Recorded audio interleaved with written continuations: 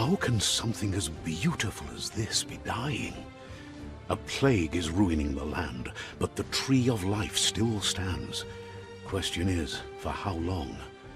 End is coming to the new world. The tribes stand divided, in need of someone strong enough to unite them, or bring them all down. This is a story with an unusual beginning. So, let's expect an unusual end. Welcome to Biomutant.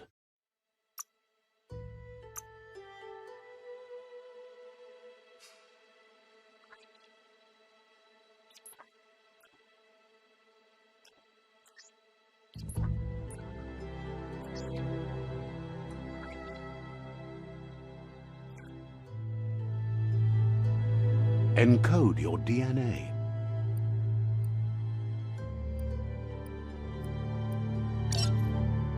Define your genetic structure. Saboteur. Work.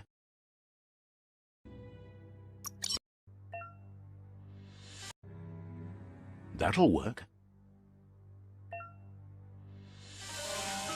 Here's somebody with a troubled past, drawn into the spotlight of a story that's already begun.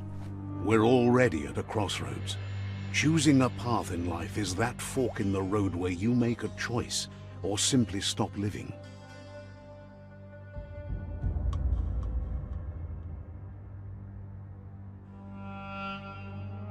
But for you, it's not only a crossroad, but a choice. A reflection of your key, the primal energy that flows through everything. Let me introduce myself. I'm the light and bright side of you, or your inner voice to be precise, an echo of balance and consequence of your actions as you move forward. Seems more like you're being light-headed if you ask me, but you'll come around, eventually. But what comes around goes all the way back around. So, it's better to stick to your instincts. You can't fight what's in your nature. In your nature? And here I was hoping we'd be all about natural selection, survival of the strongest and so forth. If that's not instinct, then I don't know what is. Ha! Natural selection is all about evolution and progress. And as soon as there's enough light, darkness will disappear.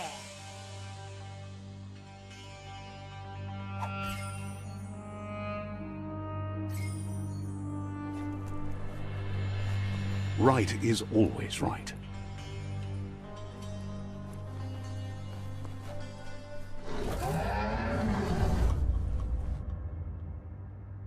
Stories of death and the bodies left behind. A reminder that we're at the mercy of nature and the one that preys on others.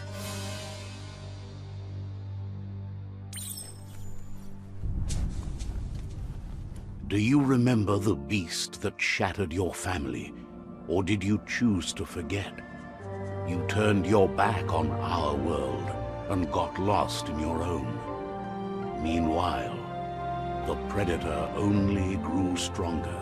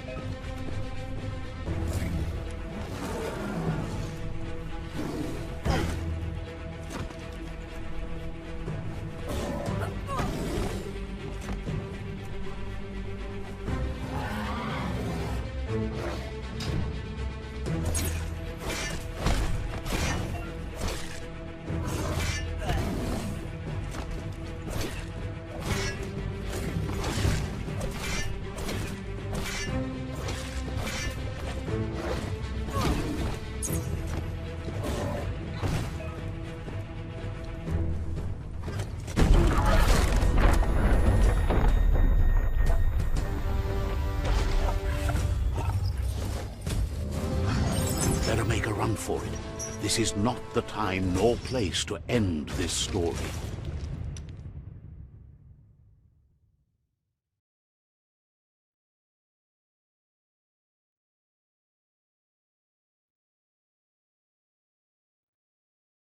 This time, it was best to run and live to fight another day. Let us hope you're ready for it when it comes.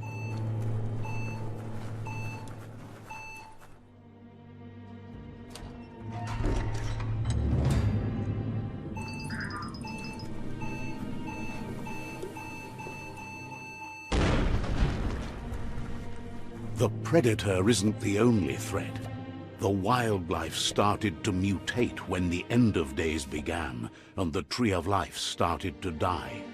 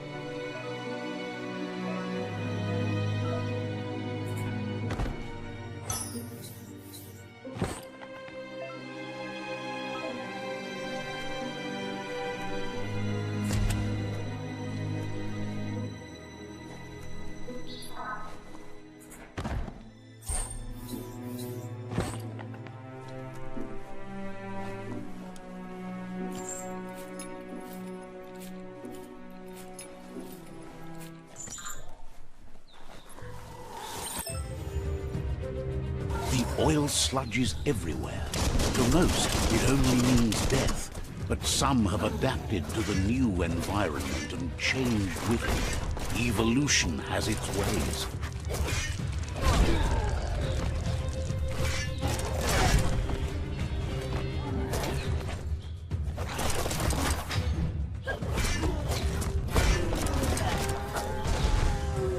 Personal.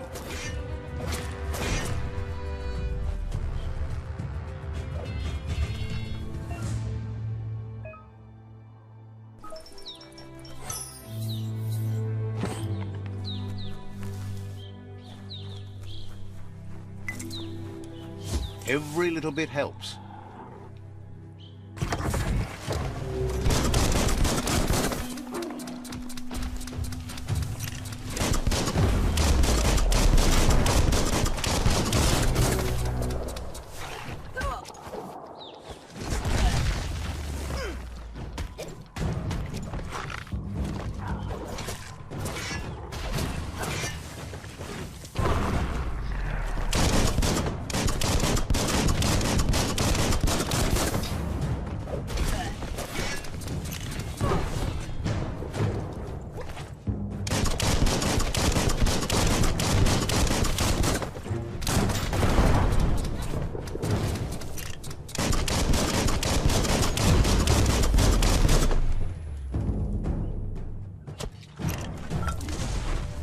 So eager to die.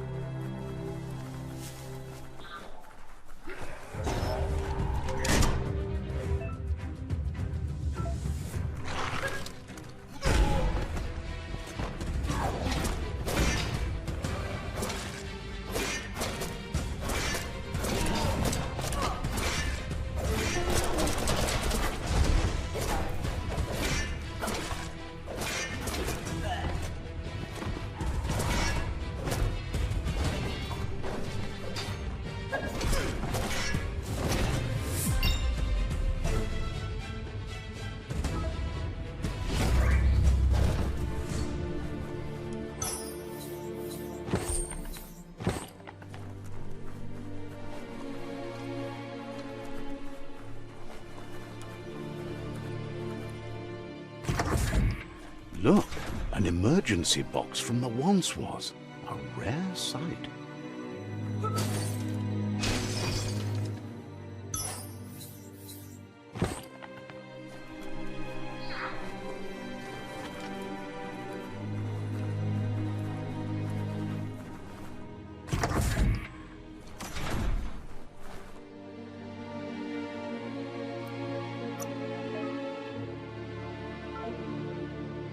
Healthier than ever.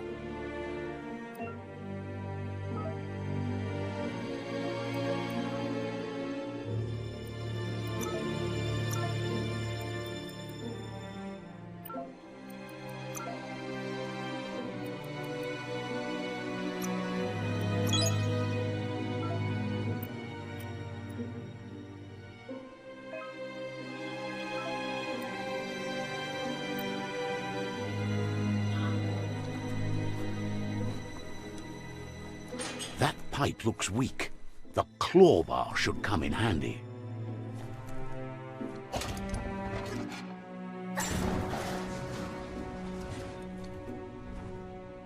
Whoa!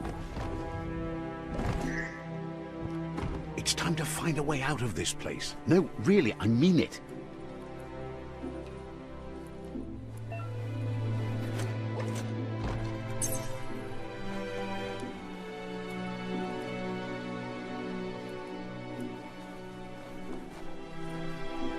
The Morks produce biomatter in their multi-organ that they shed under distress. Blobs that affect the cellular coding strands of any living being when absorbed, including you.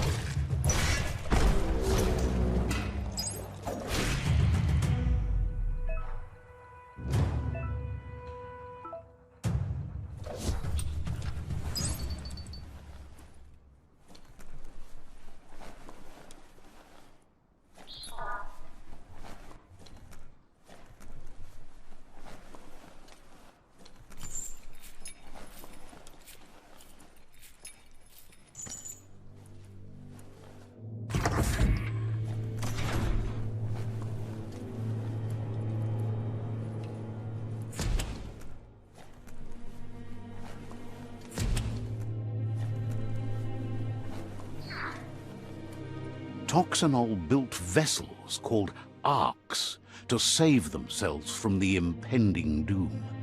But was it too late?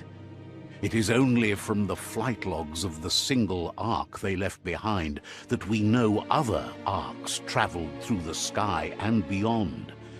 It seems those that came before us never lost hope in finding a new home for their kind.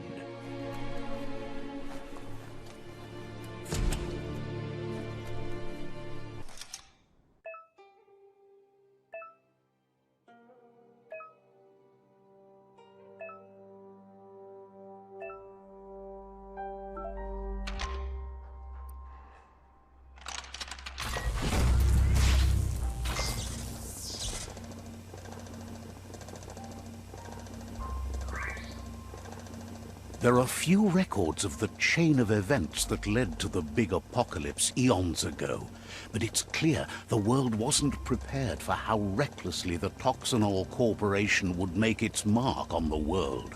Their rare earth mining and nuclear industries generated tons of waste, and without consideration for the future, they dumped it all in landfills until they ran out of space. That's when they made the big mistake. They began dumping the toxic waste in the surf just off the coast instead, assuming that it would sink and decay with time. And they were right, but no one was prepared for what was about to unfold. Once in the surf, the radiation interfered with the genetics of the wildlife and created bizarre mutations in their offspring. It had an inconceivable impact on biodiversity and the entire ecosystem. The world as they knew it crumbled as nature retaliated. It would never be the same again, and what remained of it became ours.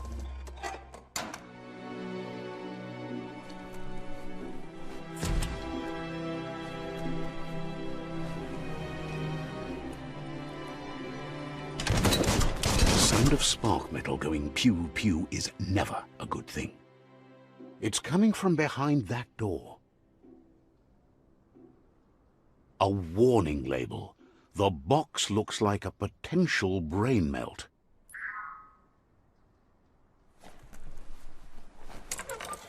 It's going to take a bit of puzzling to short-circuit the door. Just a few moves left. Make them count. There you go.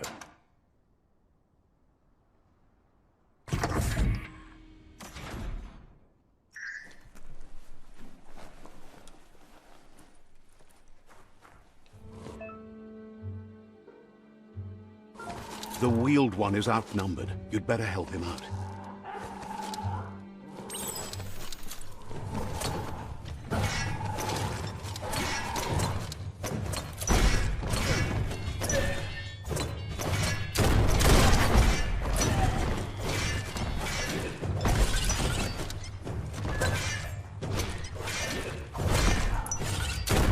Finish him. Shut.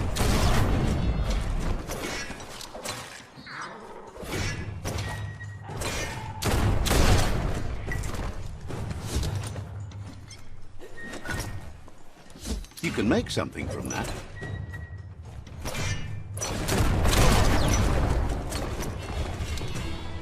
That's the last of them. Let's talk to the wheeled one before backup arrives.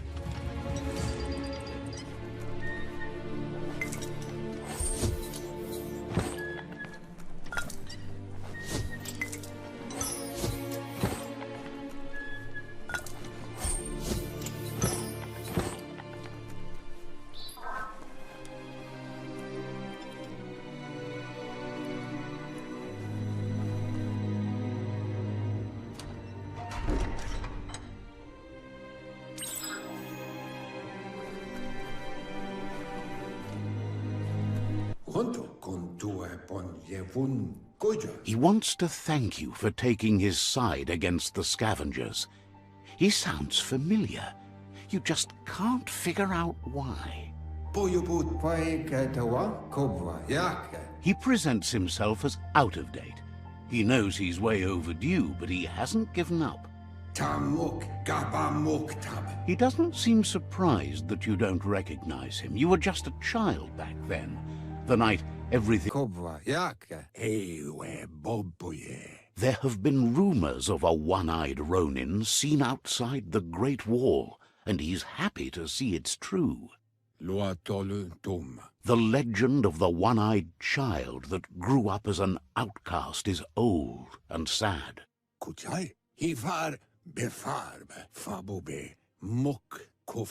The child could have been anyone, but the evil it had fled had left a mark, a facial scar to remember the past.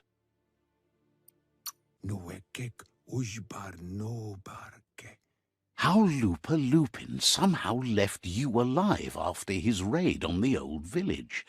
He must have had a purpose with that. The question is, what? There's no doubt you're the child, and that what Lupa Lupin did to your village, your Muma and Popsy, was the beginning of the end. He says it has taken you a long time to bring the past back up to the present, to find your way back, but he's grateful you have. It was after the attack that the unity fell apart. Your Muma's disciples divided and formed tribes as a reaction to the blight that had fallen upon the land.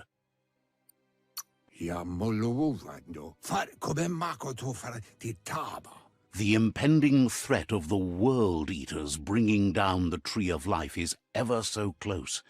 He also worries about the Jagni tribe that's actively working for a doomsday and purging of the world. Had it not been for the Tree of Life, no one would have survived. He hopes you at least remember the tree.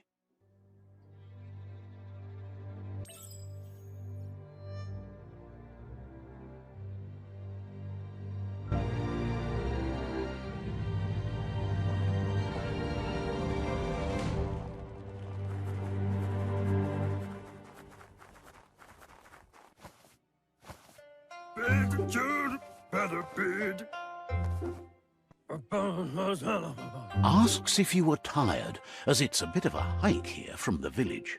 He wonders if your Mooma knows you are here. You're such a good child, so you probably did. Even the young forget. He understands why you came all the way out here, to see them, the potato people. The potato people, or Nono, are a wonder, somehow interlinked with this little tree here, fueling its source of life.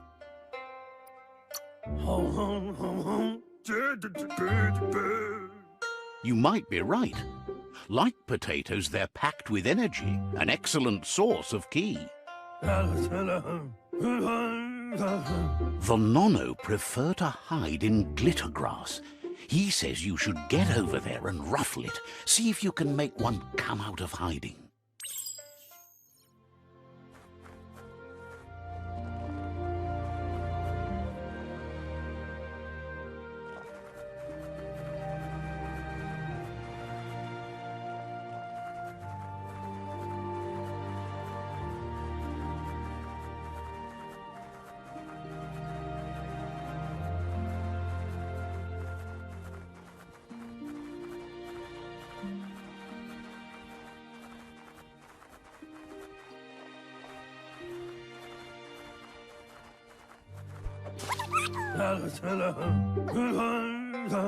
You found one. You should be proud. They don't come out for everyone. The Nono's ki energy is just what the Pensai needs to complete its cycle and grow into a tree of life. The small tree you saw up there where you met will eventually grow into a tree of life and start giving back to nature. It'll be the heart of the land. You'll need to support the tree for a long time to come. The only way it'll grow tall is with the burst of ki released from the Nono as they become one with the tree.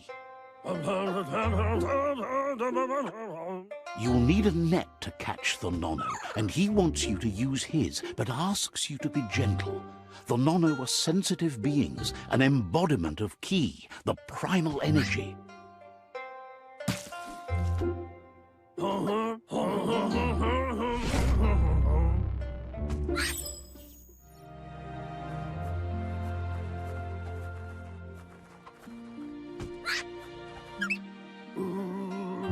You handle that net like you've never done anything else. He's impressed.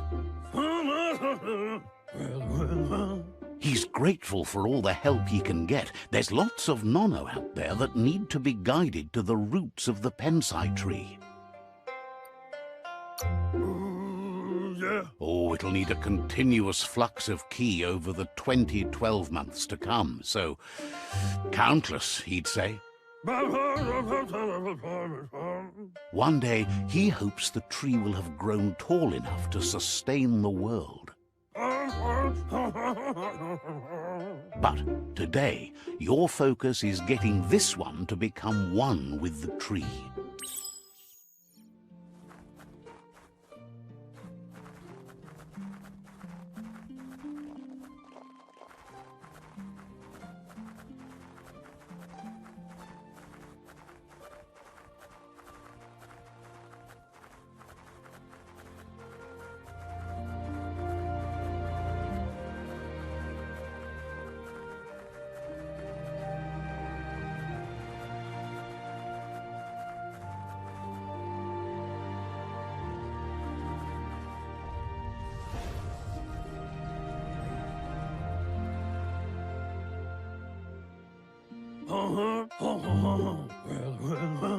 Now that you've seen the Nonno's connection with the tree with your own eyes, you have no reason to doubt. From this day on, he'll make nurturing the Pensai into a tree of life, a life goal, not only for our village's sake, but for all of us, everyone. One day, the land won't be as peaceful. Not even your Muma will be able to protect us.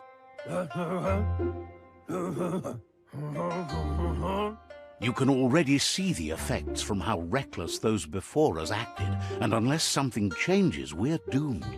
The land won't survive the side effects of the old world's industrial advances. He says you'd better hurry back to the village before your Muma comes looking for you. You did good here today.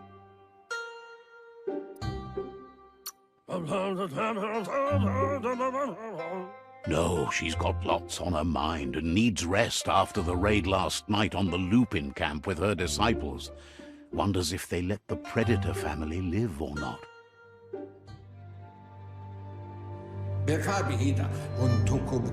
He lost you there for a while, but no memory is alone. It's part of a trail you can follow.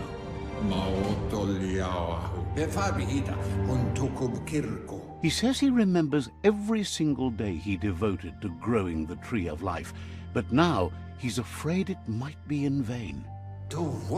The tree started to die when the end of days begun, and it wasn't long after that that the World Eaters arrived. The genetic evolution that occurred after the apocalypse the Toxinol Corporation inflicted on the land set the World Eater's DNA into overdrive.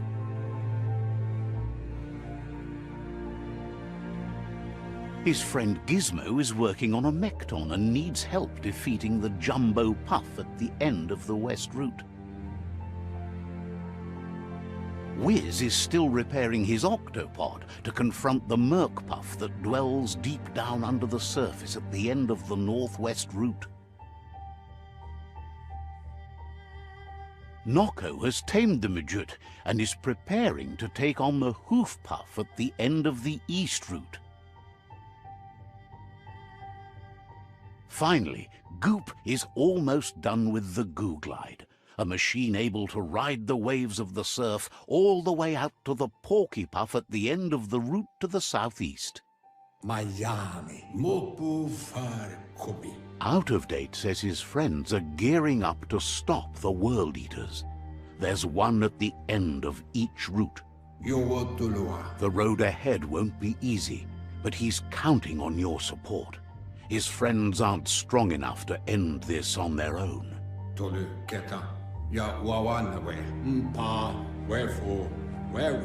He wants you to understand that you'll all die if the tree isn't saved.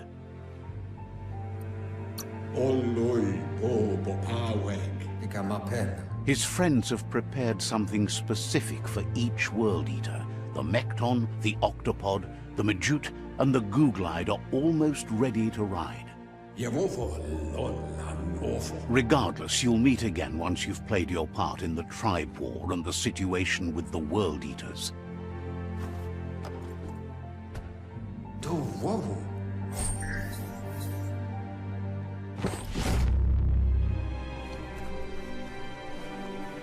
You're getting the hang of it.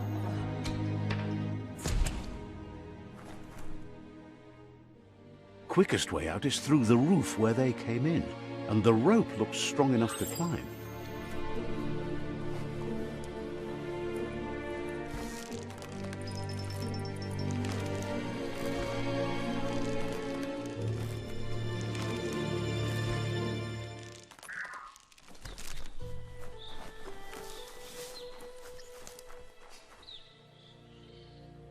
Know that the Tree of Life is dying. Its days are numbered. Without help, it can't endure the environmental change and assault from the World Eaters.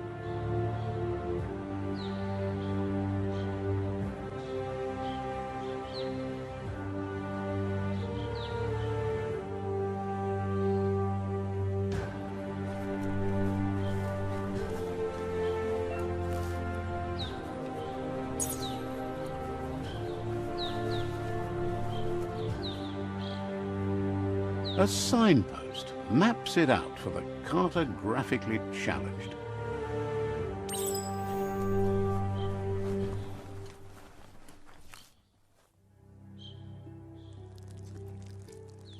Let's see.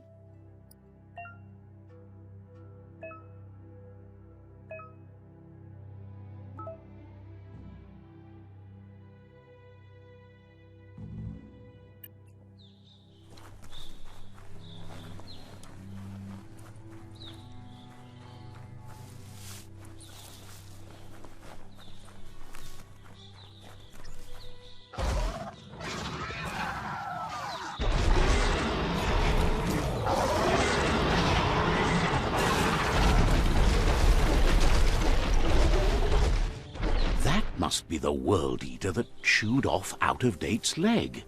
You'll need a hat trick to bring that down.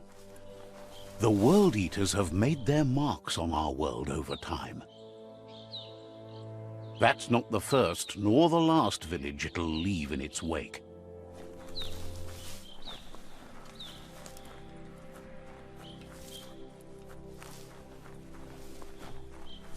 Look, a survivor. Glad to see someone made it out alive.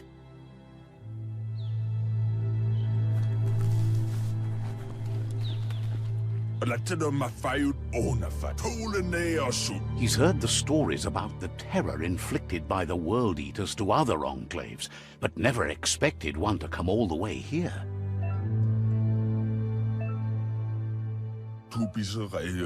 He worries there won't be much left to save if this continues, even if the Tree of Life survives the attack. He doesn't know what your connection is to this place, but something tells him you've stayed true to your heart.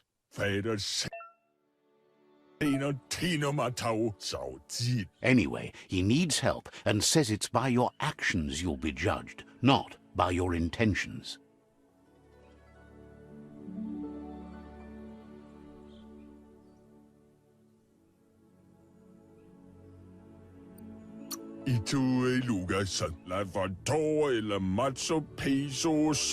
He's grateful for that. You still seem to have a spark of light in you.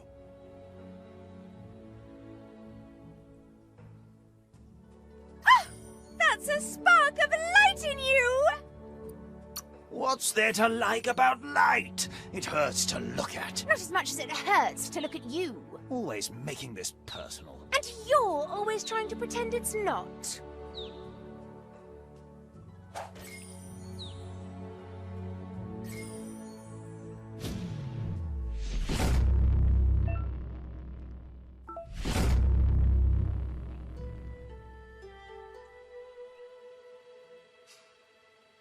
There's Out-of-Date again. He must have missed something important.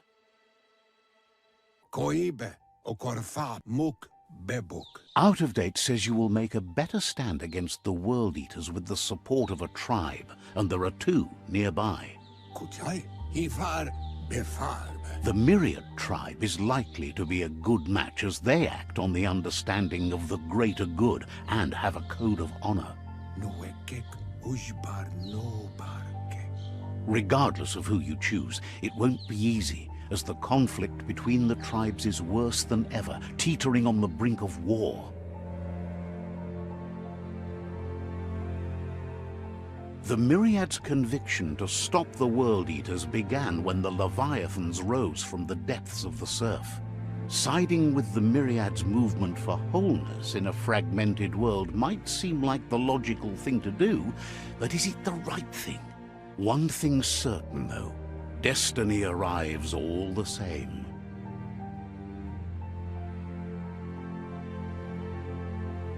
The Jagni tribe only ever had one conviction: to bring balance to the world by wiping out the weak. They believe a cleansing is necessary to restore the world, and want to let the World Eaters bring down the Tree of Life. But siding with Jagni isn't necessarily a bad thing. Fate will find a way. Out-of-Date says someone needs to break the stalemate and shift the balance of power to either Jagni's or Myriad's side. He believes the tribe's Sifus, Myriad especially, will listen to you and expects you to pay at least one of them a visit and play your part.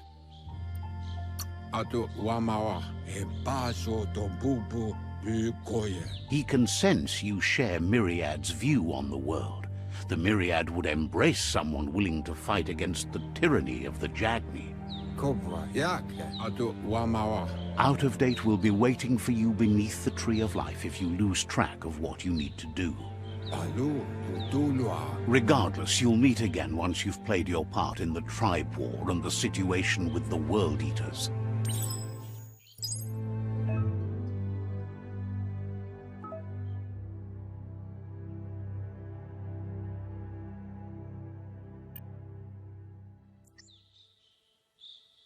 Another fork in the road. It's either the tunnel or the motor bridge. What'll it be?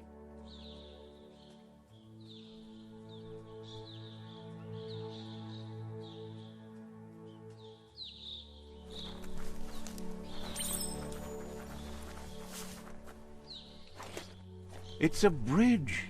Just get over it.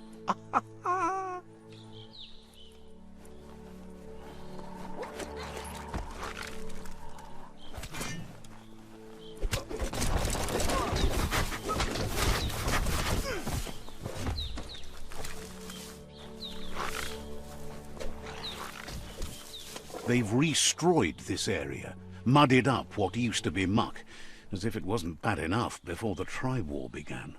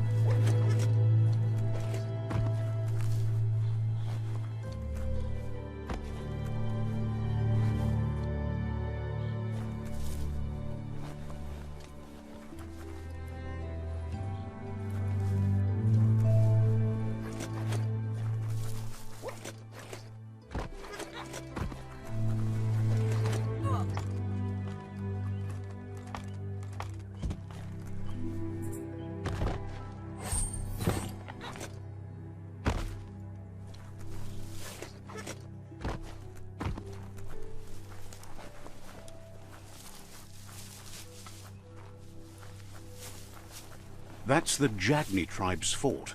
Their friendship can be a blessing or a curse. It's up to you. You're either a part of their solution to the tribe war or part of the problem.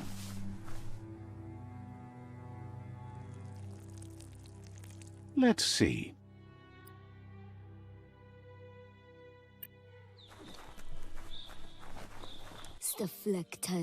Says they're wary of strangers.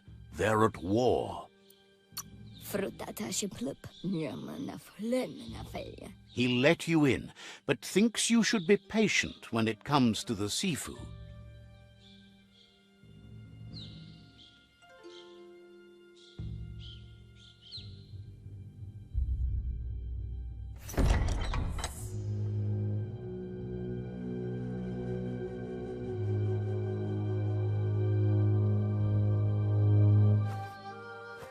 Zata is de muito logo.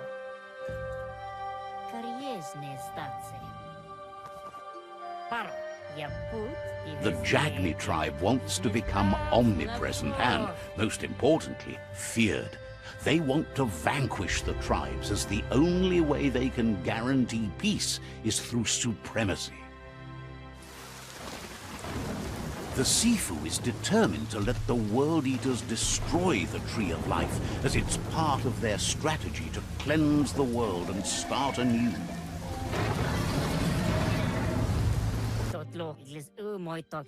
He welcomes you to the Jagni fort and introduces himself as the tribe's Sifu. The news of a cold-blooded Ronin crossing the Great Wall through the crack in Bunker 101 preceded you. He's referring to your rampage through Bunker 101. It seems you don't mind a bit of blood on your hands. That's something you have in common. He understands that sometimes we need to lose ourselves to find ourselves. But he's glad you chose to come here. There's something about your spirit that sparks memories of you as a kidling. He can still sense you're kind-hearted. Sometimes one memory can make another come to life. He hasn't thought about your Muma for ages, even though she taught him a lot. He was one of the original Wang Fu disciples. Your Muma invented Wang Fu. Originally, it was based on unarmed combat and the 6 weapons: the boomerang, the shuriken, the bow, the staff, the nunchuk, and the hook and chain. The Sifu says it's time to set the past aside, at least for now. Unrest is sweeping the land, and there are rivals in all directions. Jackney doesn't want a new unity between the tribes. Their goal is to become omnipresent and, most importantly, feared. Says there is some darkness in the best of us, even you, and suggests you embrace that side of you and help them vanquish the tribes and let the World Eaters destroy the Tree of Life.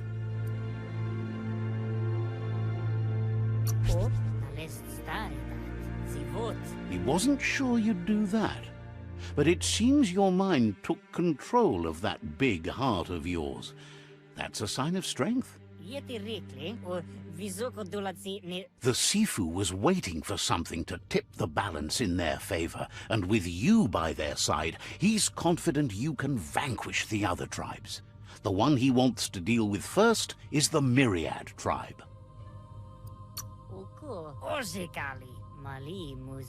The Myriad are too good to be true. They might believe in the greater good and a code of honor, but uniting the tribes and saving the Tree of Life won't change anything. You must stop living in the past.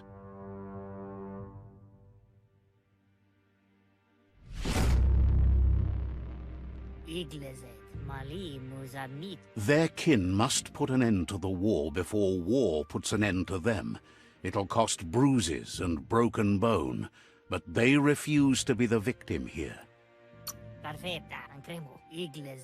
They have no intention of letting this drag out, or they'll run the risk of teaching the enemy their art of war. He wants you to focus. These are the new rival outposts your tribe needs to take control of.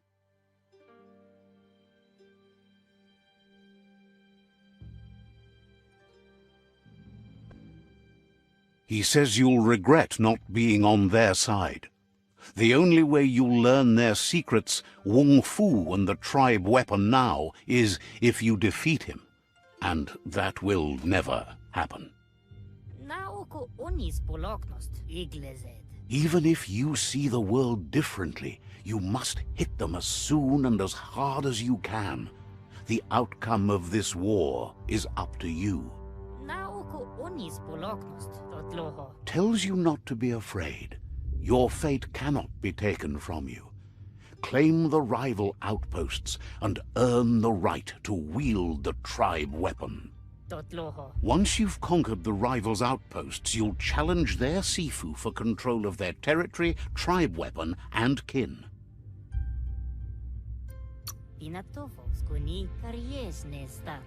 Your Muma taught each disciple a weapon. She never intended it for hunting, nor war, but lately the art of defense has been shadowed by relentless attack. Seeing you brings back his memories of the old village. Jackney doesn't want a new unity between the tribes. Their goal is to become omnipresent and, most importantly, feared. He remembers your kind and unselfish soul, and can sense you still have it in you, the will to do good. Anyway, you'll pass your old village on your way to the first rival outpost, but we've got no time to be sentimental. War doesn't wait. He can't blame you for not remembering, but he can sense the stillness of something lost.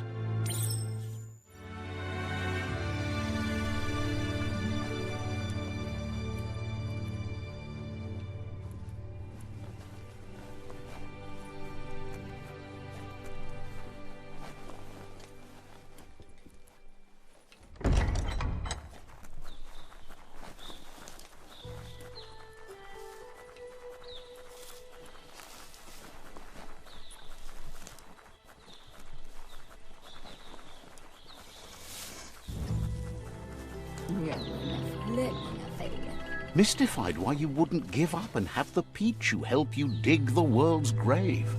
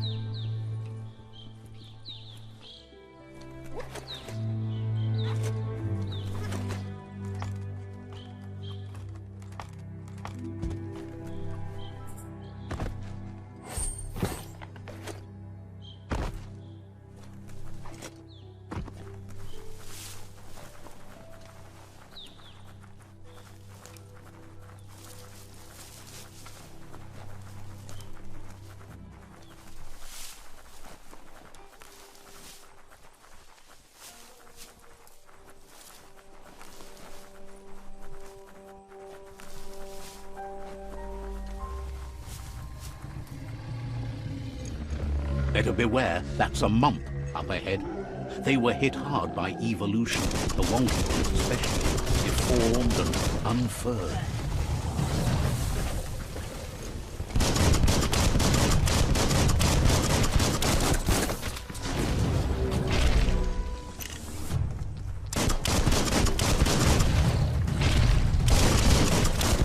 That hurt 'em.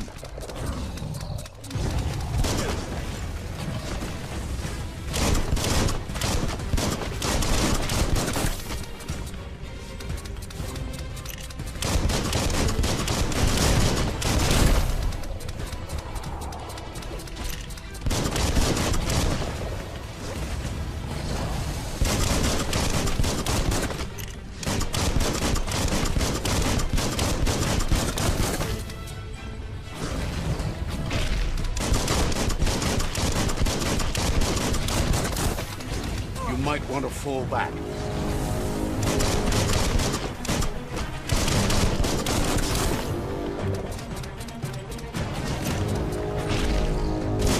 Bang, bang.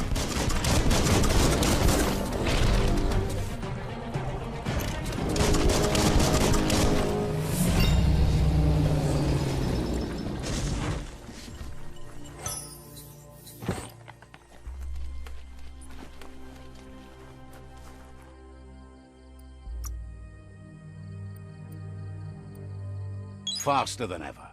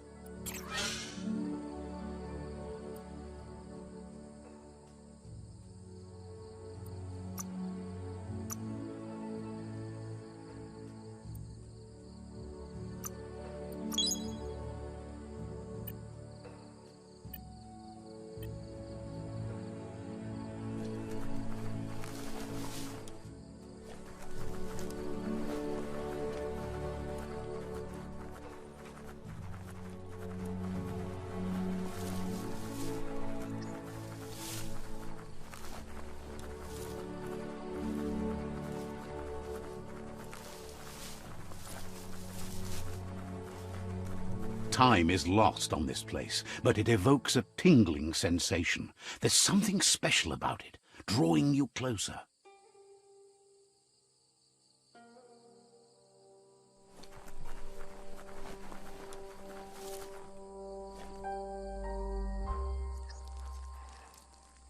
Let's see.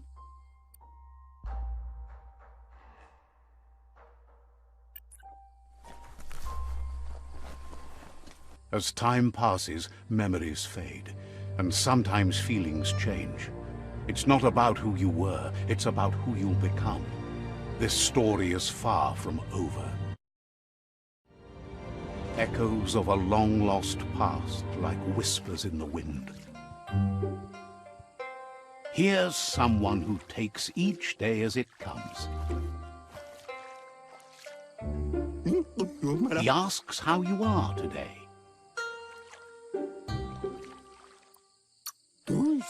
Goop says he always does better whenever he leaves failure behind. He's happy his good mood is infectious. He wonders where you've been. He hopes you've been out at the lake, practicing your swimming technique. Learning to swim can be scary when you don't know what you're doing. But fortunately, he's here to give you a helping hand. He thinks you should really know how to swim by now. And he'll be honored.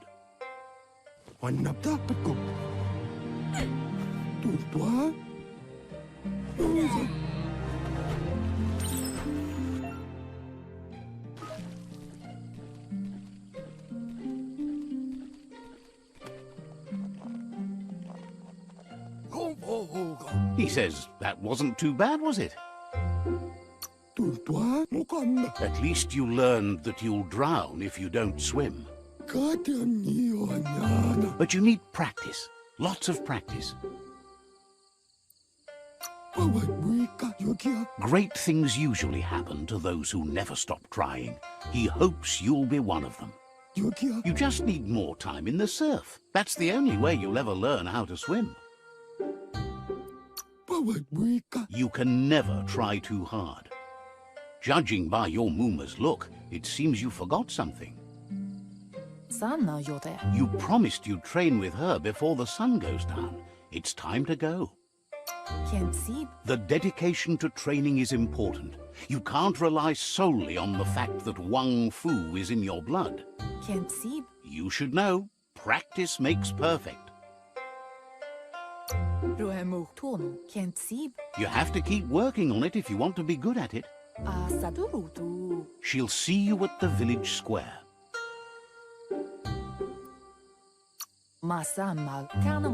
She says that's good. With a passion for learning, you'll never cease to grow.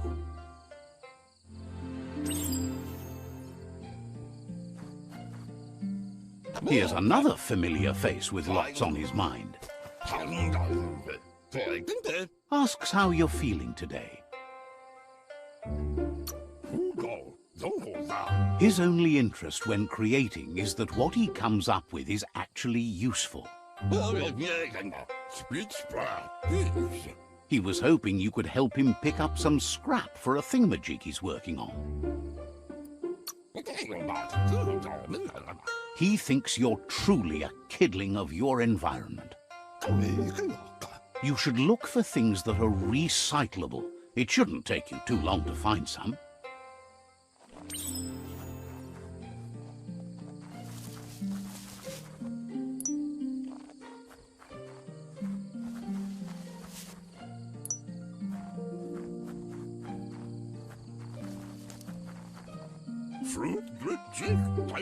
He wonders what usefulness you found.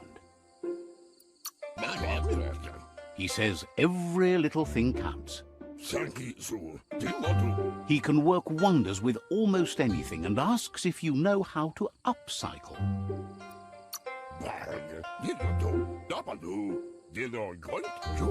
He says only a few are willing to do the little things, but if you make enough of them, they can have a big impact too.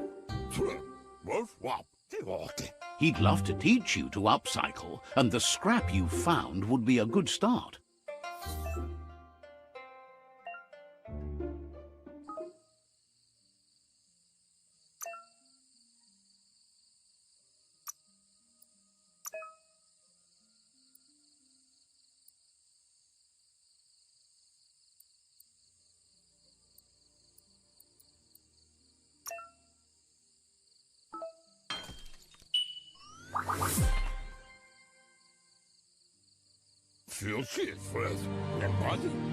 You did well, but he can't help but wonder why you decided to craft a weapon.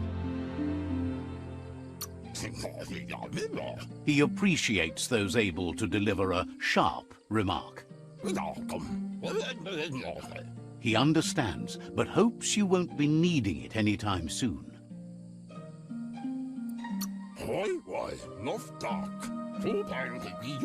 You're not in this world to live up to his expectations, but he hopes you're never going to have to use that weapon of yours. He's looking forward to seeing what you'll make next. It seems you have a talent for this. It looks like she's starting to lose her patience.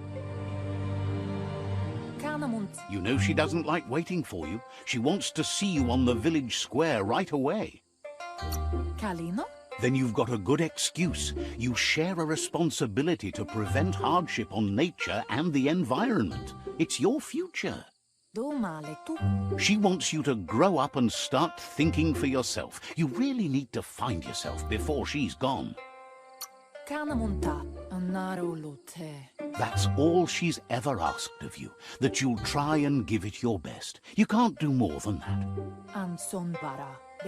You've always followed your own path, but this time she needs you to follow her.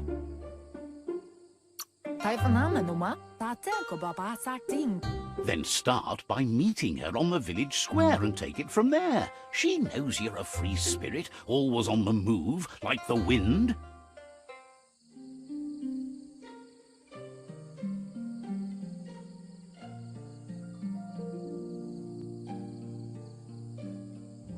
They look determined.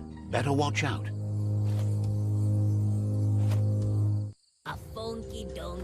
He asks you to stop right there and wonders where you think you're going.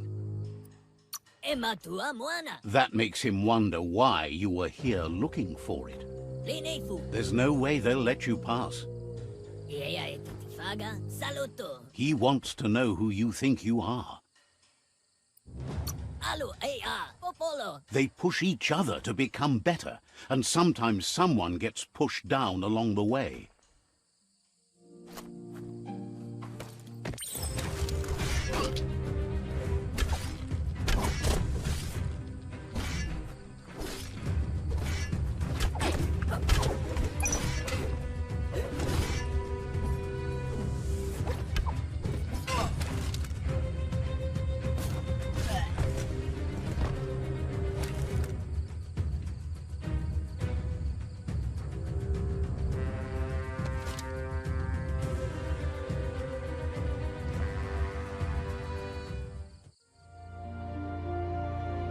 She asks if you're hurt.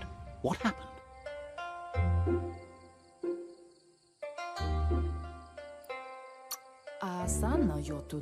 She says it's nice of you to consider them, but they have weapon training at sunrise tomorrow, so they'll need all the rest they can get.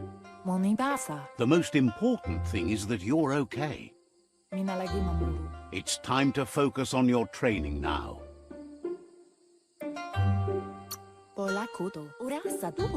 You won't need excuses if you are strong in your conviction.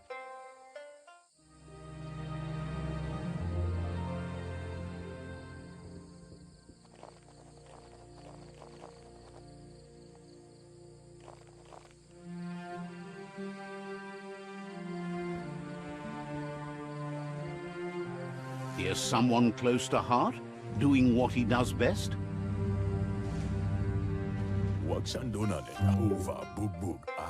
Seeing you always puts a smile on your Popsy's face. He wants to know how you're feeling. He heard you helped Gizmo clean up.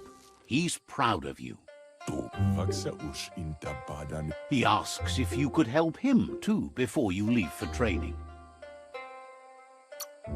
He'll talk to her, sure, but you know she wants you to accept responsibility for your own actions and future. He suggests you get going and find him gadgets and ideas for how you can upcycle some old fabrics.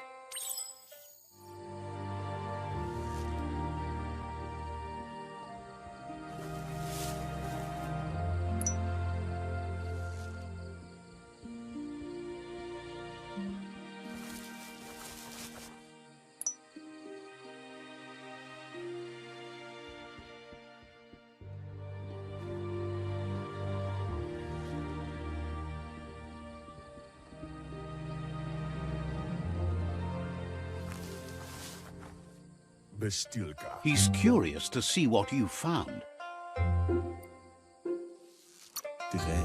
He's all for renewal and has even considered making the trip out into the wilds to look for a bionucleus pool and refresh his DNA. He can work wonders with pretty much anything and asks if you know how to upcycle. Thinks some are and some aren't. One thing's for sure, though, your Mooma thinks it all takes up too much space in the house. He says it's about time you learned how and offers to teach you, starting with the scrap you found.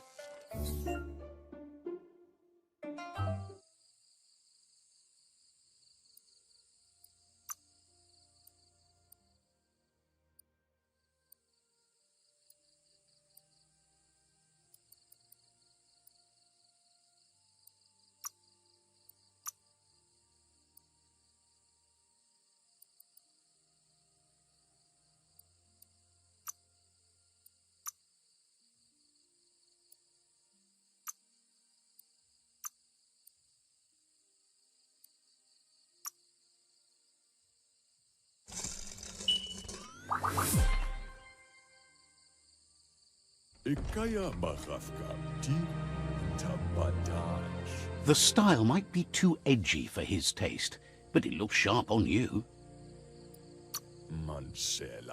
He knows she's already proud of you and everything you've achieved so far.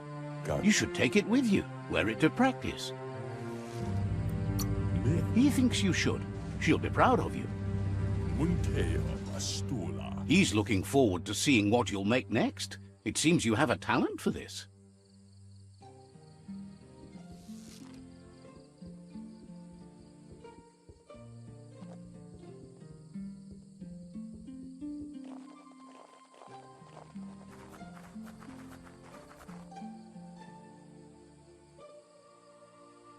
Minalagi mamuro. Your Mooma says it's about time you got here.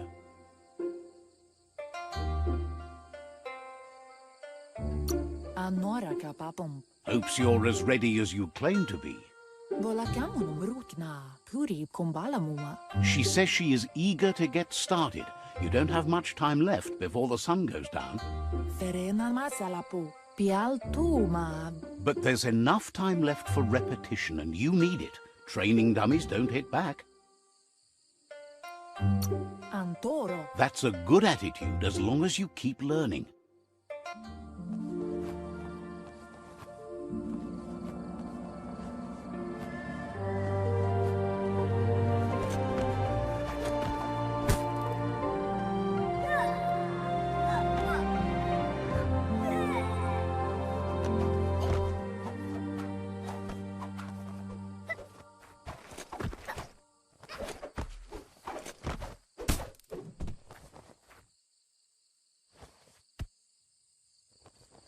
Tukonda. Your Mooma says you did well today. She's so proud of you. Kalino? Thanks you for being such a good student. Inyadaldo andro? Been working on a present for you, with the help of Gizmo and Wiz. Mustiki muhka gendrana mala. You should go see him and find out what it is. You've deserved it. Kanyala no toro. Says he's always thought so well of you, just like her.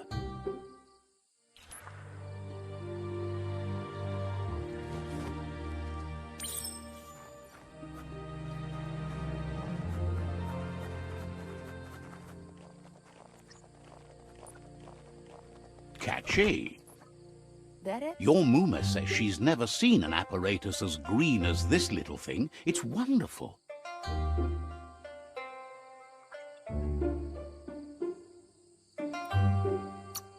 Sadurutu. She's happy you appreciate what others do for you. Ben nampusa. Asana yotutupu. A piece of Scraptronics like this has built-in old-world tech that makes it a potent communication device. Tukonda. It's called an automaton, and it's hardwired to your DNA. It'll follow wherever you go and see whatever you see. Aplitonumuta. You're lucky to have such a fine helper with you. Asilnatu. Your Mooma says you look tired. No wonder. It's been a long day. Tukonda. She's so happy you made the most of it. Rest, and you'll find strength for tomorrow.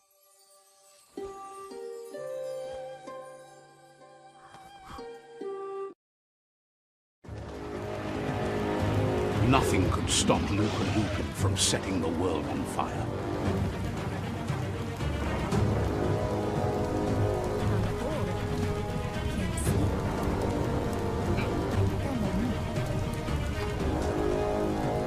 Your Muma urges you to blaze a trail.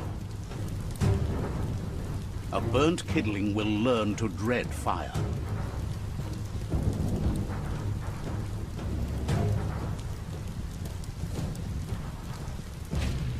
That's just adding fuel to the flames.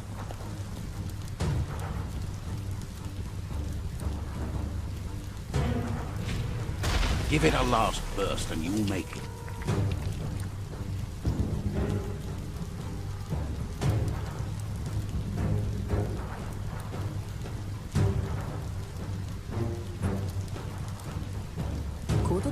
Your Muma says this is it.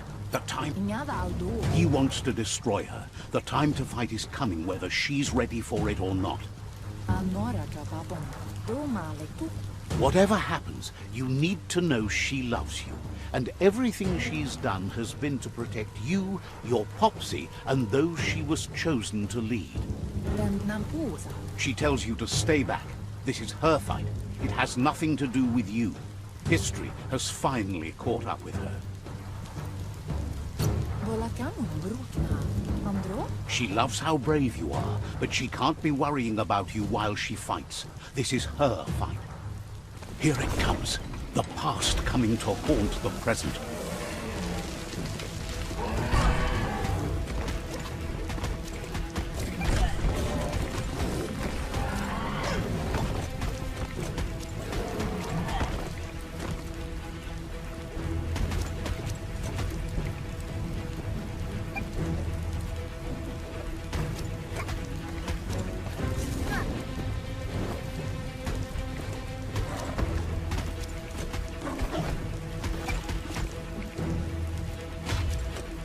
You must go through fire and water to make it out of here.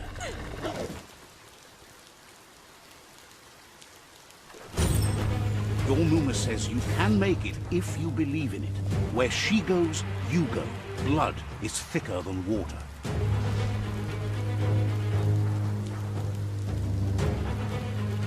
You're in deep surf. Don't make waves. The surf goes where it wants to go. It'll take you to the shore as long as you go with the flow.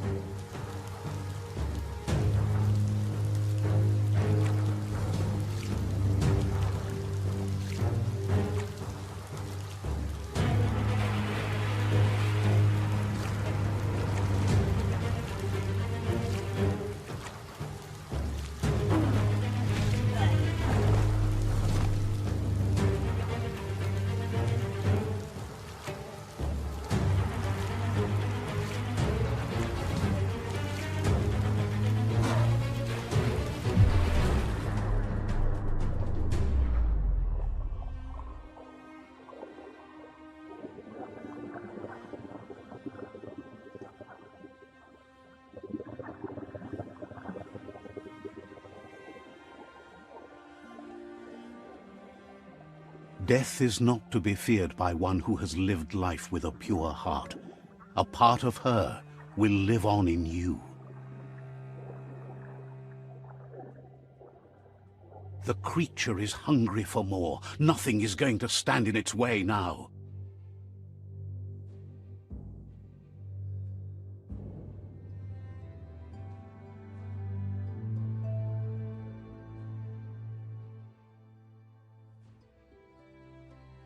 If a sacrifice is made for someone else, it's not lost, but passed on to the next. Life must go on. Real sacrifice comes from love and necessity, when all other options are exhausted.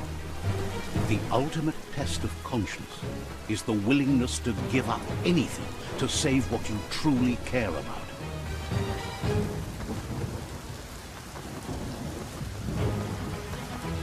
What you do for yourself dies with you. What you do for your kin remains and makes you immortal in their memory.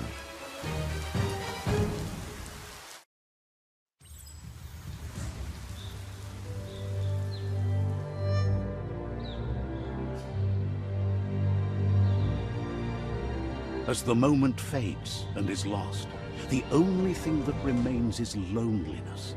It doesn't mean you'll forget your past. It simply means you need to move on.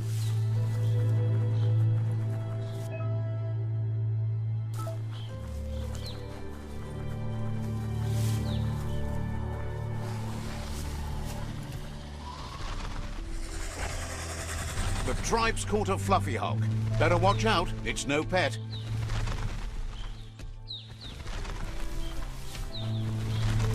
They couldn't keep it down. Fluff hulk's on the loose.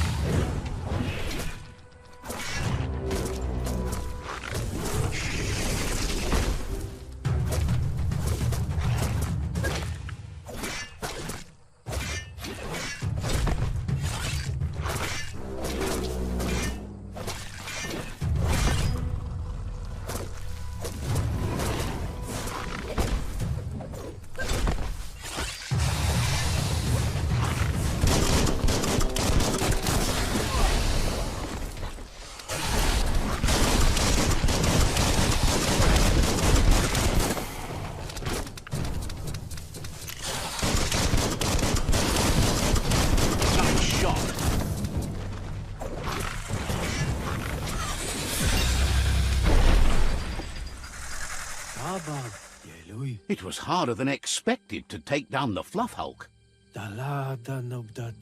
They've received news a Ronin joined the tribe's ranks and were looking forward to meeting you.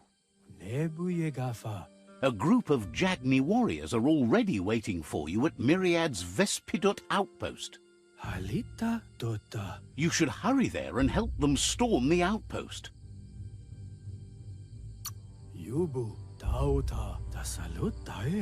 Not really. It's east of Bricktown. You can spot Goop's Surf Nautica station from the hill it resides on.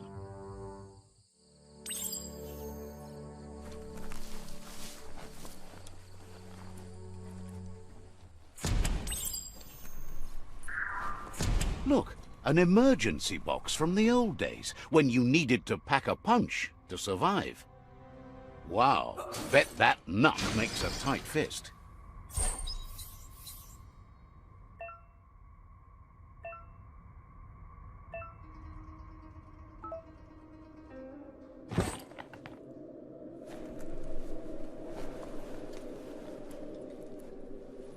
Toxanol was something called a corporate juggernaut, and our world still bears the marks of the massive ecological catastrophes they inflicted upon the land. The apocalypse they caused was the end of days for their world. But for us, it was simply a beginning.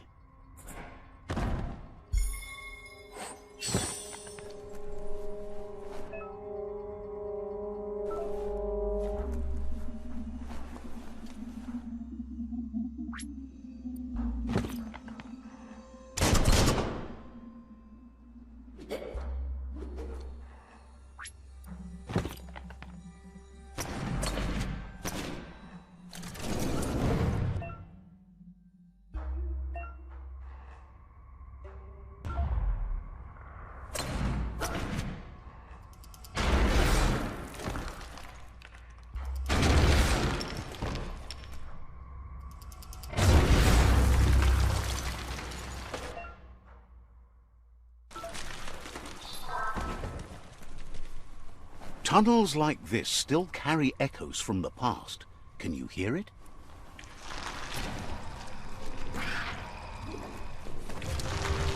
Pound 'em down!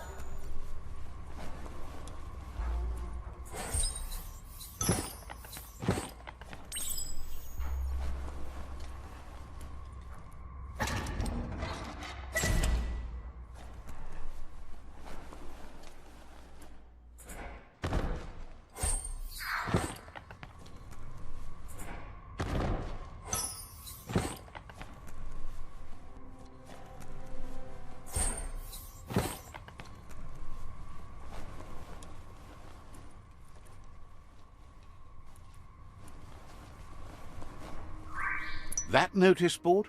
Filled with the leftovers of used-to-be wants. You're getting close to one of those old Toxanol brick towns. Pay attention. The Toxanol Corporation made this place, and then just threw it away when they were done with it. Toxanol never cared about the waste, as long as they didn't have to pay to clean it up. There must be a track somewhere in this brick town. Just hope it's not buried.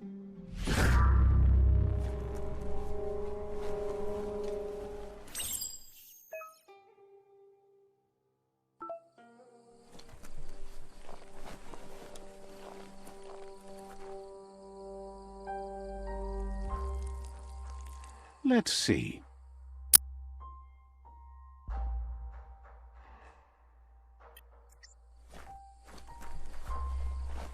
This is an epic already. How it ends is up to you.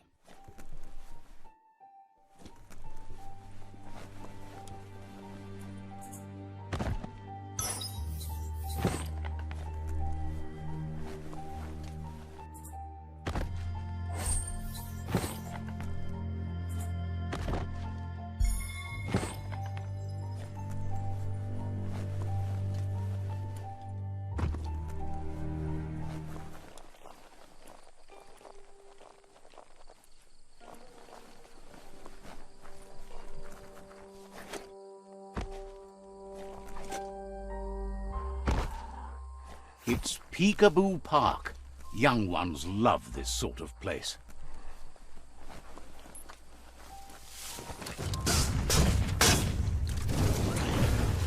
Wrecking Fest.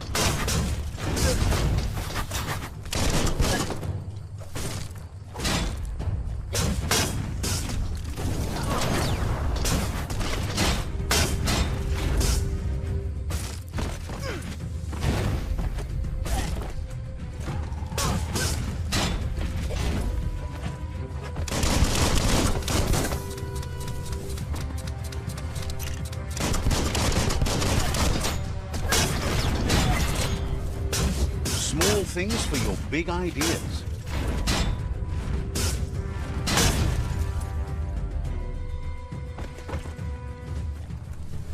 They won't bother anyone anymore.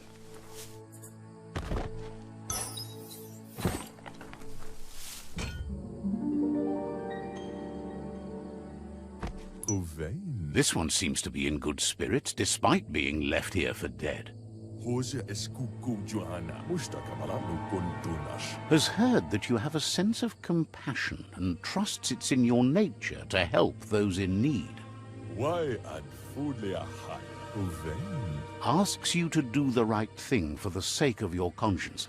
It's only through your inner conflict you're held accountable for your actions. Is grateful you chose that. You can't be good without doing good for others.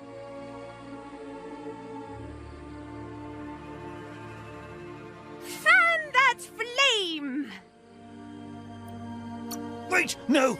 Bright light blinds! It's dangerous! I've got all the cold, sick burns you need, Dark. Oh, do you have to insult me over this? I don't have to, but I want to.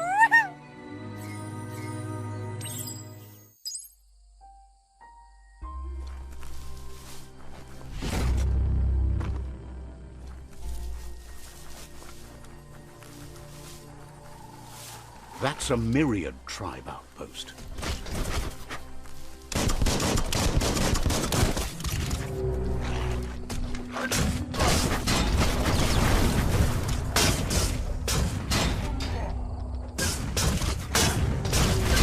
Smash that trash!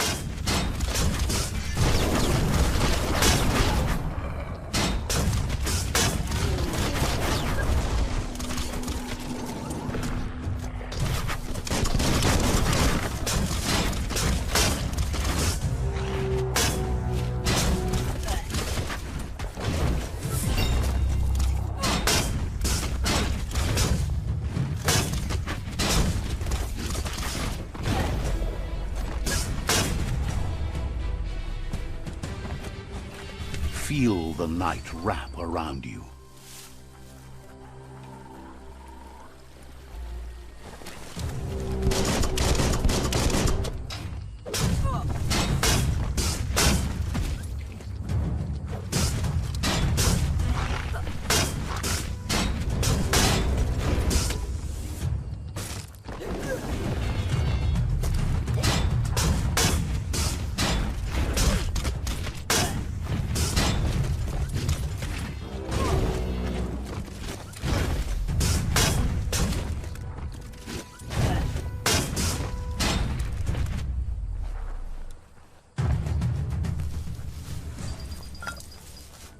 That's the good stuff.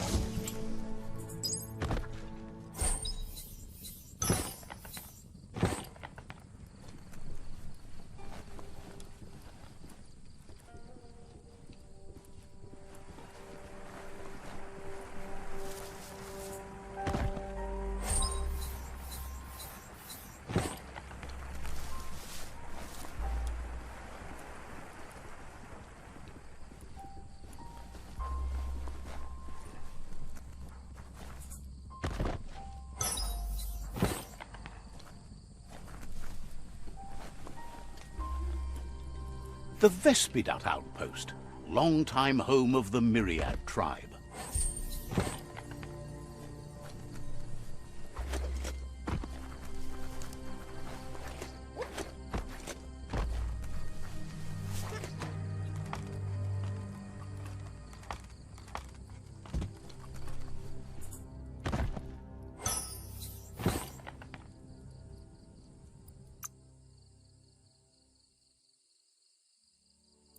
Even more facts in that big brain.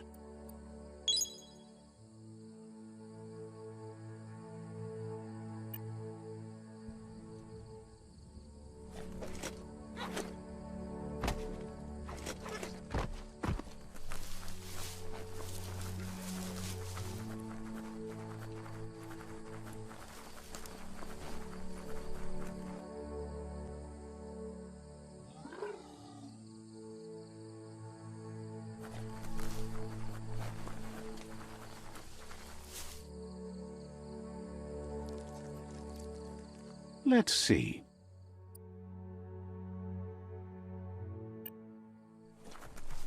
Make sure you don't walk off a cliff while you're night blind. That's a resource totem, a monument left behind by those that picked scrap, trying to keep the area clean.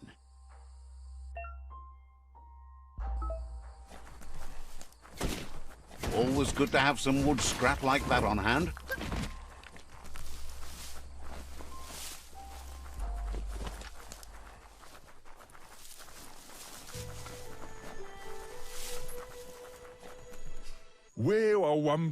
Says you need to hit them where it hurts, inflict as much suffering as possible, and make it clear your tribe is a terror to their existence. Murder and mayhem and other terrible things happen. He's sure you've seen it before.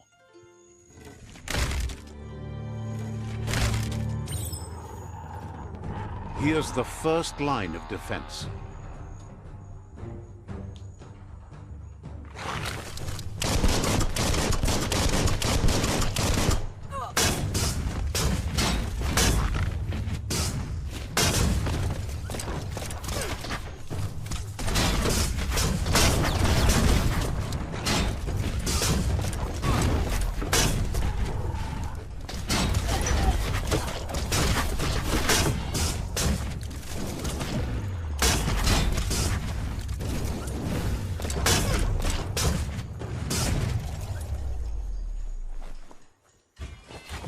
That's a bomb lobber.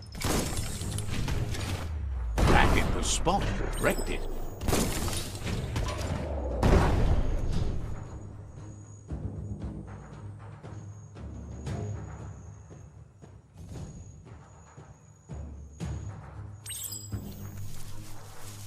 Give those twirly wheels a turn.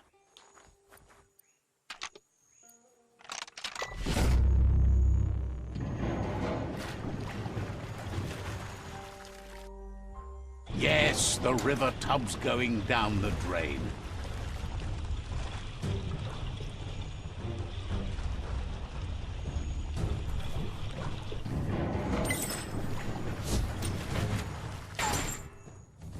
Keep going.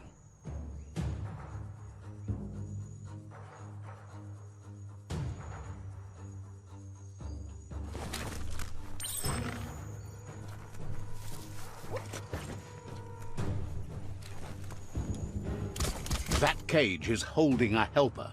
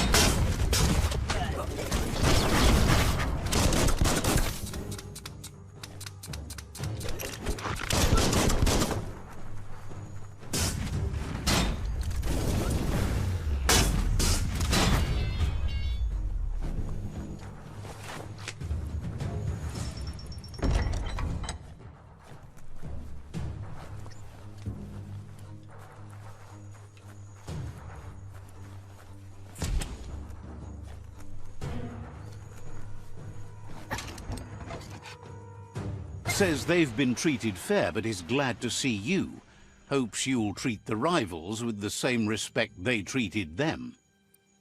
Grateful that you're willing to move past this like them.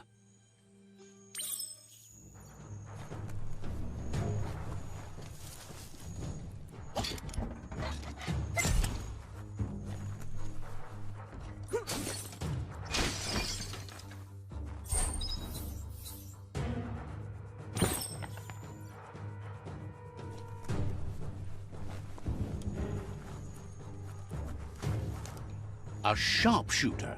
The scaffolding looks unstable.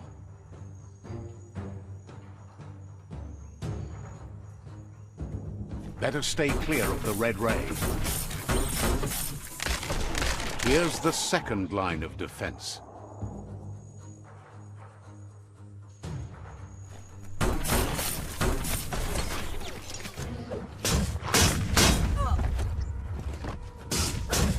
Red means danger.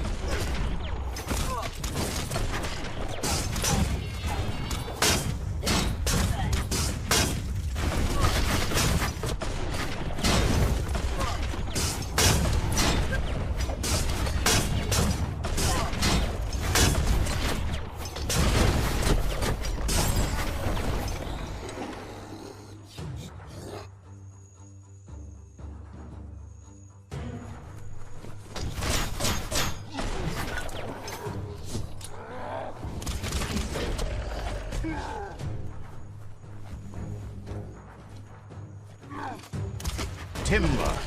Bet a big bump will bring it down.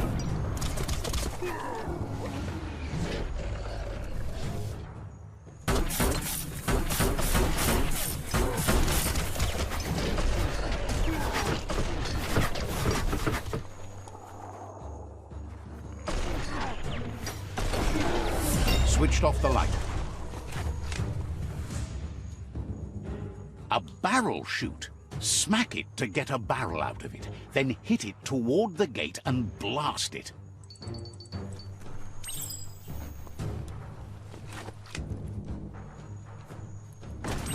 That looks splody. Shoot it and watch it blow. Not too close, though. Kaboom! You're in. Almost there.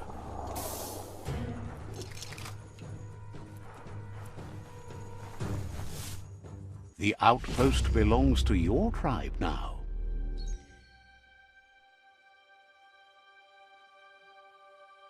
He says you made them weaker, but they won't give up.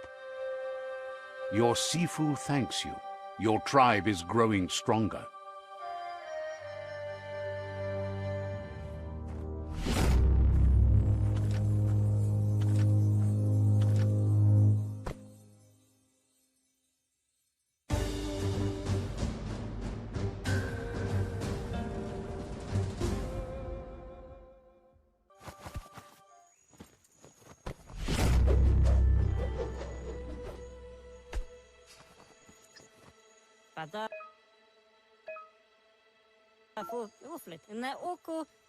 Says you did a great job capturing the outpost.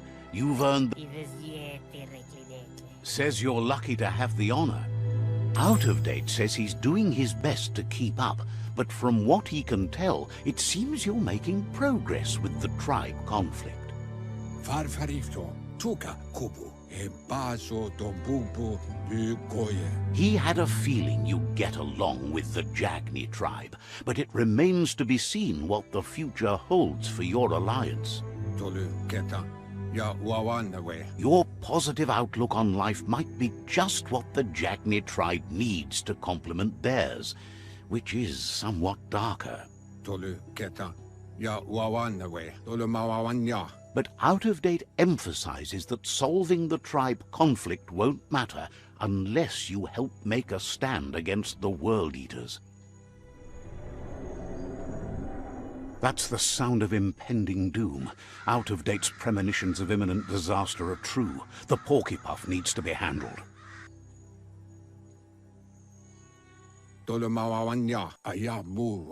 He says the time has come to confront the Porcupine at the end of the East Route. Goop is working on making his goo glide strong enough to break the waves out to the World Eater.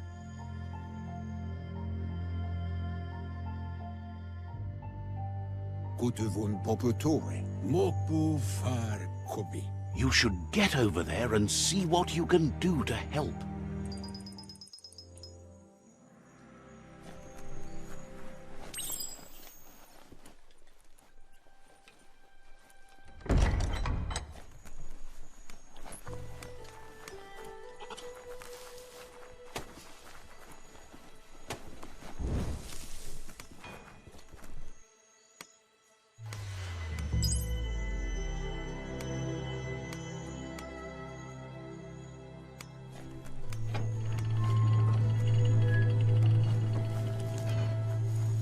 No time for yawning. Day is calling.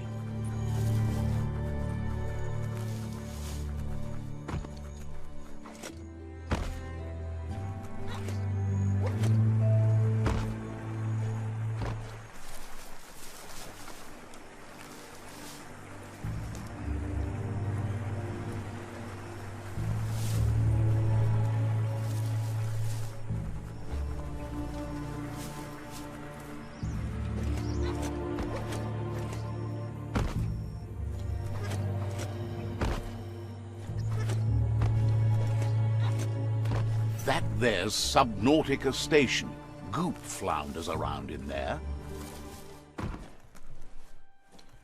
Gah, that's just awful. Watch your step around here.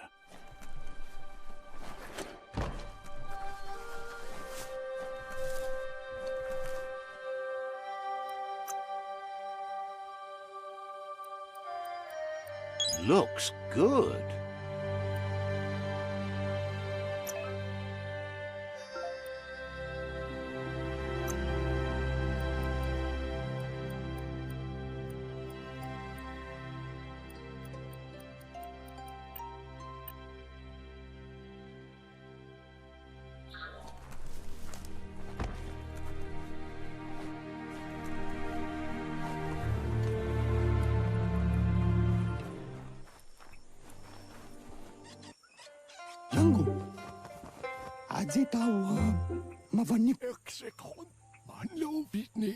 Gulpo ain't the easiest tongue, but I think he says he's happy to see a friendly face.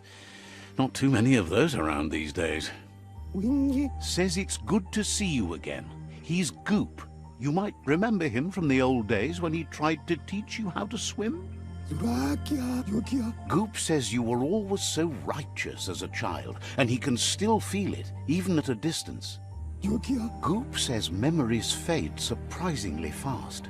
We are all pieces of what we remember. It's only together we can remember the story as it was.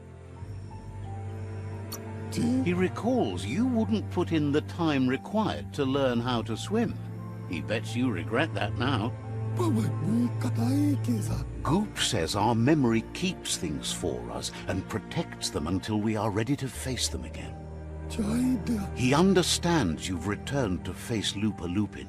That's the destiny you've been carrying within yourself all these years. He says that the catastrophe back then didn't vanquish the good in you. It's still there, as bright as when you were a child. Now the time has come for you to remember and act. Your life is your life, not the story you're told about it. He thinks that's the right thing to do. It's only when you have forgiven that you'll find peace. Light instantly banishes dark. How much light do you really need? All the light, all of it! I mean, you could leave a little space for the dark. All the light. Says life on the goo is wide open. You have so many choices of where to go. Some harder than others, of course. Which kind do you like?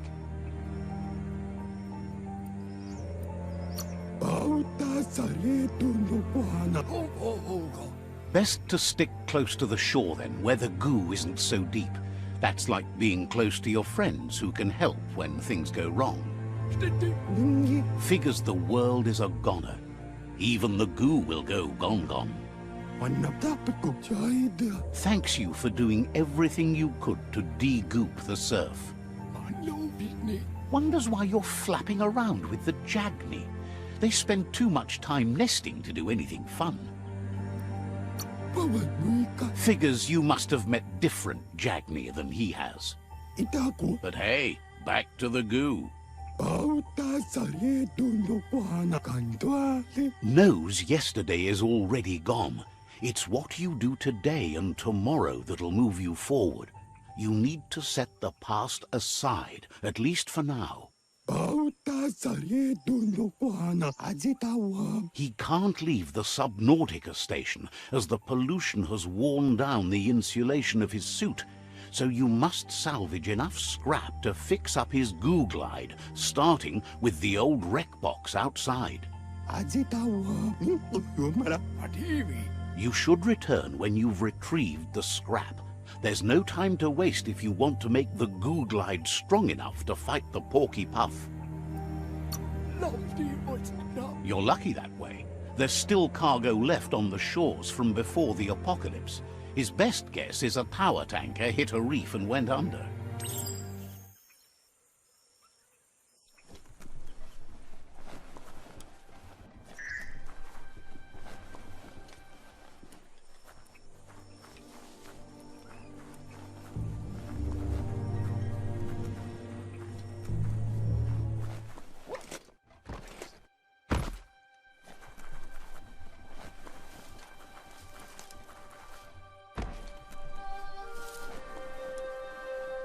Nothing like light to brighten your day.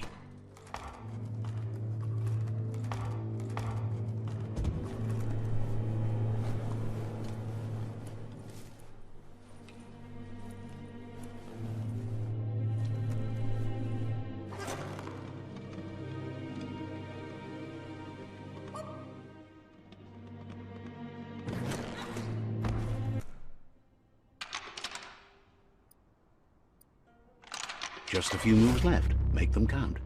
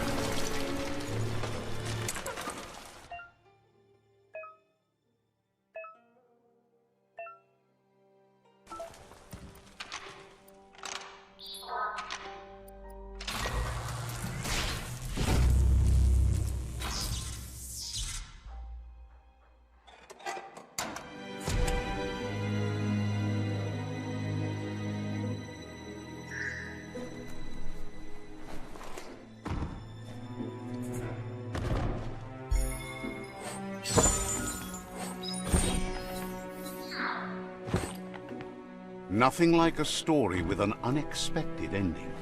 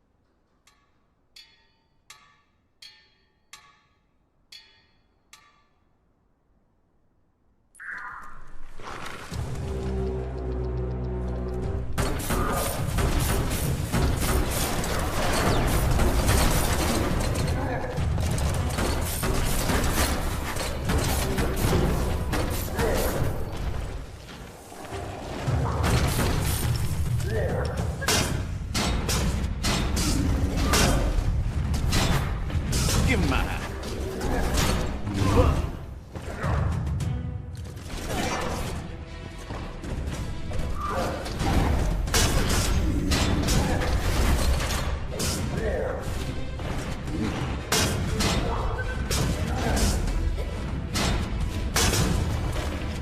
You're fading.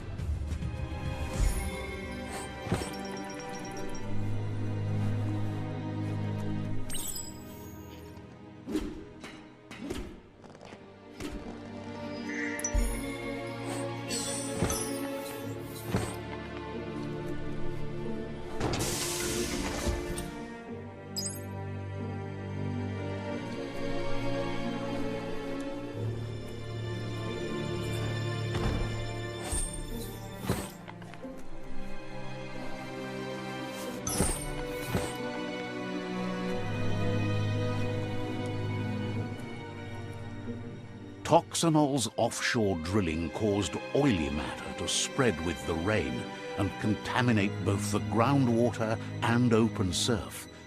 The long-lasting effect this had on the evolution of wildlife was, as we know now, the only reason we came to exist.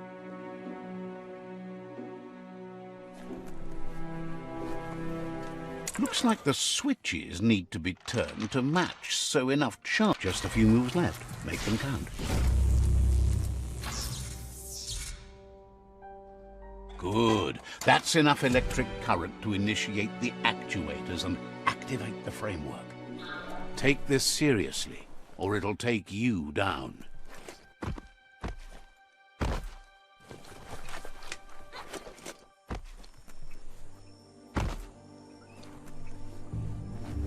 Mukamme. Sairuja. Pisni okitik honvohoga. Nusni wakni. He's got the goo glide functional. You'll have a pull hook and a salvage net, but no armor, and an engine strong enough to break through the thick goo further out. Mukamme pirami. Nusni wakni. There are lots of valuables left behind on the surf floor that the salvage net will enable you to haul. You just need to find the right spots. Yatu puwila sairuya titutuata. Goop says Gizmo's devised a cannon for the goo glide, but instead of bullets, it flips quacks. Squeaky distractions for the triple attentive porky puff, which will give you time to get yourself in position. Sairuya chaida. The best way to find quacks is to talk to Gulp. He has the bearings of the surfipelago and knows where the quacks like to float. Wingi. This means you'll have the privilege of visiting Gulp in the Sinky Dink. He'll be able to give you directions to where you'll find quacks. Kawaida rakia. Wingi. He only knows what's visible to the naked eye. Gulp is not much of a babbler and mostly keeps to himself and his drink.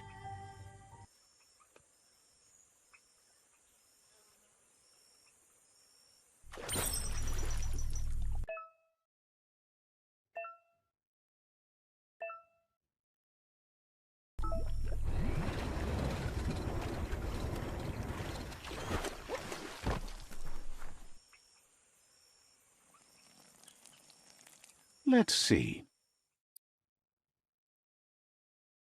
The water is so colourful.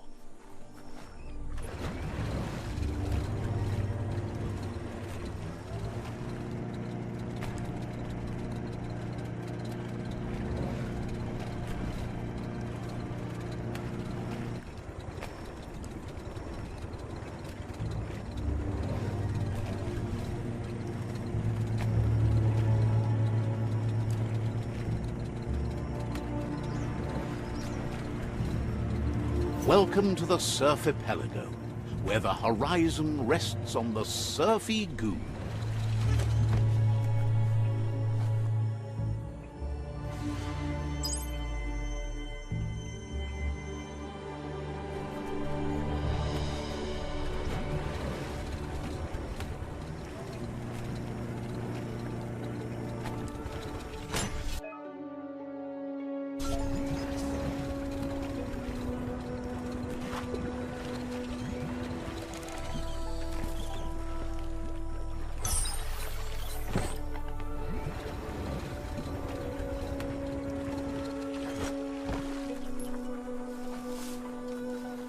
Hey, there's some rubber scrap over there, just right for the taking.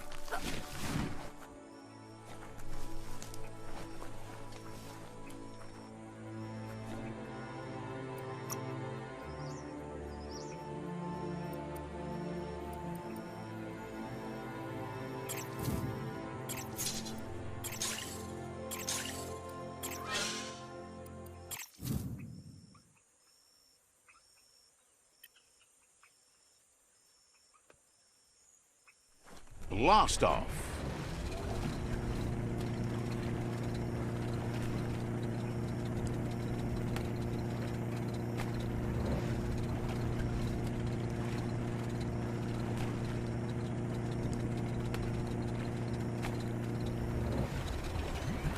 There are places a goo glide can't go.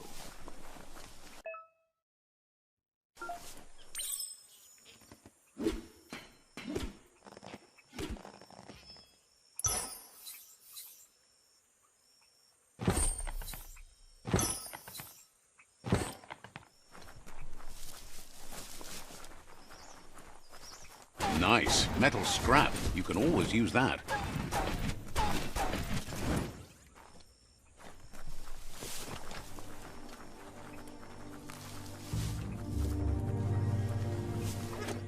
Thanks to the goo glide, you're still dry.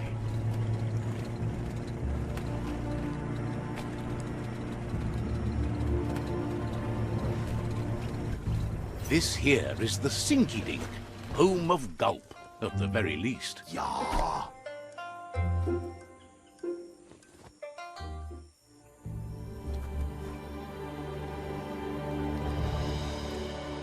Let's see.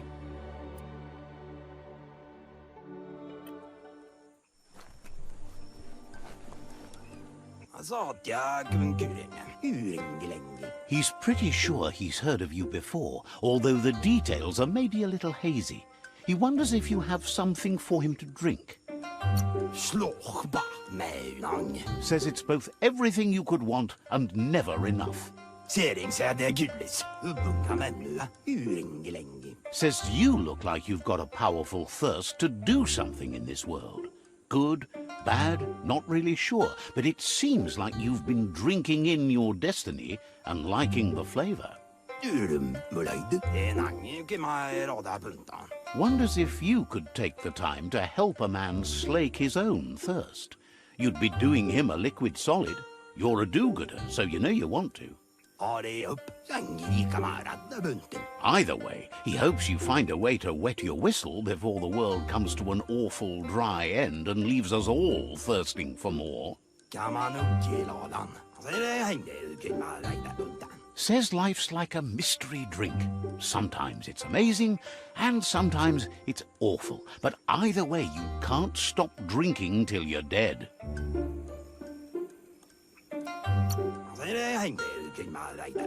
Sure, that's the point. But you can't stop trying new ones, or life gets dull. Says you should toast the end of the world, but you'd better hurry. It's coming soon. Respects how you always try to help, no matter that the world's fate is hard to swallow. Thinks it's funny you wound up with the Jagni. They drink so little, like birds.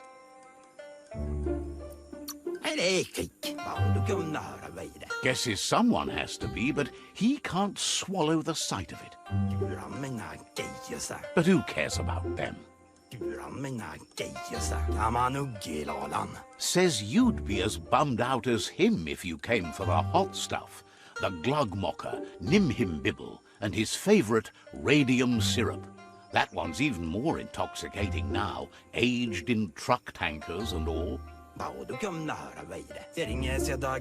Without a drink, and radium syrup especially, he can't move, much less think, as the power of his mind is directly proportional to the quantity of syrup he swigs. That's why he's called Gulp. The drink helps him forget the state the world is in, but it only lasts until tomorrow. The world is still doomed, even if the sun goes up.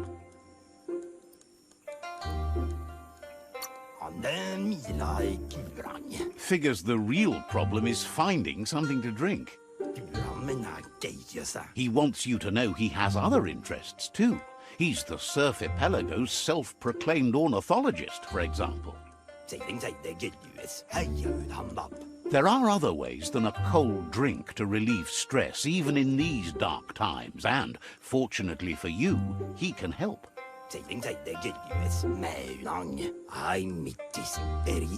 Watching Pippi's flap is calming, but better yet are the ones you can look at and touch, like quacks. Squeezing them is a great way to relax. They're better at floating than flapping, so you should be able to net a few without growing yourself a pair of wings.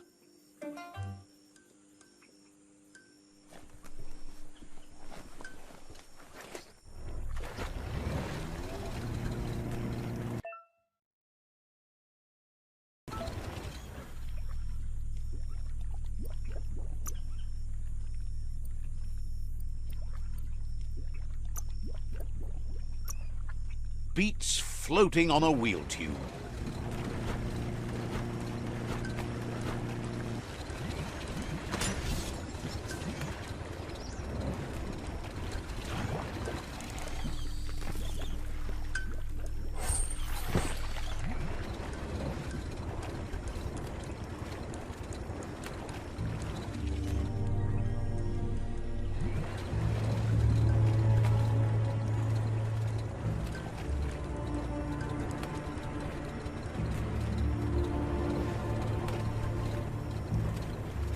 Had enough of that? That's some good e-waste there.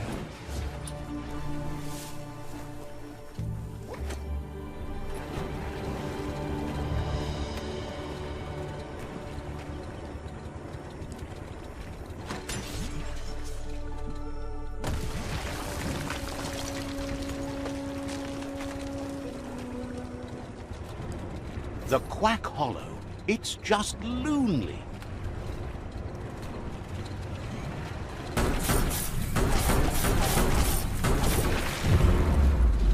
of the goo.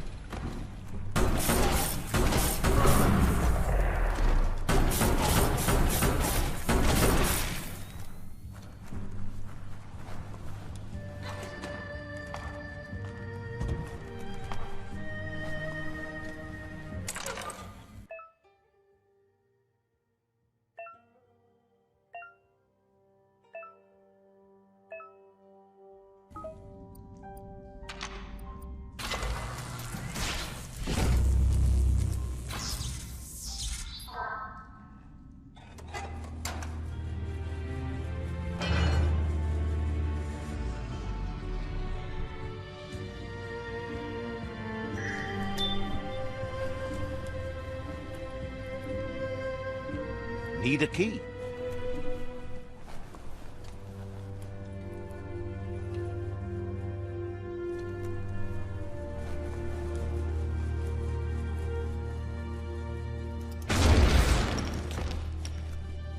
The plague that's ruining the land needs to be stopped.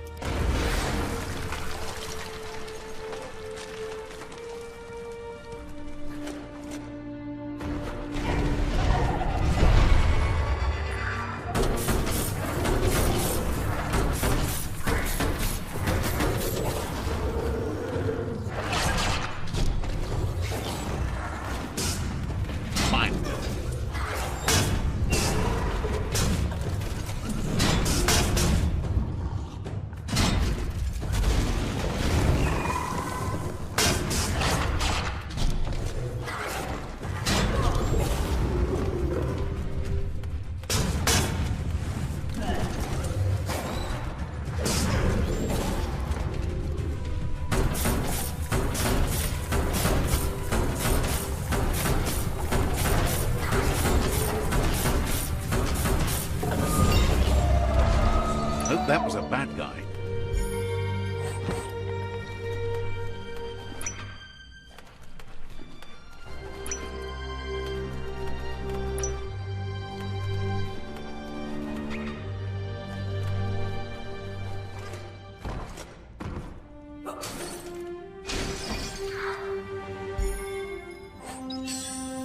Just pull the trigger and hope for the best.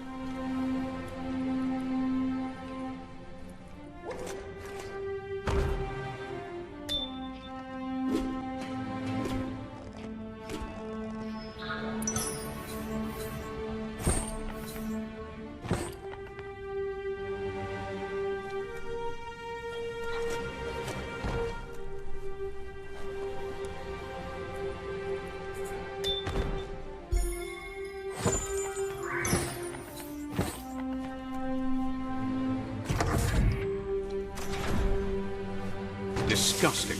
Biohazard. Just gross.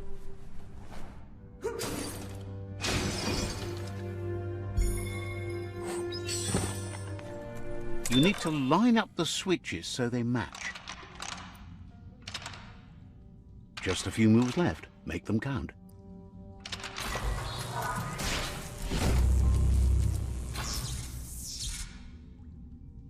Good. That's enough electric current to initiate the actuators and activate the framework.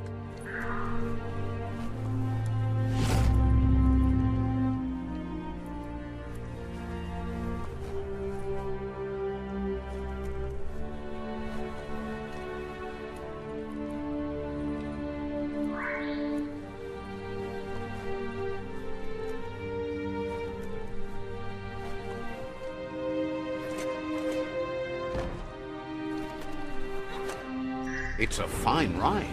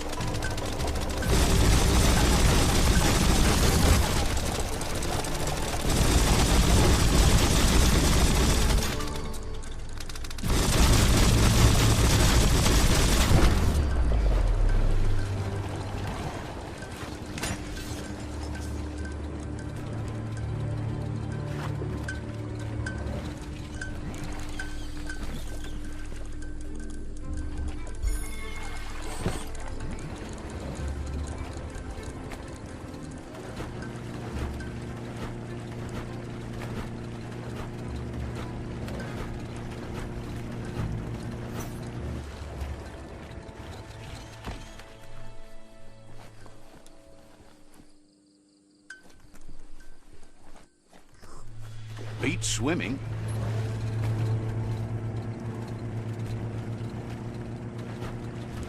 You're poking around Hokpur, a prime village.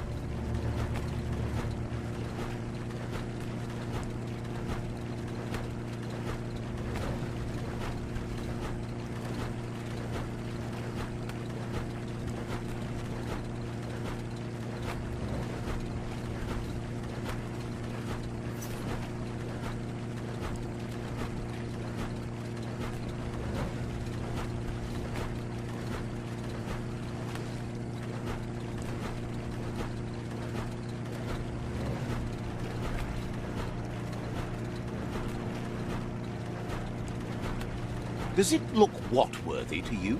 Get off and slow down a bit. Usa. Sairuya. Wingy. That's enough quacks to sustain the Googlide flipper with infinite ammunition. Yukia. Goop says he was there when the Porky Puff took Out-of-Date's leg, so this World Eater has made it personal.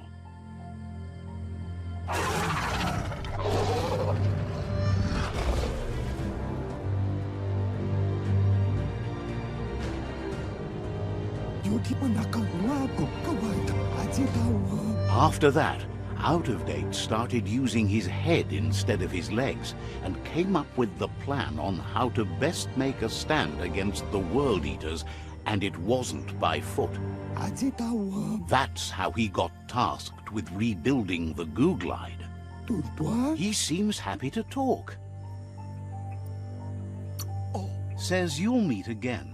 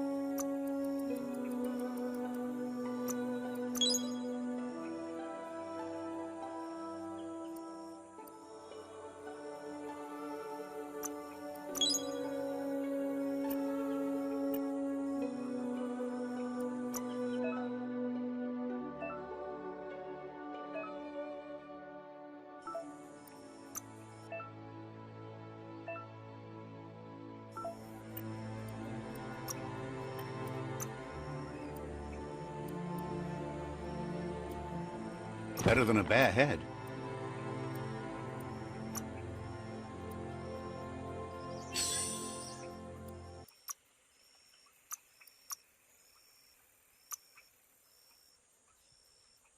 Now that's what I call a blade.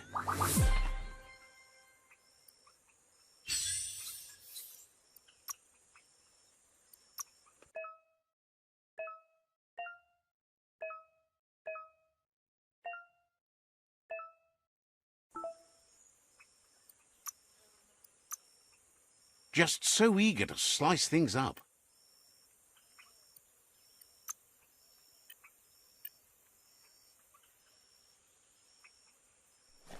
Let's see.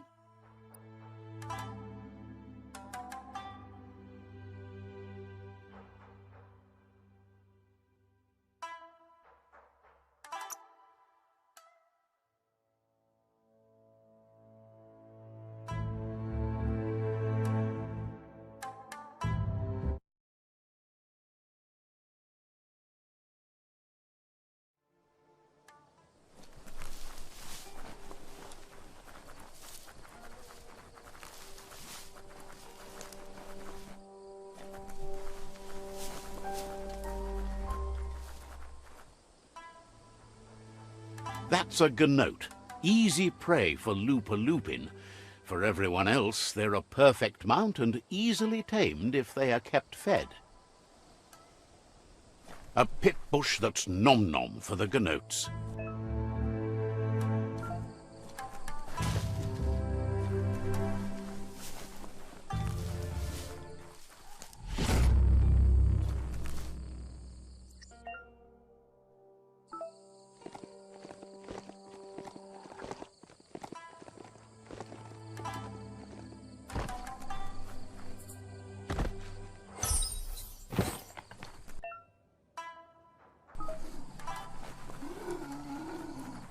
Just keep climbing.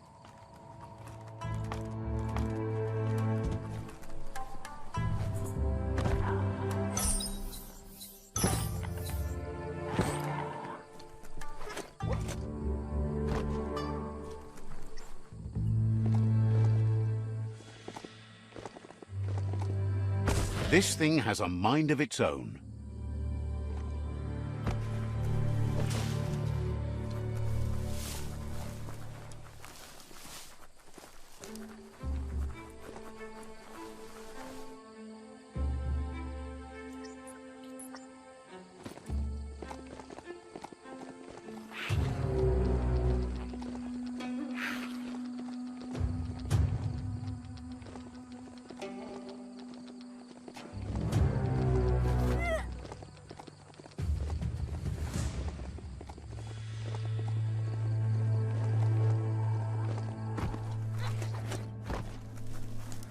Ah, see that e-waste? Always handy.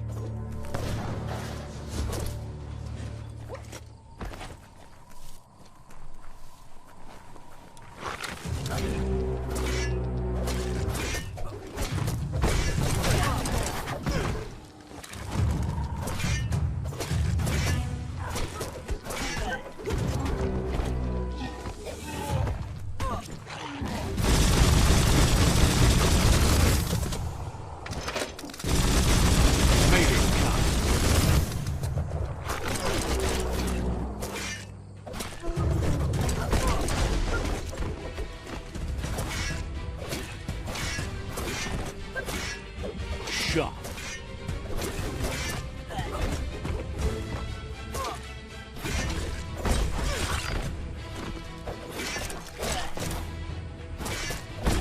Hack and slash.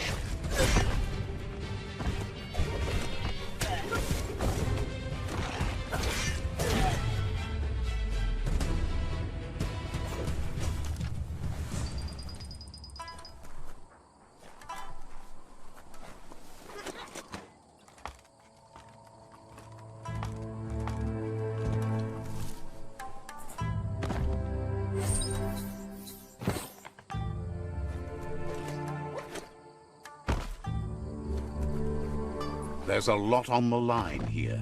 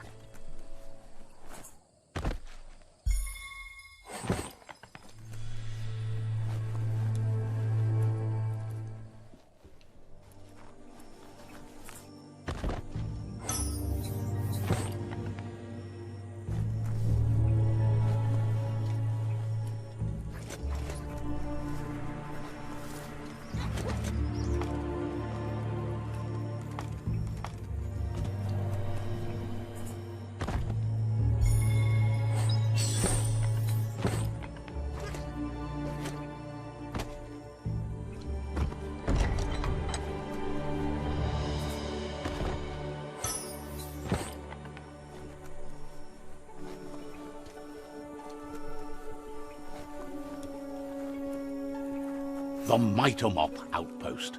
The Myriad tribe meditated here long ago. Let's see.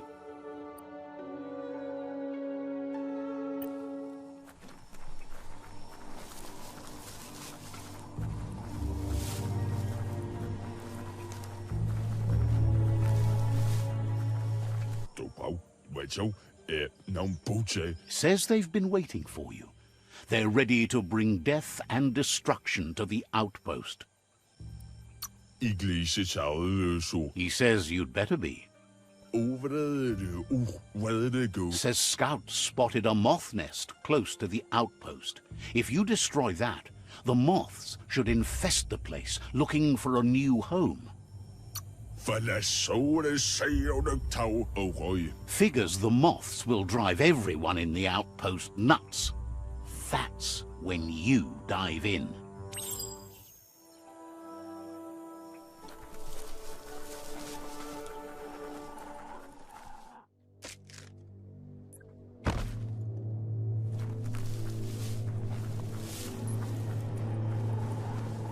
That's the moth nest, over there. Be on the watch for a way out. Just get to it and destroy it.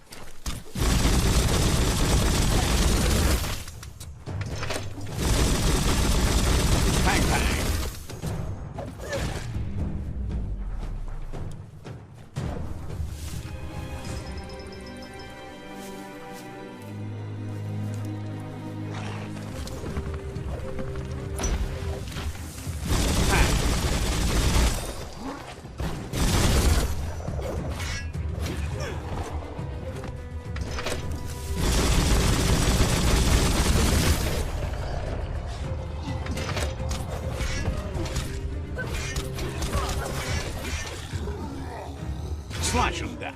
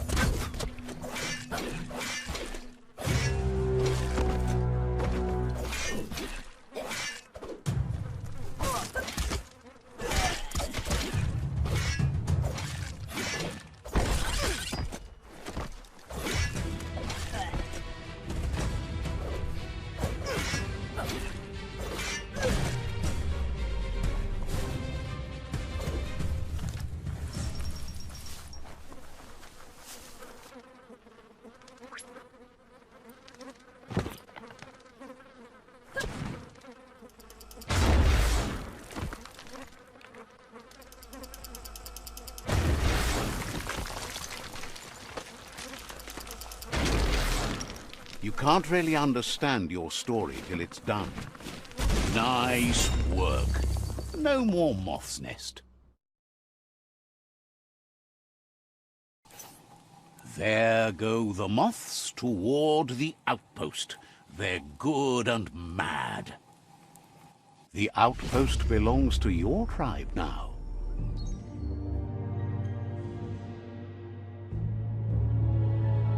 He says you made them weaker, but they won't give up. Your Sifu thanks you. Your tribe is growing stronger.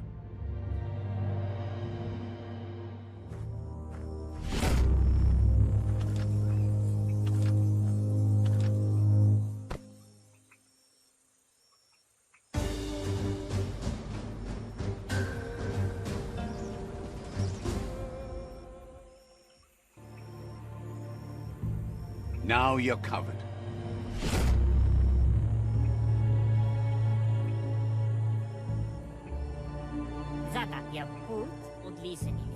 He says you did a great job capturing the rival's second outpost.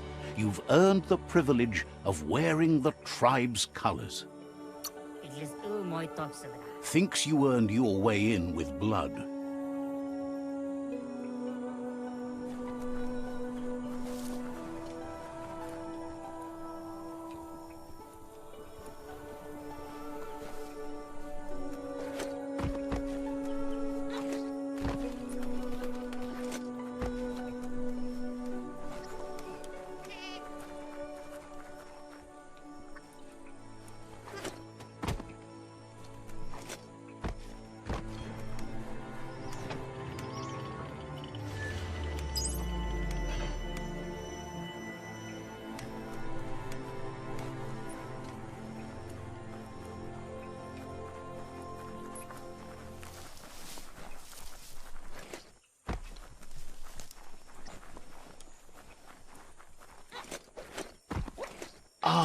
These islands are gorgeous.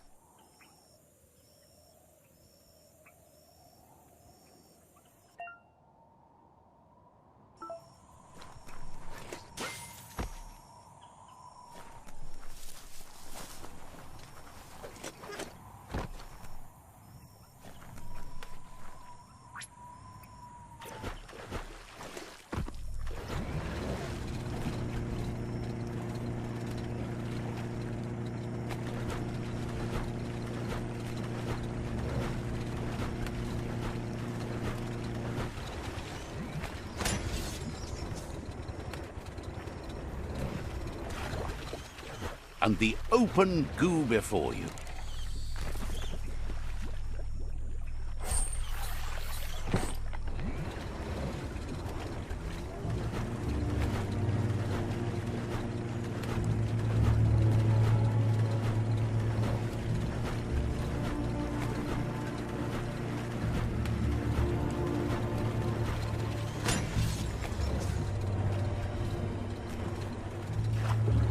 Back to your own power.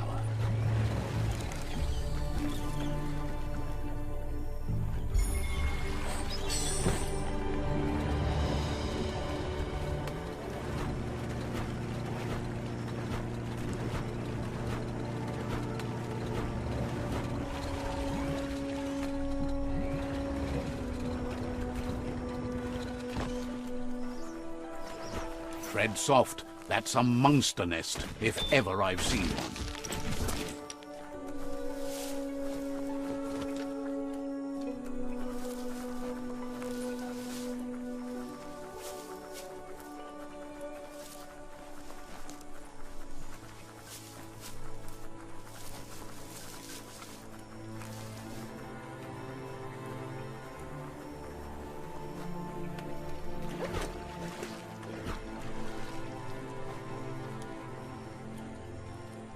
It's time for an adventure, for good or bad.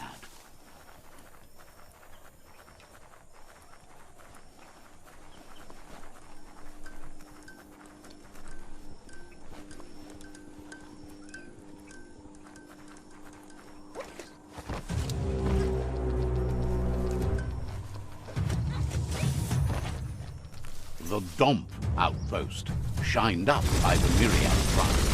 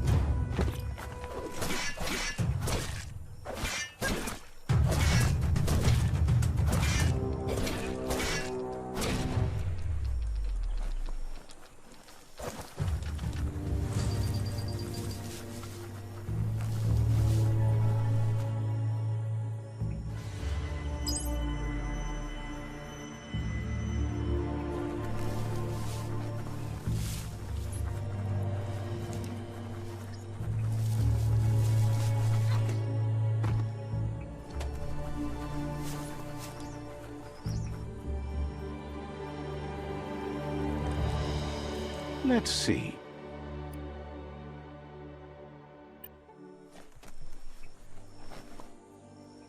There's the Sovereign who runs this outpost.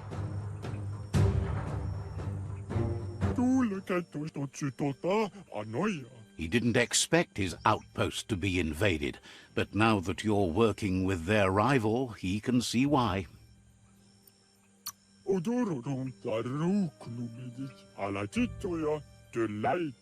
He'll fight if he must. He wished for another solution to the conflict, but it seems he has no choice. It's their last line of defense. Once their guardian falls, they'll surrender.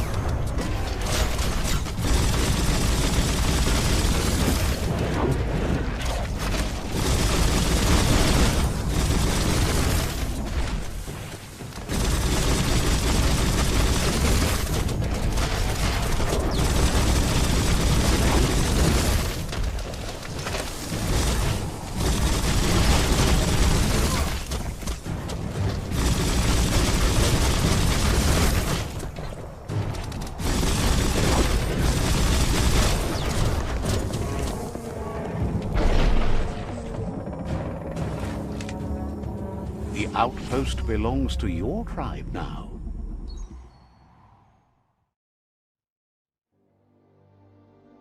He says you made them weaker, but they won't give up. Your Sifu thanks you. Your tribe is growing stronger.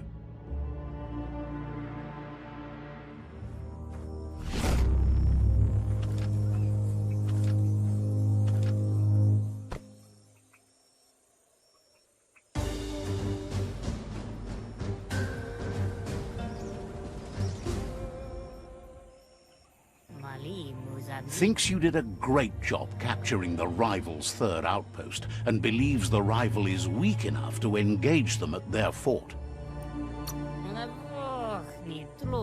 Hope you make that end as messy as you can.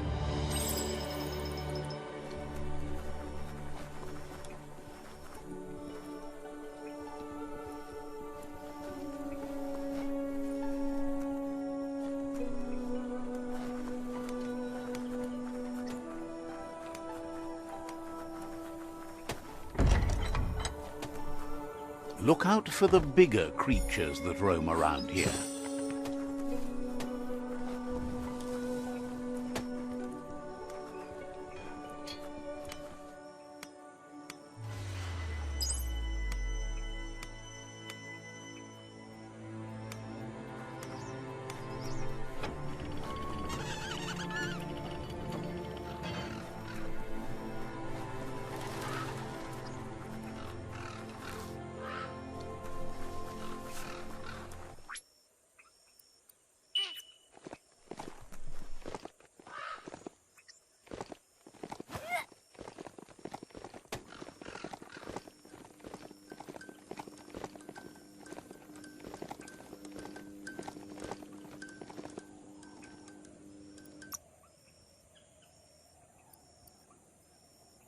Even more facts in that big brain.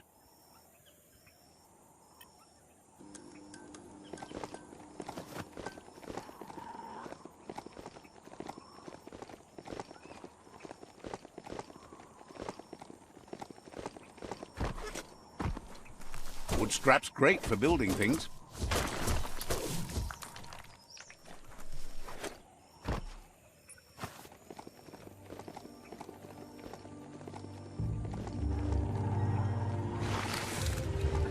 This is a quarrel spot. So many wars have been fought over this patch of dirt. Itchy trigger finger.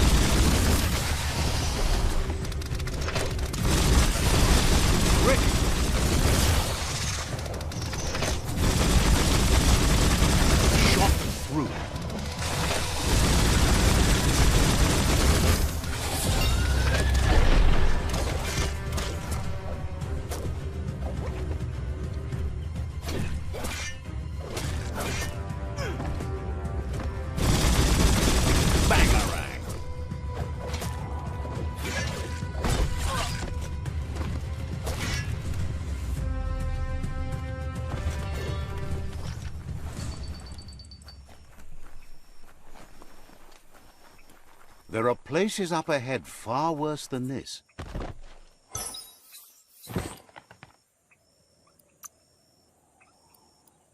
You got the moves.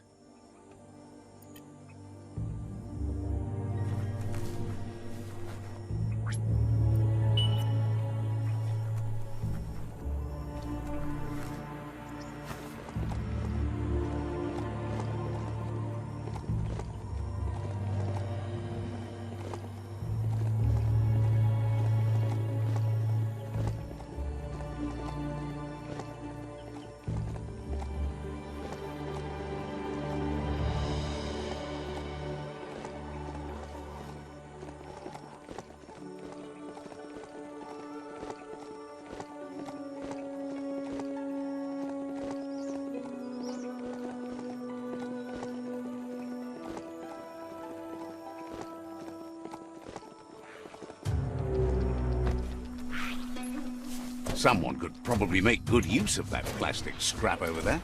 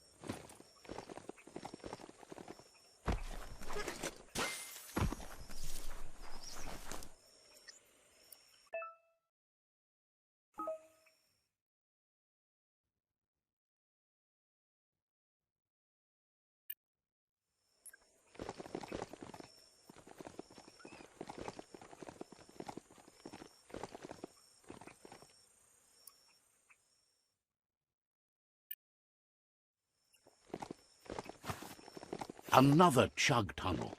Watch out for oncoming chug-chugs. Be careful.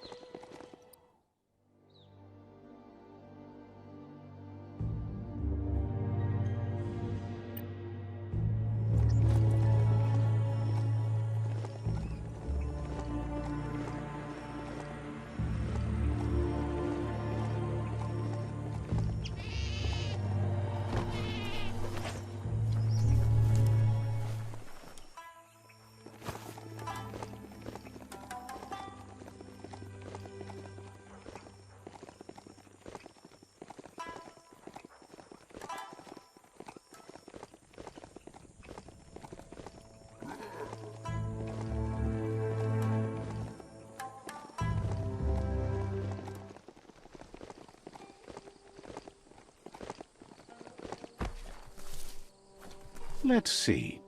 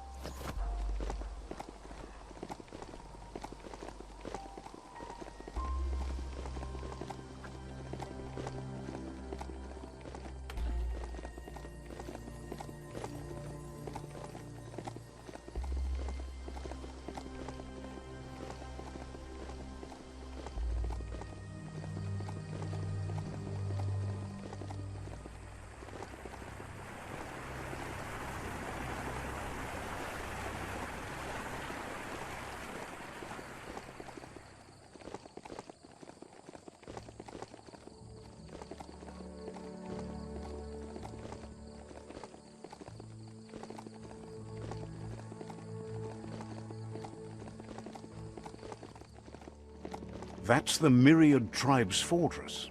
Will they be friends or foe? You should head up there. That way you'll know. Heroes are only heroes for others, but they do the work, or they're heroes to no one. Let's see.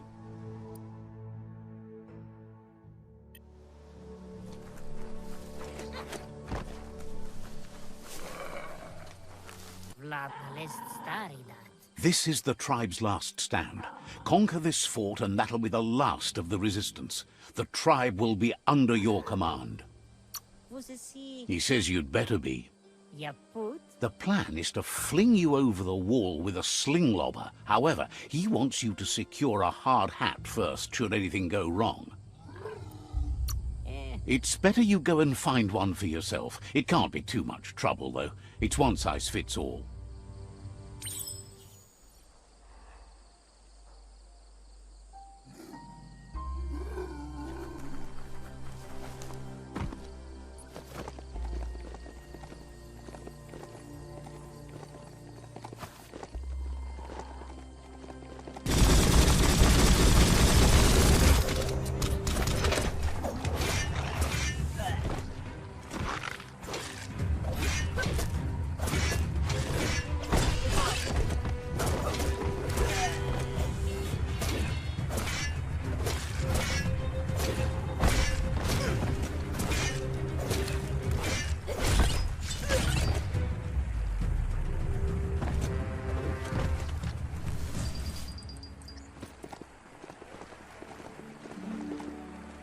That's the Myriad Fort.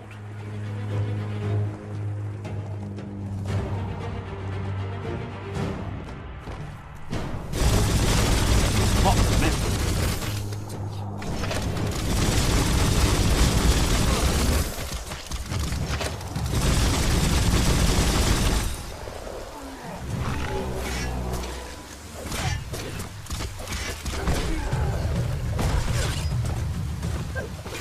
Chop it up.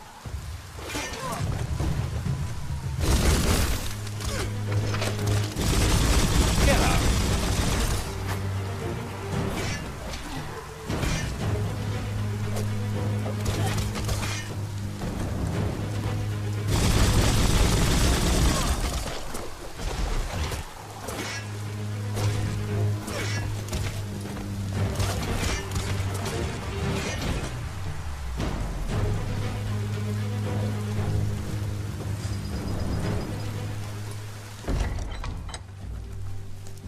At least the rain doesn't burn too bad.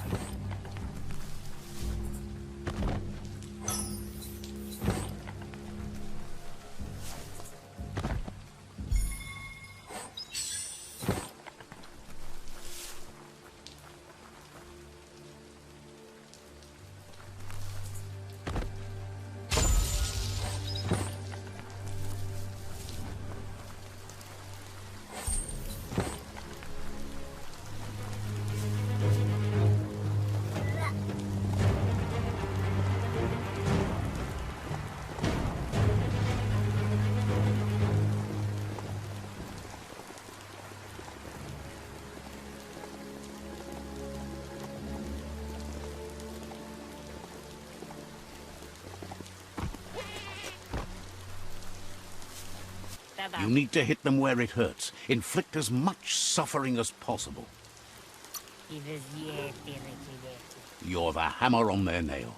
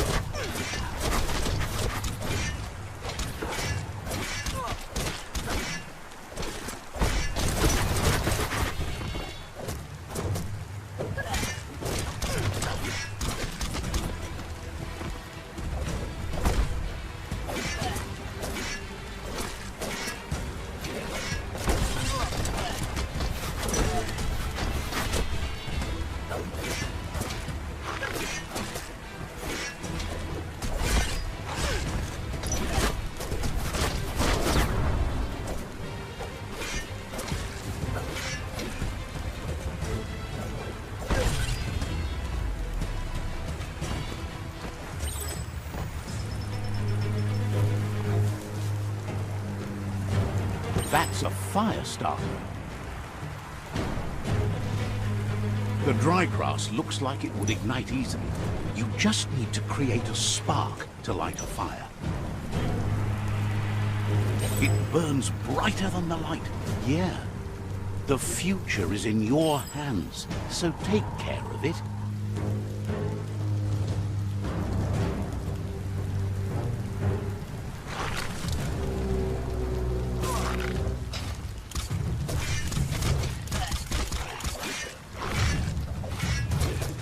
Not much left of that one.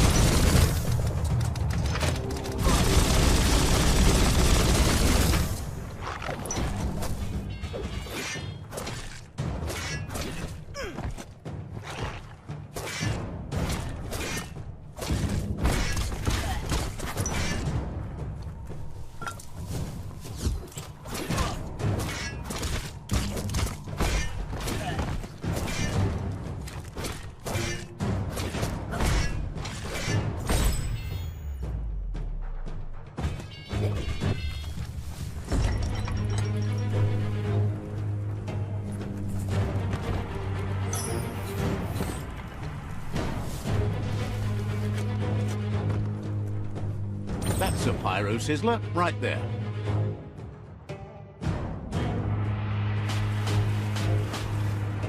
Nice crackle. Just get to work on it. Make it frizzle.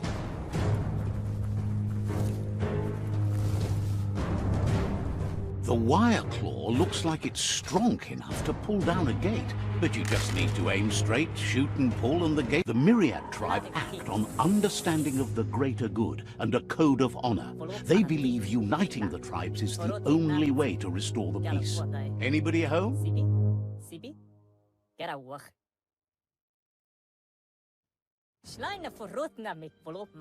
He was hoping it wouldn't end this way. There's no reason to fight instead of uniting. It would be fighting over nothing.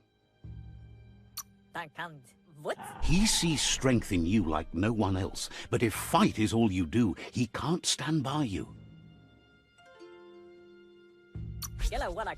He recognizes the strength of a good argument and agrees it's for the best. He'll give up the fort to you.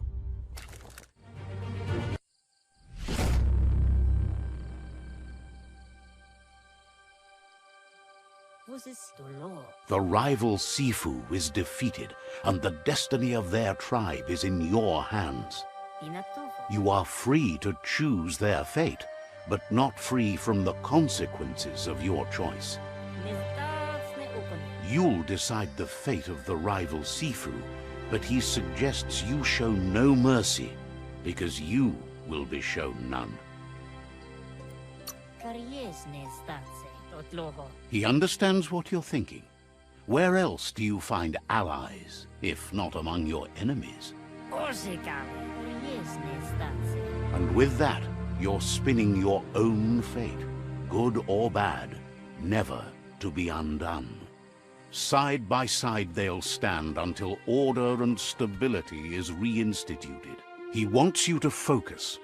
These are the new rival outposts your tribe needs to take control of.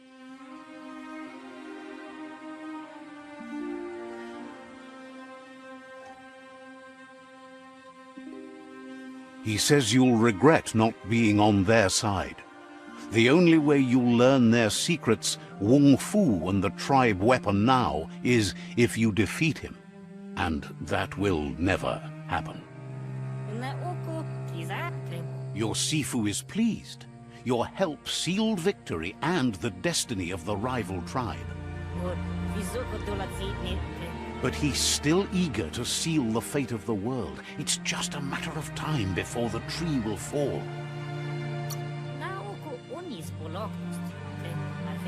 It's easier to wage war than to make peace, but it's harder to win a war. But if you're committed, you'll do whatever it takes.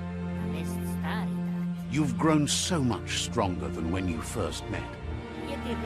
And now, the tribe relies on your strength to take on the remaining rivals.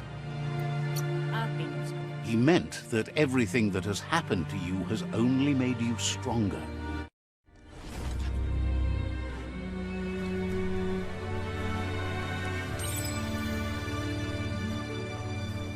It's the Myriad Boomerang.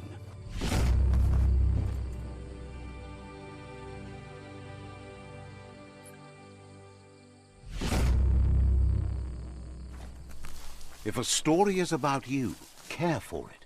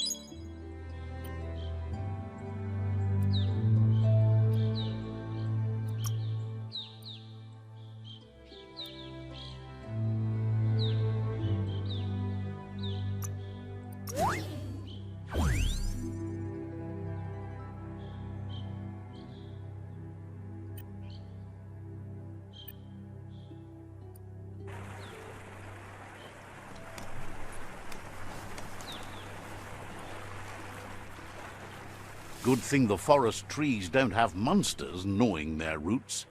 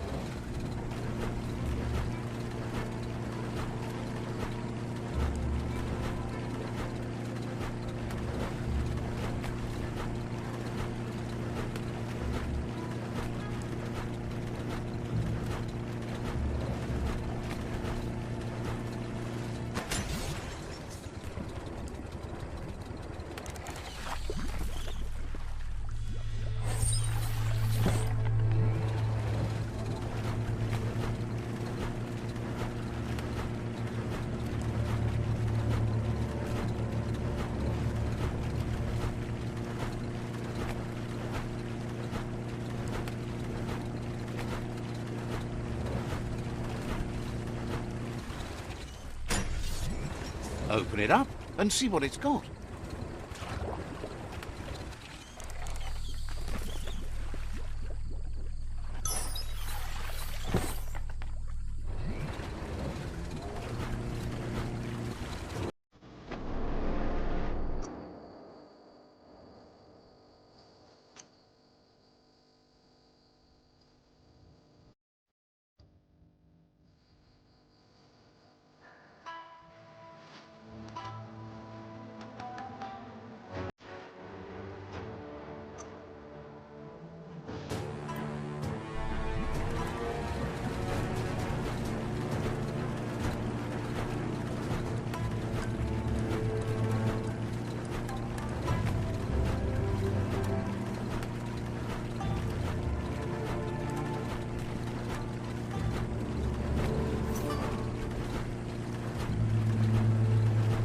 It's the porky-puff nibbling bug.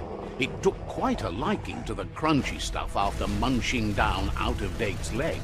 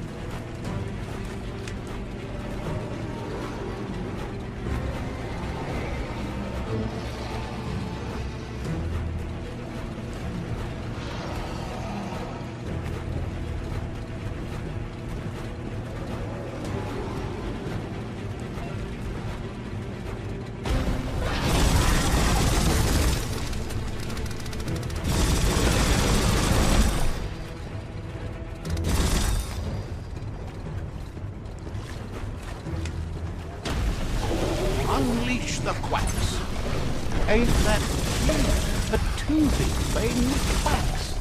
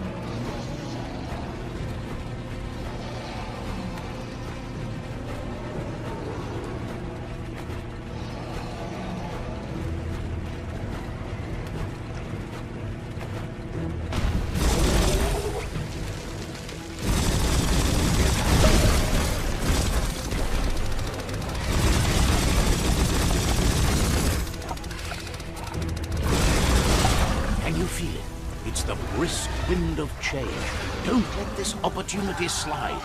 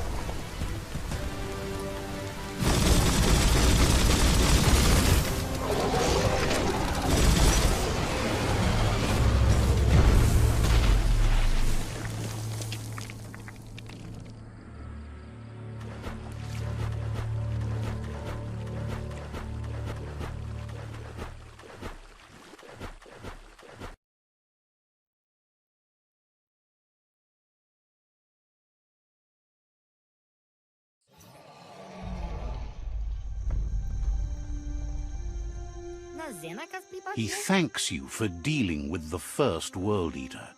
It's a start.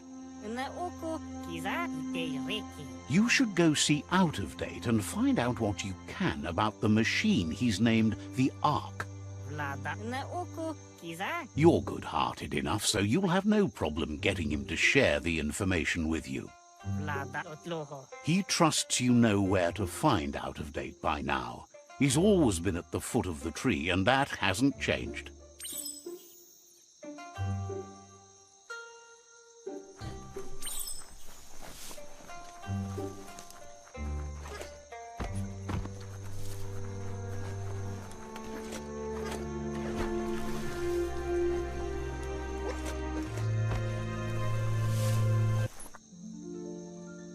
There it is, the Tree of Life. The idea that all life is related by common descent, where the twigs are existing species and those produced in the past represent the succession of the extinct. The tree's great branches were once budding twigs, a connection between the past, present, and future. A representation of all extinct and living species with its ever-branching and beautiful ramifications. We are an evolution of those that came before. The dark's good for sneaking up on things.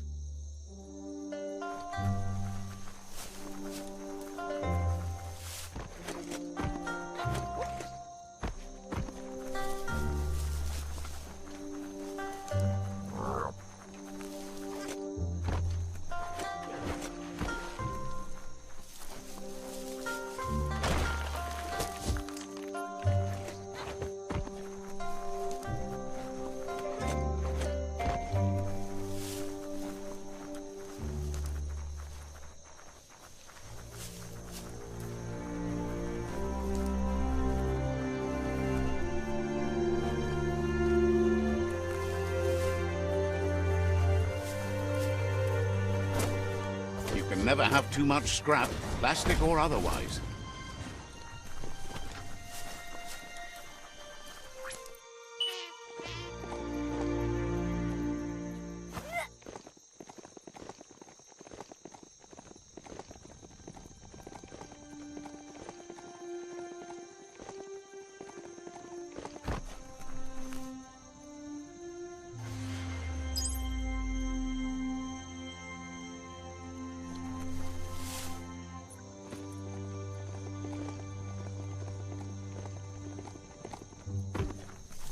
You can make so many amazing things out of wood scrap. Just what you were looking for.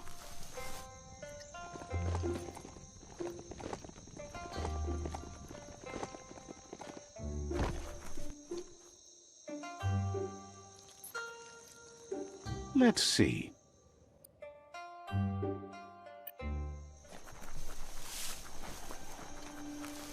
It's a place well hidden. It's just below the above.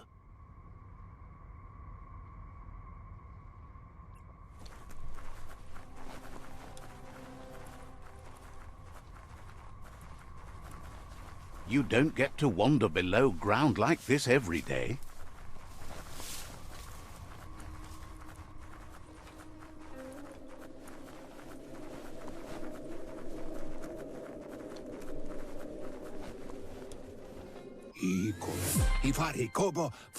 Out of Date's impressed you made it this far, but there's still so much left to do. The end of the world is still on everyone's minds. You've beaten a path where you have the power to destroy or save everyone. Question is, what you'll do with that responsibility. He can sense that your heart beats steadily and acknowledges that the best way to find yourself is to lose yourself in the service of others. Thinks it's important that you remember who you are and where you came from. Someone without knowledge of their history and origin is like a tree without roots.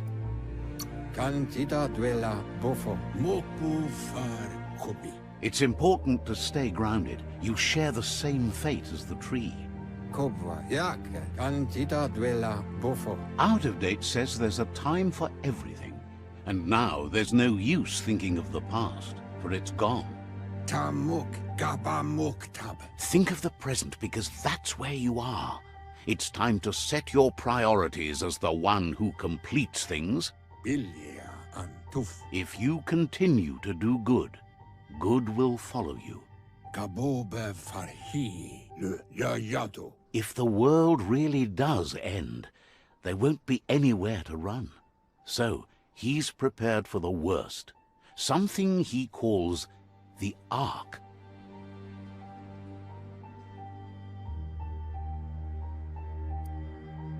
Ya, sawata mua daimis. He hopes you're right. He gets that you mean the journey continues either way, but personally he wants the tree to survive. Momombusu? Out of Date says there's no clear record of the chain of events that changed the course of history and brought the world to its knees. Daimis koibe okorfabe. He's found evidence on the Ark, records of a crisis, decades of contamination that permeated the ground and broke its inner core. Koyetu korebo. The contamination disrupted what we now know as key energy, the life force that runs through all things, living and inanimate. Ubobo dubuku kim hobe bekuku ifar muk. He's been told the blight affected everything at a genetic level and turned our perception of normality on its head. Baluutulua to huaye. It was only those that changed that avoided extinction, proving that the possibility for survival and renewal was real. Yunuluaf tula fofo umbak bakwa papamu. He understands you are curious about the ship at the foot of the tree. He says it surfaced when the oil broke through the ground. Fofo umbak bakwa papamu. The Ark predates the back-in days, and now, after years of study of the manuals he found inside, he believes he's figured the ship out. Oloi bobo paweg. The Ark has room for 4 more, and he trusts you'll apply wisdom to your compassion and choose whom to save if the world comes to end. Mpa wefo wewe adu wamawa. He'll keep the seats open, and you are free to invite up to 4 others to join you in the Ark in the event of a cataclysm.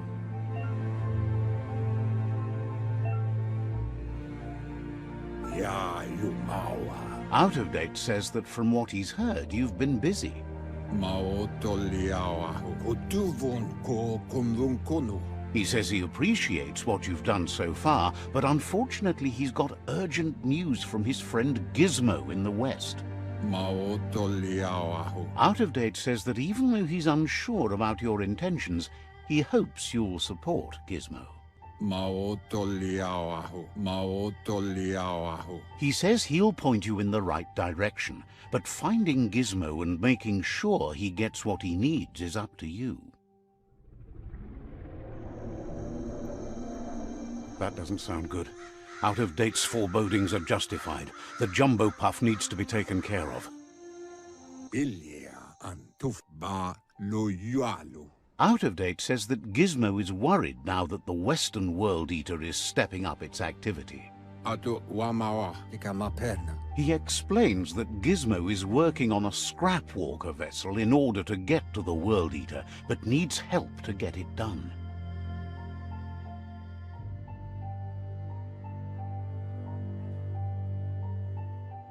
Ilia antuf. Out of Date suggests that you should head west as fast as possible and see what you can do to help. Yuba toluwawa. He wonders what's on your mind. To wovu. Has plenty to do, so no worries.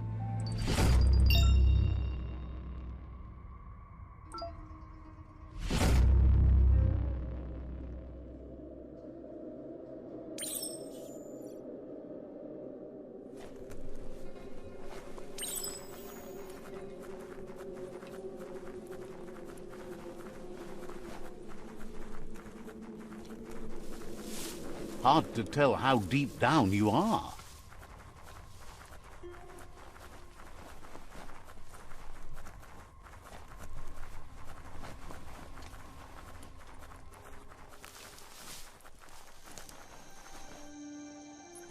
Let's see.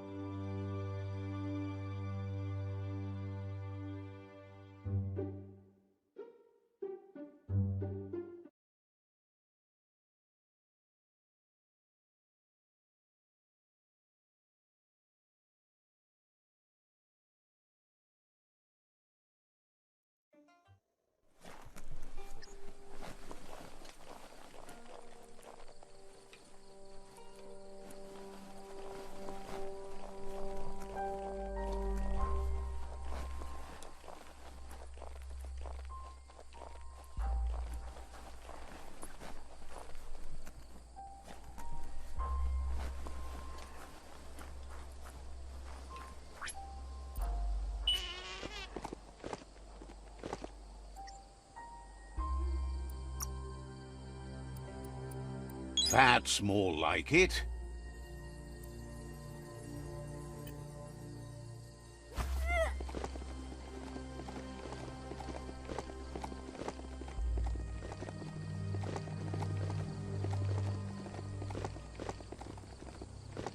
You found the whereabouts, the deepest, darkest forest in the land, sometimes hard to see for all the trees.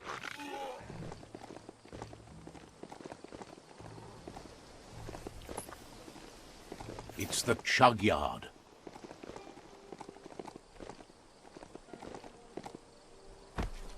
Couldn't just be open, eh?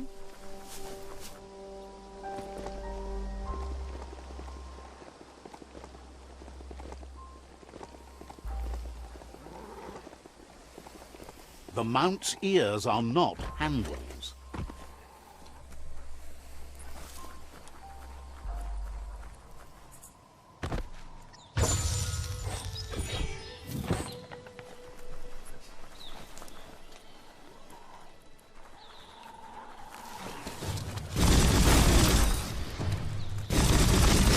Always scavenging for scrap, and the yard has plenty to go around. But they should have stuck to looting instead of playing around with sprockets.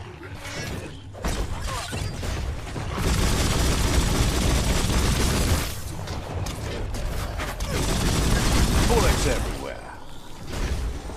That's going to leave a mark.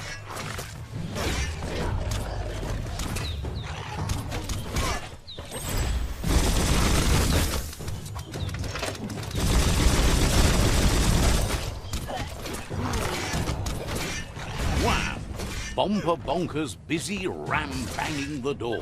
This is your chance.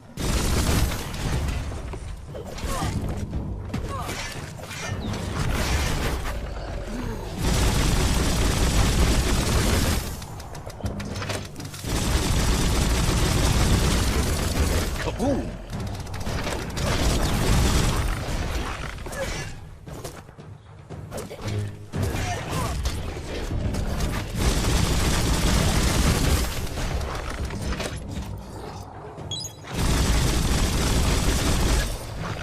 One at half his health.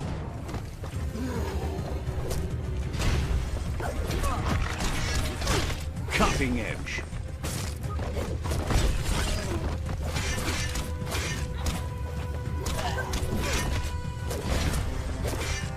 Chop chop.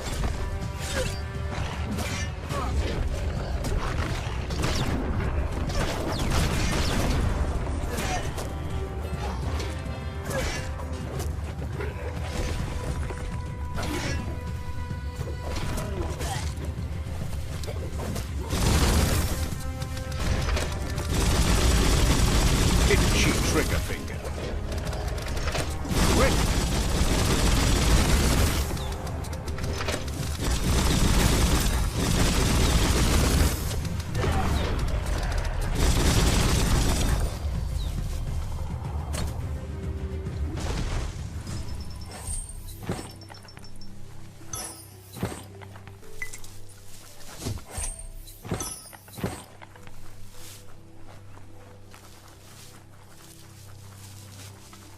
Feels good to be alive.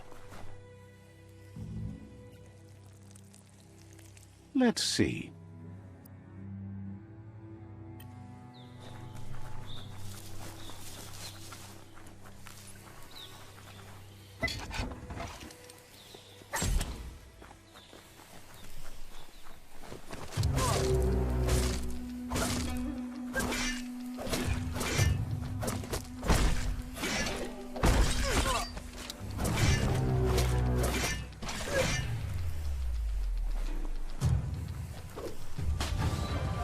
That one had it coming.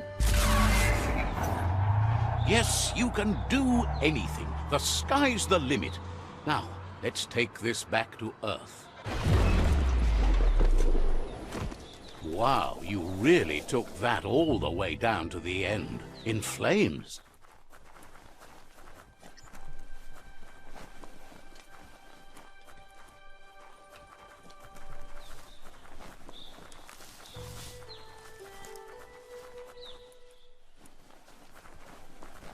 It's a wonder some of these up and downs still work. Guess they built machines better in the past.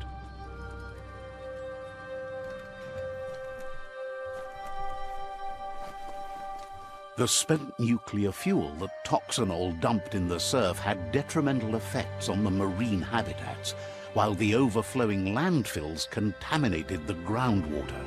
Combined, this sent their world hurtling on an inevitable road to ruin.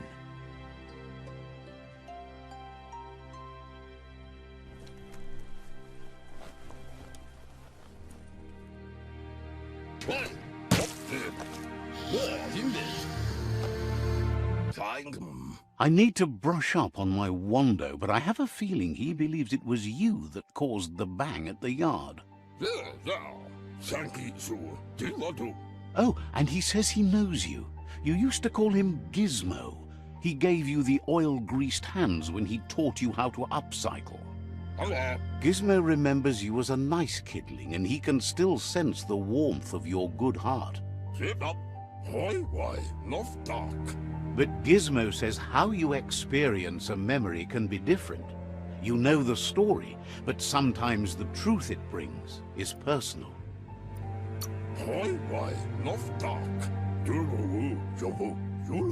It carries so much hate, and its insatiable hunger has only increased over the years since it claimed revenge on your parents. Gizmo says he also has re-memories from the long gone, but unlike you, he doesn't think of the past, for it's gone. He understands history made Lupa Lupin a big part of your past, your present, and soon, your future. You still believe there's some good in everyone. You still have hope for tomorrow.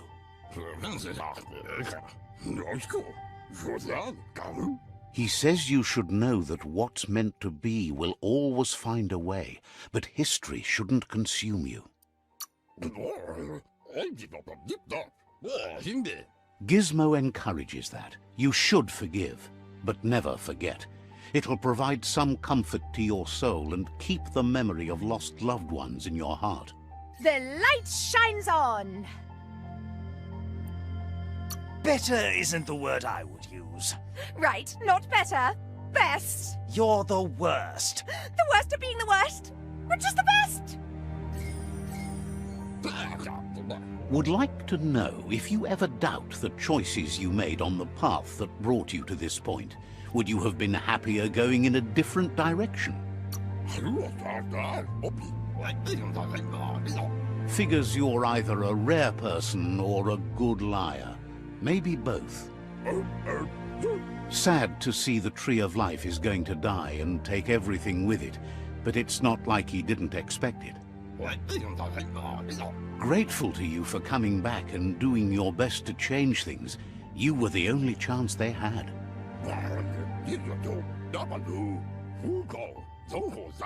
Wonders if you liked working with the Jagni. They always hunker down in their homes, gathering their things around them.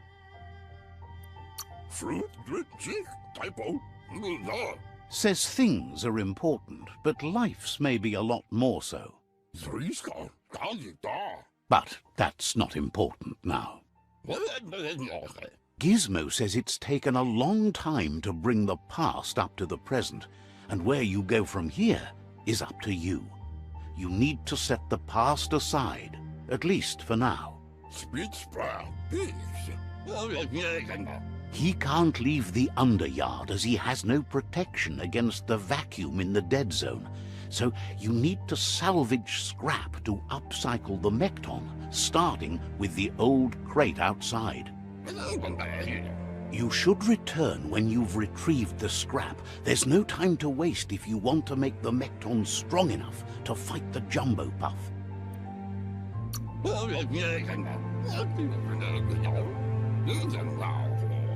There are more crates from before the apocalypse left out in the wild. Easy to find if you keep an eye out. You should be able to gather enough scrap to upgrade the Mekton from them.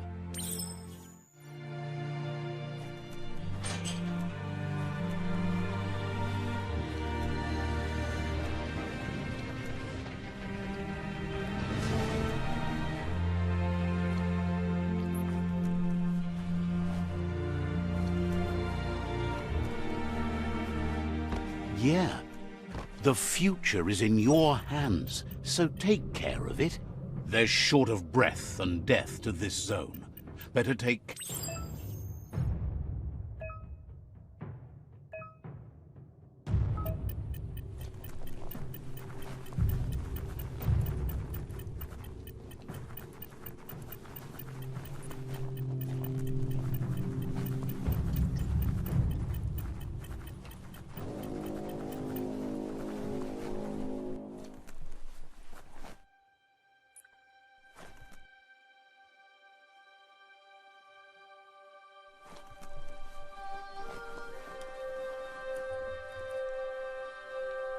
That's more than stuck.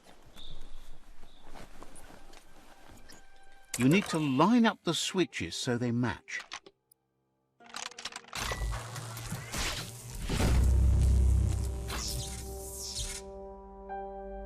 Good. That's enough electric current to initiate the actuators and activate the framework.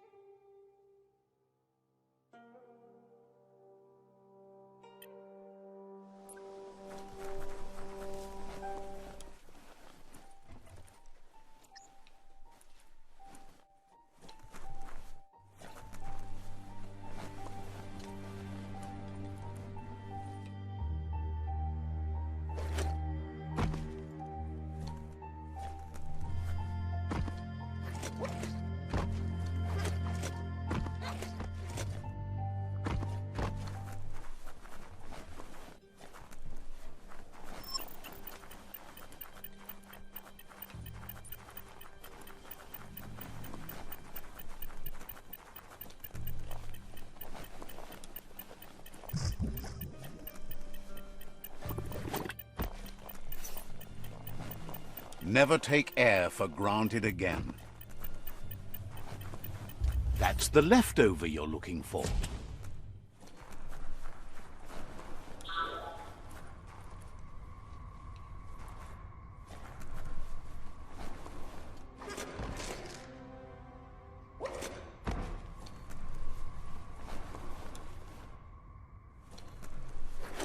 Nice and steady.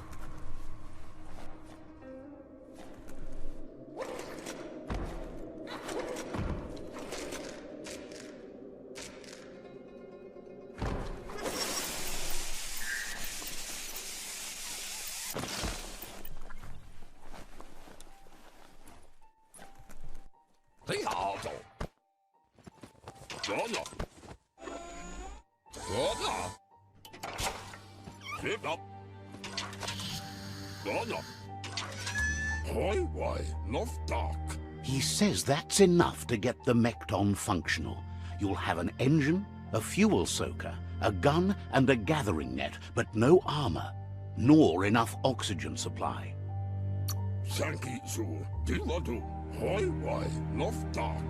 Something he devised to salvage valuables from the ground. There are usually spots hidden beneath puddles of oily goo where you can use the net. He's been working on another project for the Mekton, a cannon, but it needs ammunition, and by that he means the scripts. He says if they're trained right, they'll turn into a distraction for the jumbo puff. The best way to find scripts is to go talk to Moog. He knows the ins and outs of every breathing thing left alive after the apocalypse.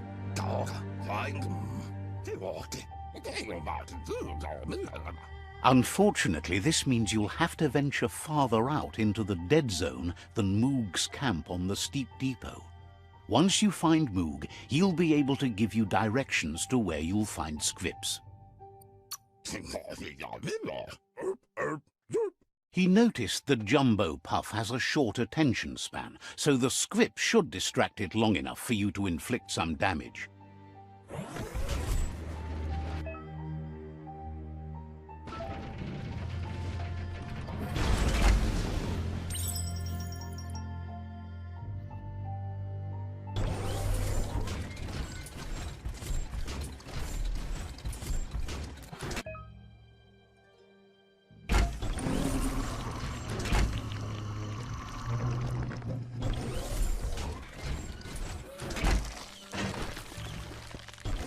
Nothing beats the darkness.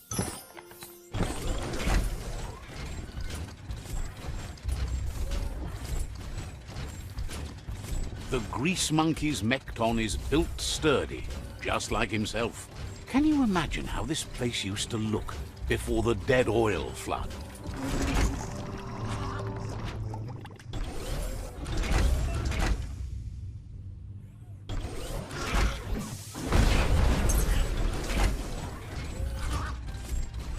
Might want to hold your breath before you head any further. You're about to witness the breathtaking vistas of what's known as the Dead Zone. In the old world, roads like this really led somewhere. Now, most of them lead to disaster.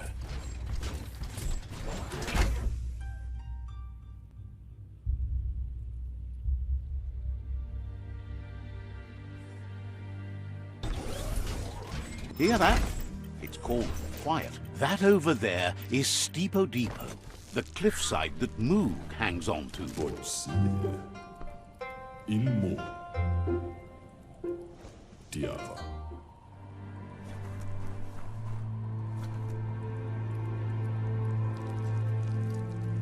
Let's see.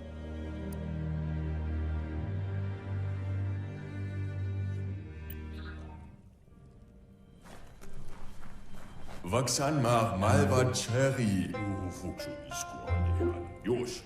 This one's impressed to see you out here.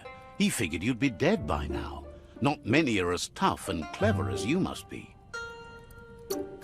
Says a monster hunter hears many things on the wind. Vaksan mar malva cherry. Moog says that all your power doesn't do you a bit of good if you're not willing to pull the trigger when the time comes. Choosing what to kill and what to spare are the most important decisions you'll make. You might have a steady aim, but you need to be sure that you pick your targets with care.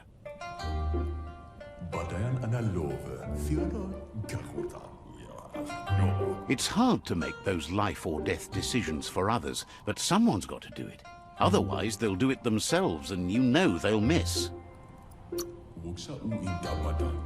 When it comes to monsters, he mostly picks who dies. Worries that when the world dies, there won't be any monsters left. What will he shoot then? Wonders why you work so hard to keep things alive. Bullets help thin the herd instead. I arin kashmal sirka full of the horse. Approves of you working with the Jagni. They have the hunting spirits of a flock of hawks. Sam sirka full of the horse. Mostly they don't actually hunt. They just help spot monsters for him. Hose es kuku Johanna. But enough of that, right? Mansela fat. Hose es kuku Johanna. He says the wildlife, nature, has changed and turned against us. Instincts of survival took over when the world changed. Isko. He's not sure about their veggie diet anymore, and if it's changed, who knows what it's done with the chemical composition of their body output. Zatuna. Mustakabala no kontunash. Right now, though, he feels he's come to a point where he's got a pretty clear idea on the whereabouts of monsters, both tall and short. Jamakuda hochdatunka. Isko. Thinks that it all hangs on the Tree of Life. When it started to fail, everything changed. Everzimmet. Moog says you must learn to walk before you can run. It takes practice before you can call yourself a monster hunter. Kunududua. Fortunately for you, he can help. He understands you need to start off with something small before you go big. Yaga. Vaksa o intabadal. There's no better place to start than a squip cave. Hunting down a couple of these little critters for yourself should keep you on your toes. Unkyo. Says it's not far at all. Fortunately for you, the squips seem to have acclimatized themselves to the otherwise uninhabitable dead zone.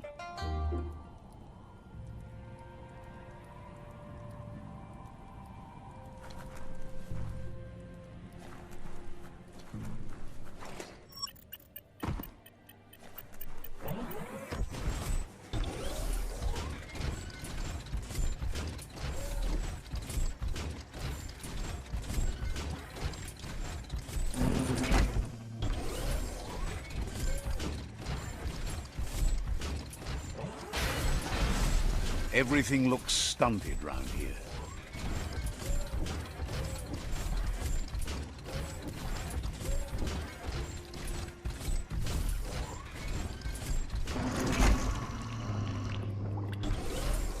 Wait, it's the squip hole-up. Place is just filled with critters. Dead on.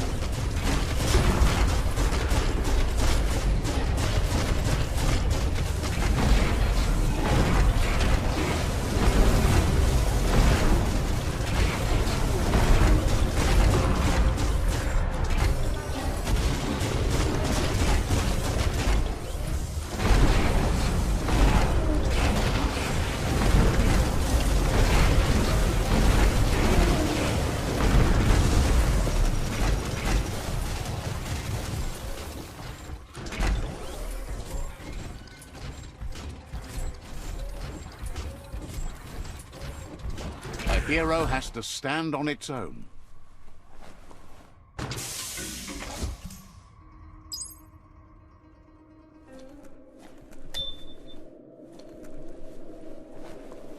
Nothing's simple. It's locked.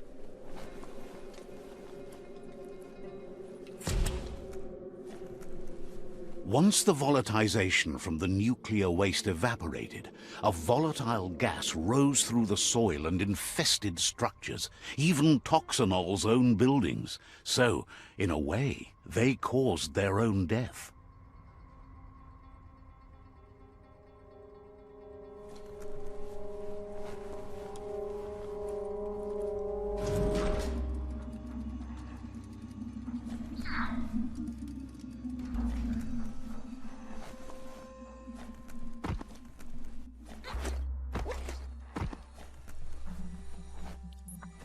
You need to believe how serious this is if you want to have any effect on it.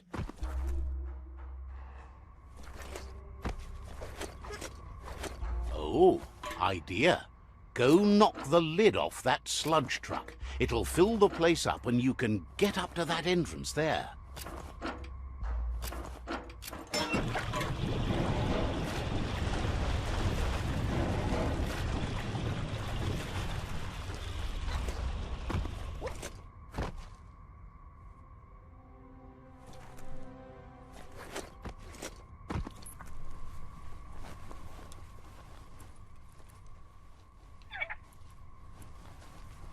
You need to line up the switches so they match.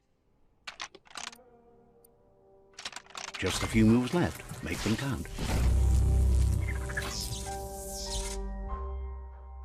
Good. That's enough electric current to initiate the actuators and activate the framework.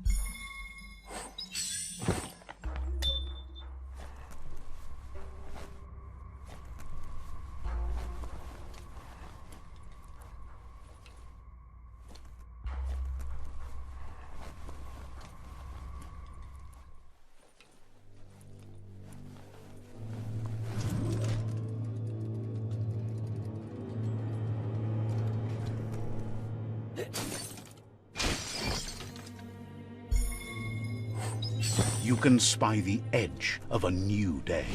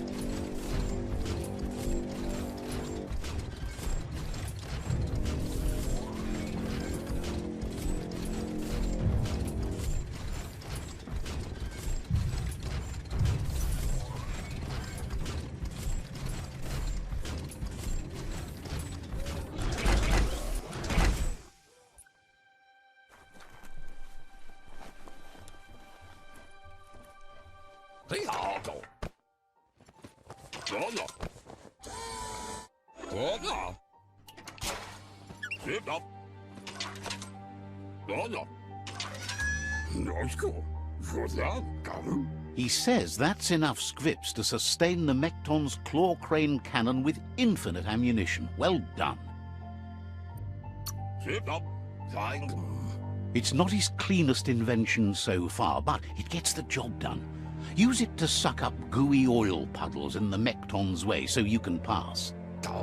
Gizmo's made vehicles before to confront the Jumbo Puff himself, but failed. But this time, it's different. The Mekton will be strong enough to do the job.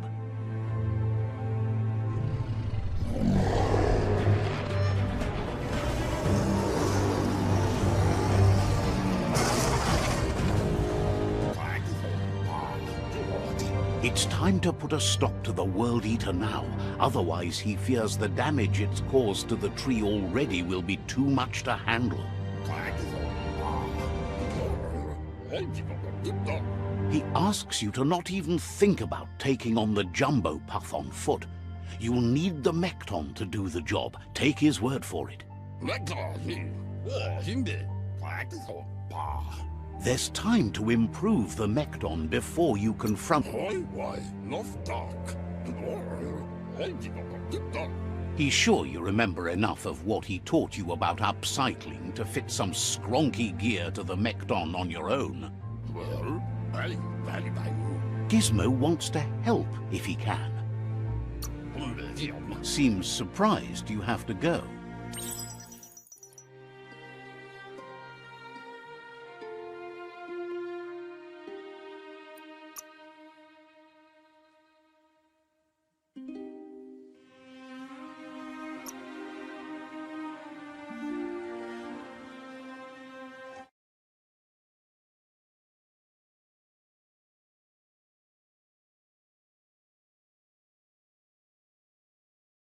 It's a bit less black out there.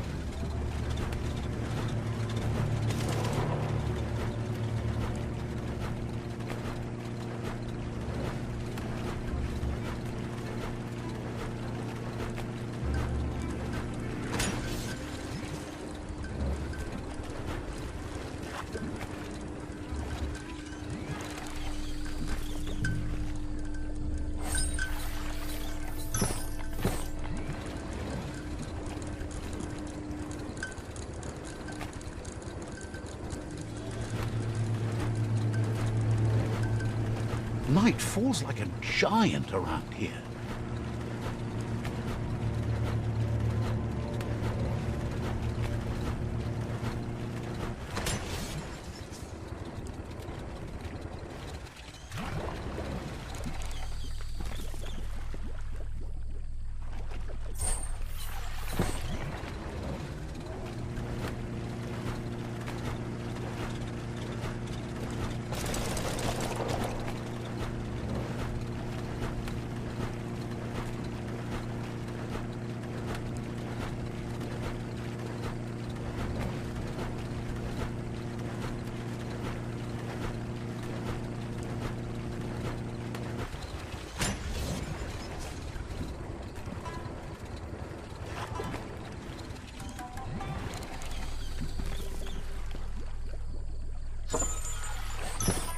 Looks valuable.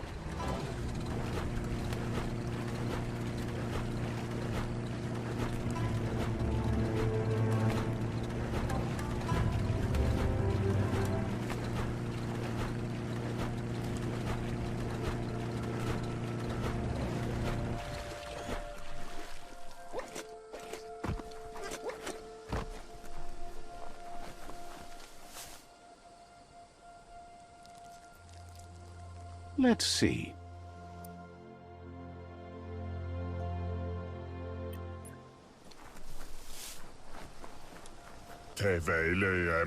Says you need to hit them where it hurts, inflict as much suffering as possible, and make it clear your tribe is a terror to their existence.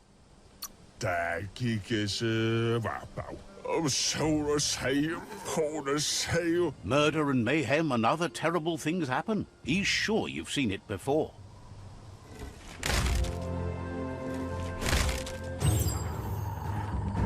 Here's the first line of defense.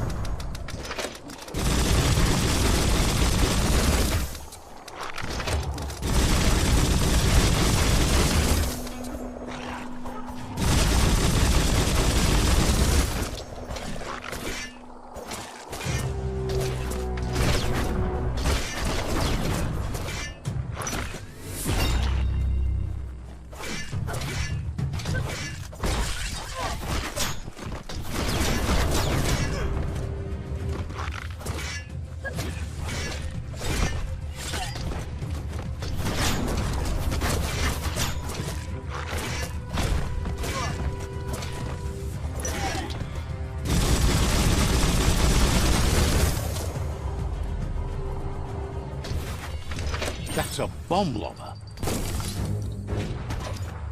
That hit the spot, wrecked it.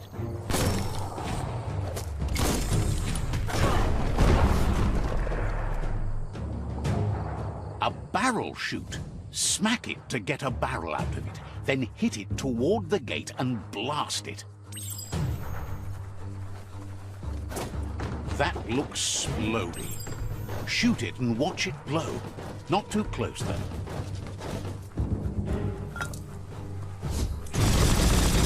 Kaboom! You're in. Keep going.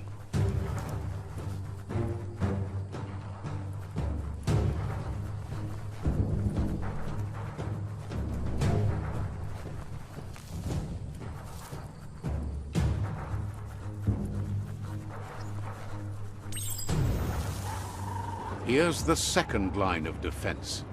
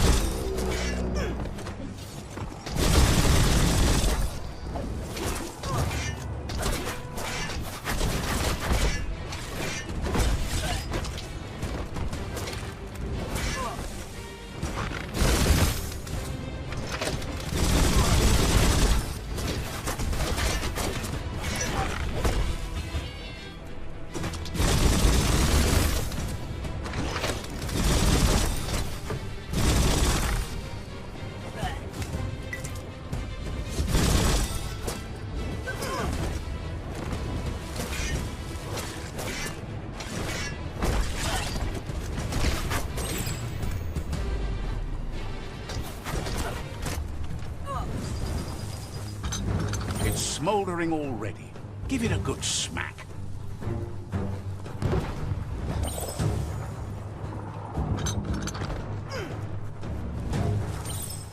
Give it a good smack.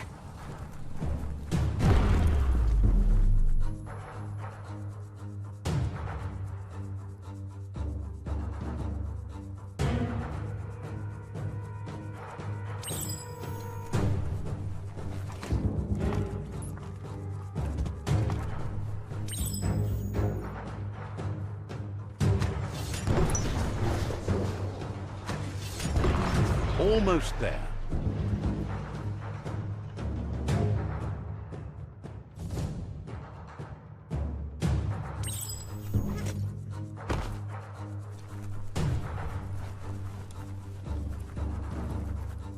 The outpost belongs to your tribe now.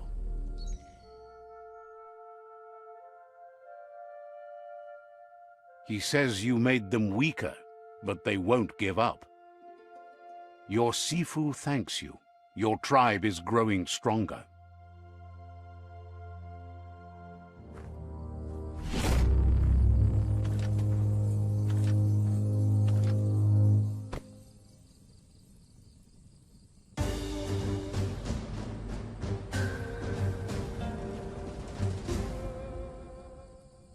He says you did a great job capturing the outpost. You're one step closer to ending the tribe wars.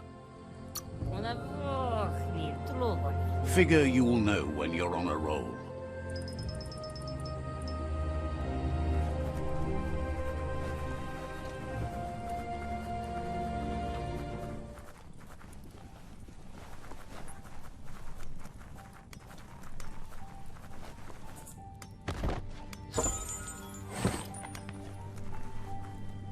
Night gives you relief from the day.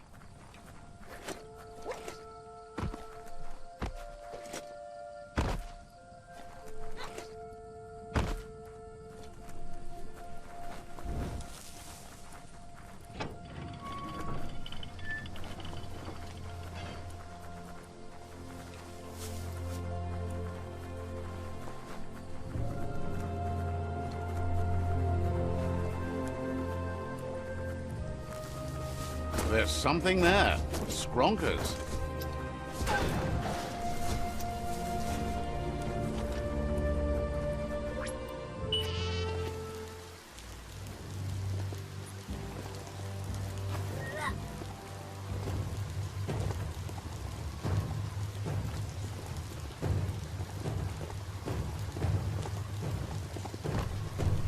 See that plastic scrap over there?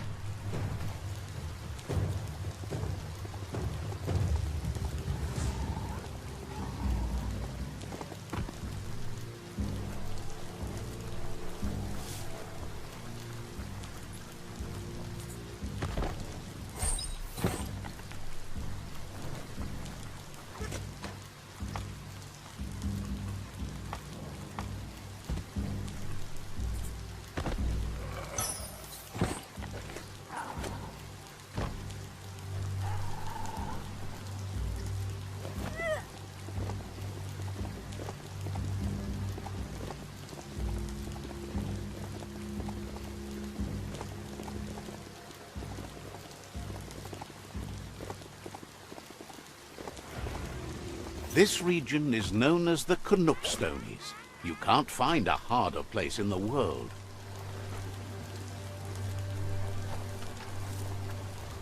You need to point its face in the right direction.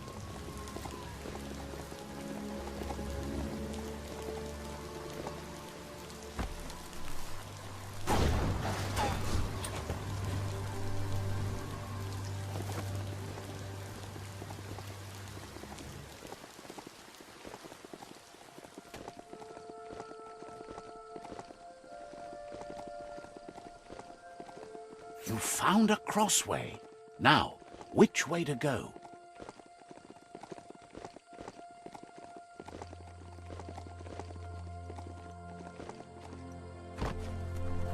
The Quirk-Quab outpost. The Netra tribe first beat this into shape.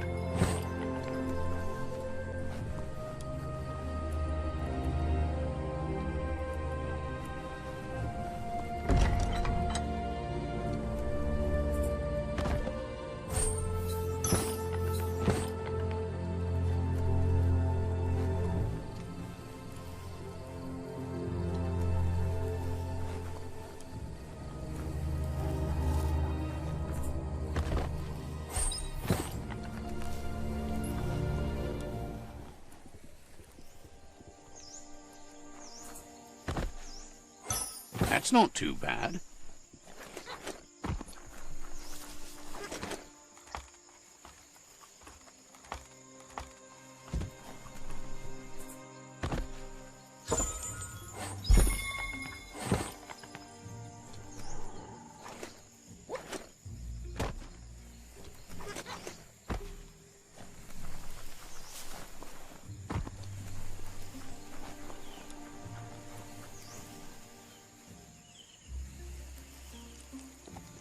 Let's see.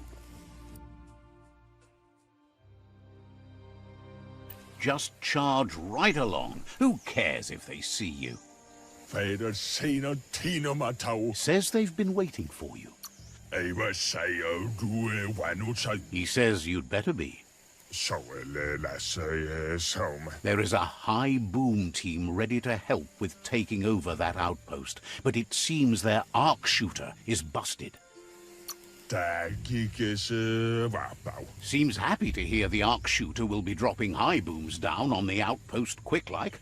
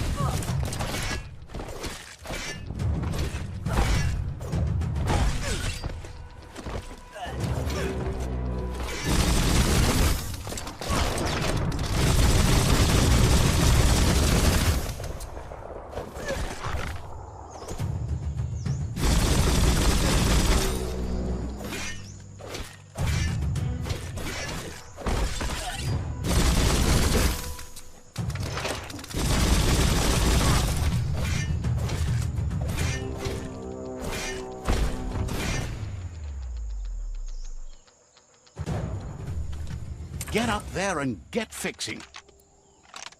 Just a few moves left. Make them count.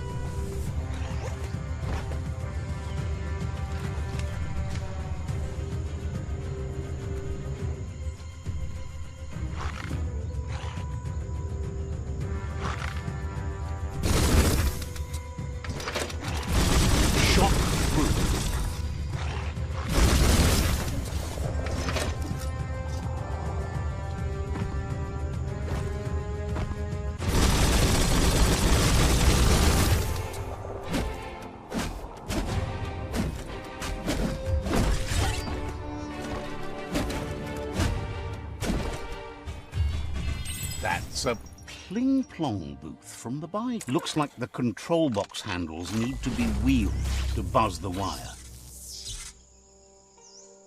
Wired up and ready to go. Those look sharp on you. Not really mainstream, but okay then. There's a lot on the line here.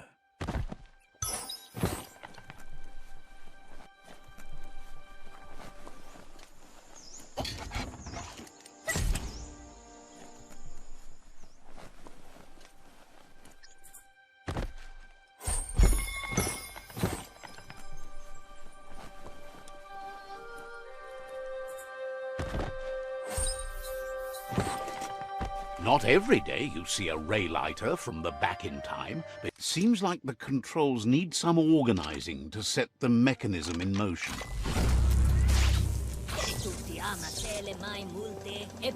Excellent. That's illuminating.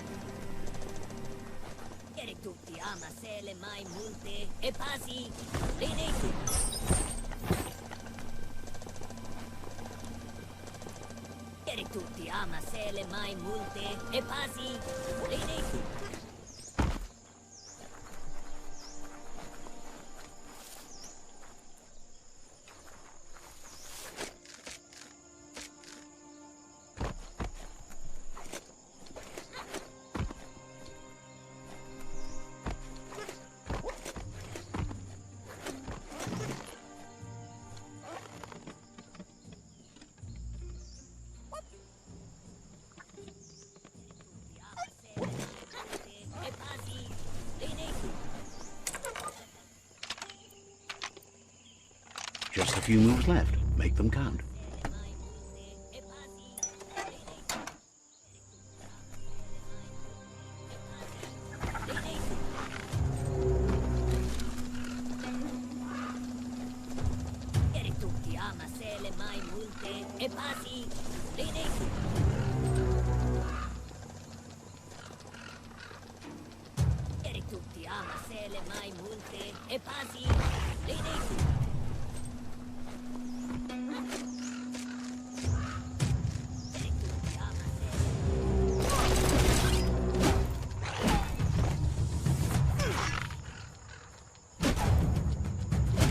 Now that's a flesh wound.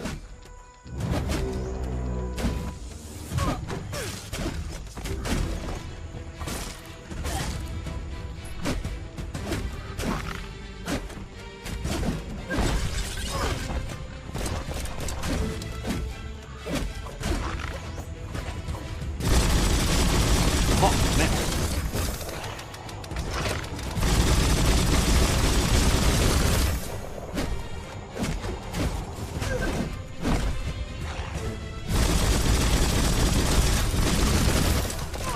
more than a flesh wound.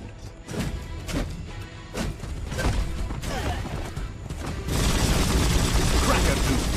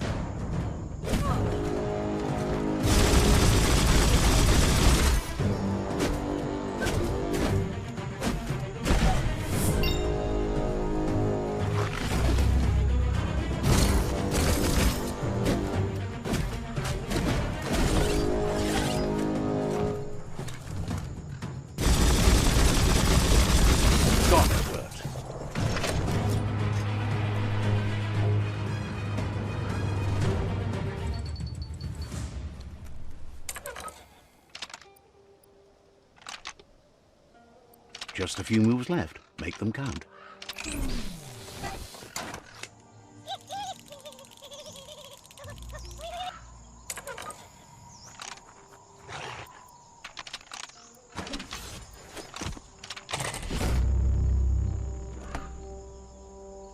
All fixed up. The arc shooters are already gearing up the high booms. Hope their aimers are fixed too. The outpost belongs to your tribe now.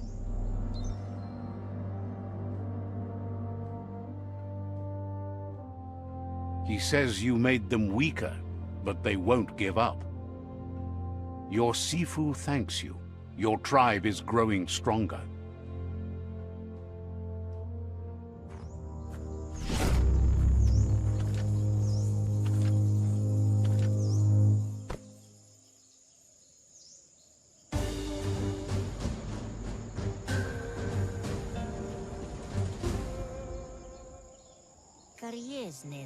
He says you did a great job capturing the outpost. You're one step closer to ending the tribe wars.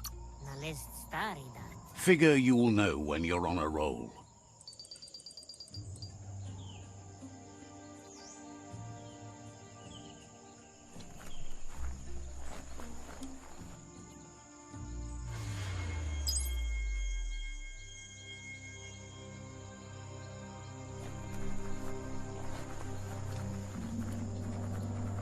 The plague that's ruining the land needs to be stopped.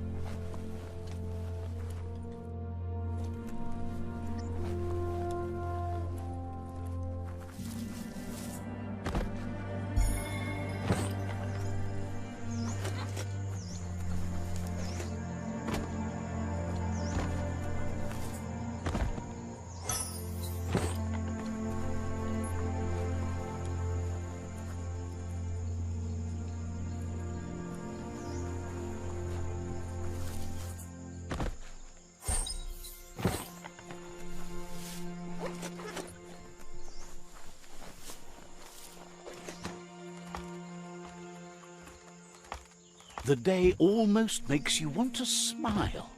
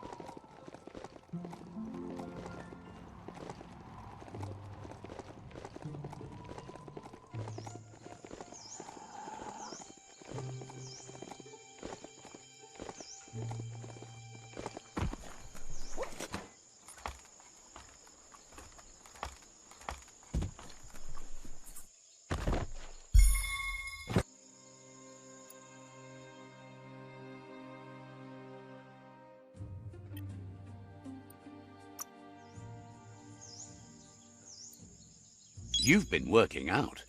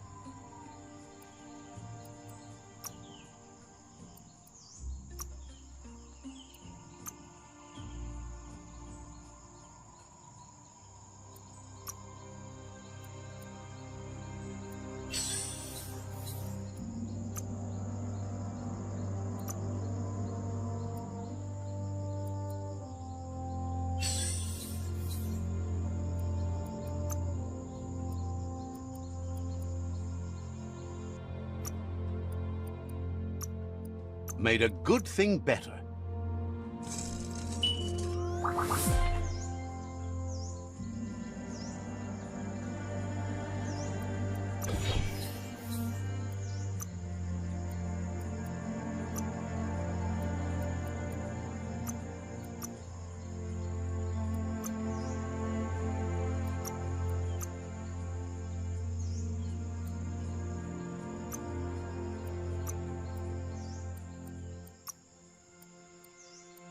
That'll do just fine. Nothing's going to escape that cannon.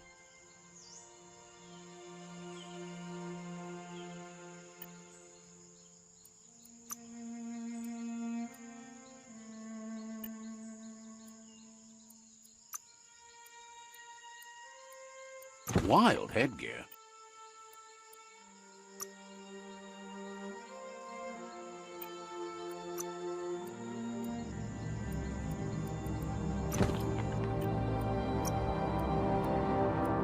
Sharp shirt.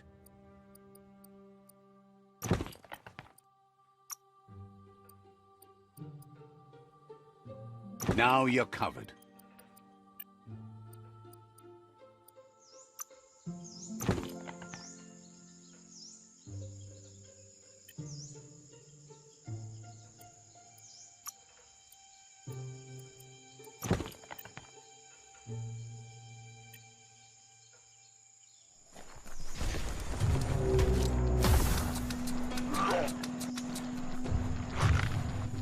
Heads up, that's Peak Spot, a great place to watch the world from.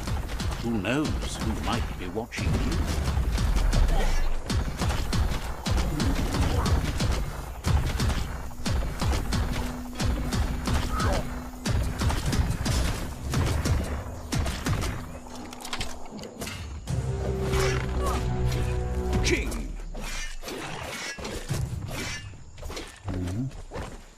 So much damage.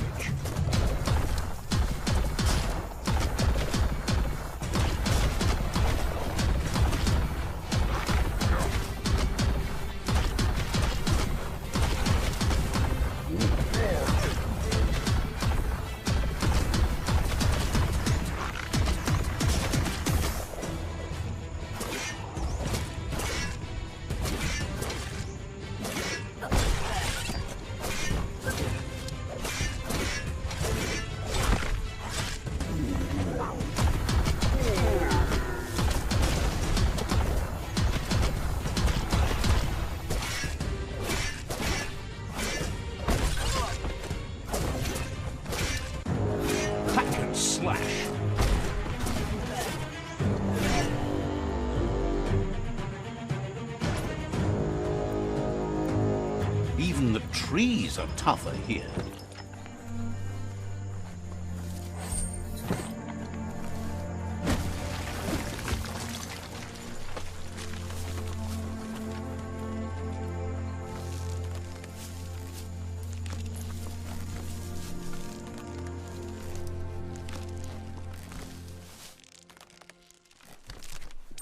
Seems the keys need to be in sequence to make the ring-dinger work.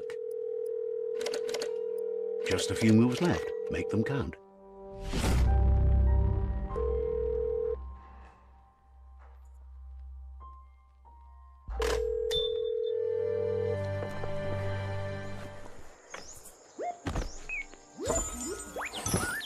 Better than nothing. So, the technology from yesterday's is still here today, even if its message is getting old.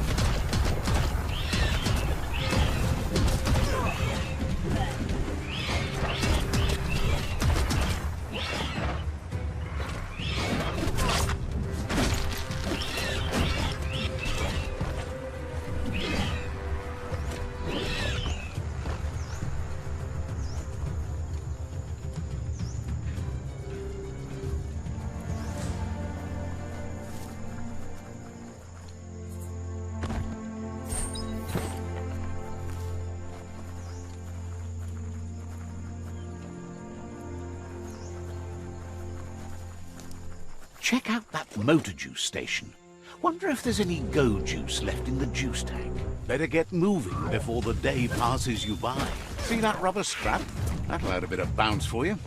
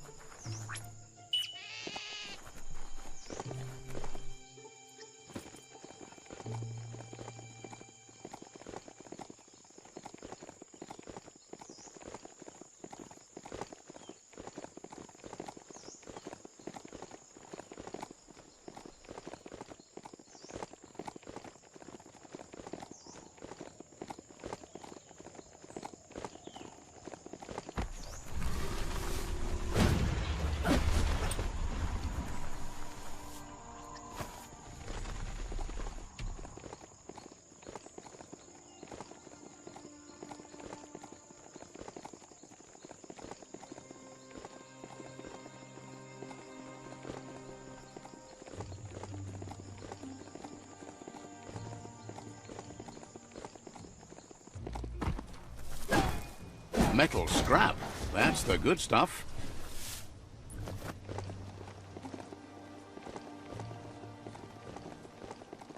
A story has got to keep moving forward.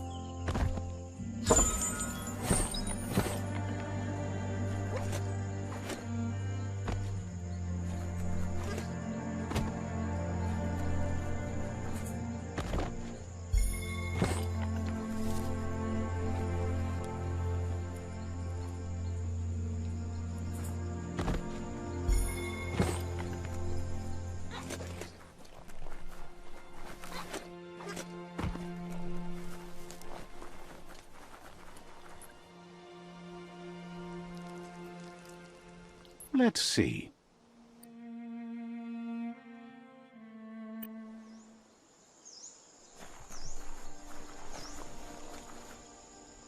There's the Sovereign who runs this outpost.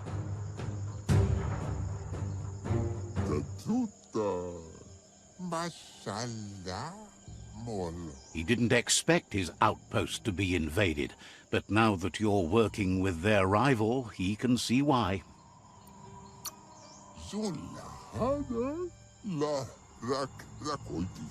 He'll fight if he must.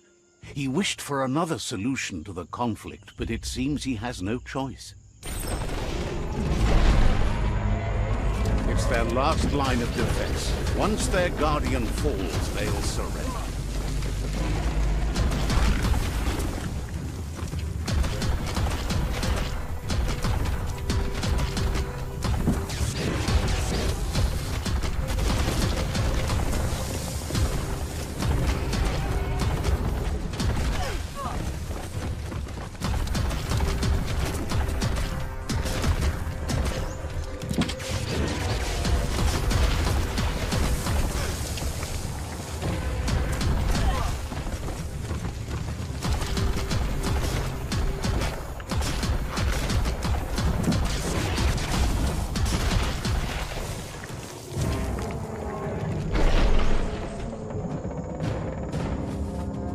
The outpost belongs to your tribe now.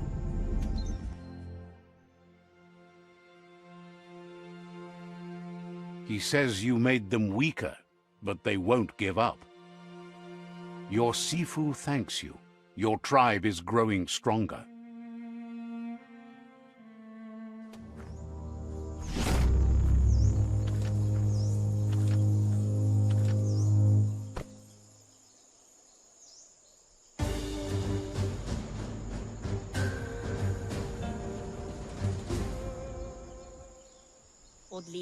Thinks you did a great job capturing the rival's third outpost, and believes the rival is weak enough to engage them at their fort.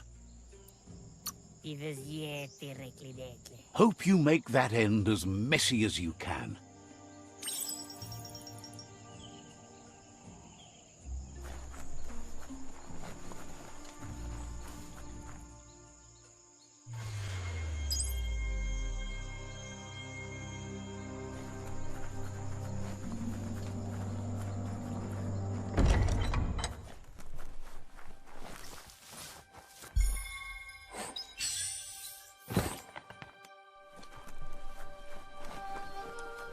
What a wonderful day!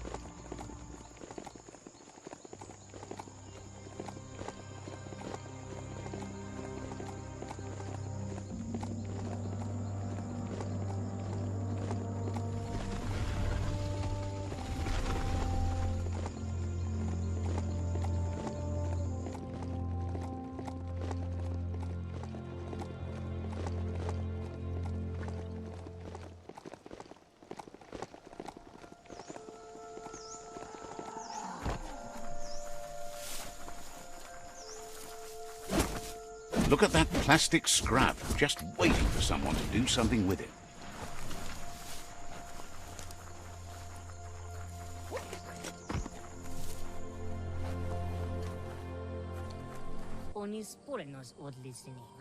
This is the tribe's last stand. Conquer this fort and that'll be the last of the resistance. The tribe will be under your command. He says you'd better be. The plan is to fling you over the wall with a sling lobber. However, he wants you to secure a hard hat first, should anything go wrong. It's better you go and find one for yourself. It can't be too much trouble, though. It's one size fits all.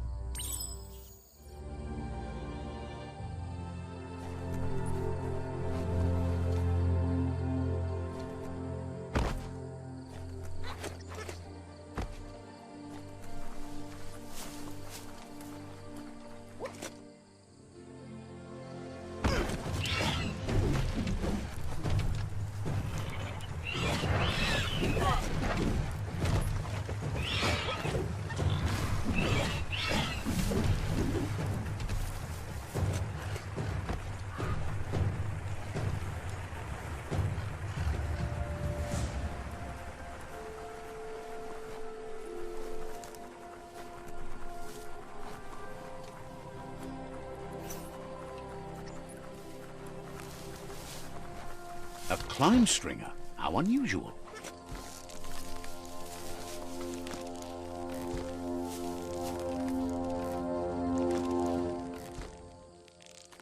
If a story is about you, care for it.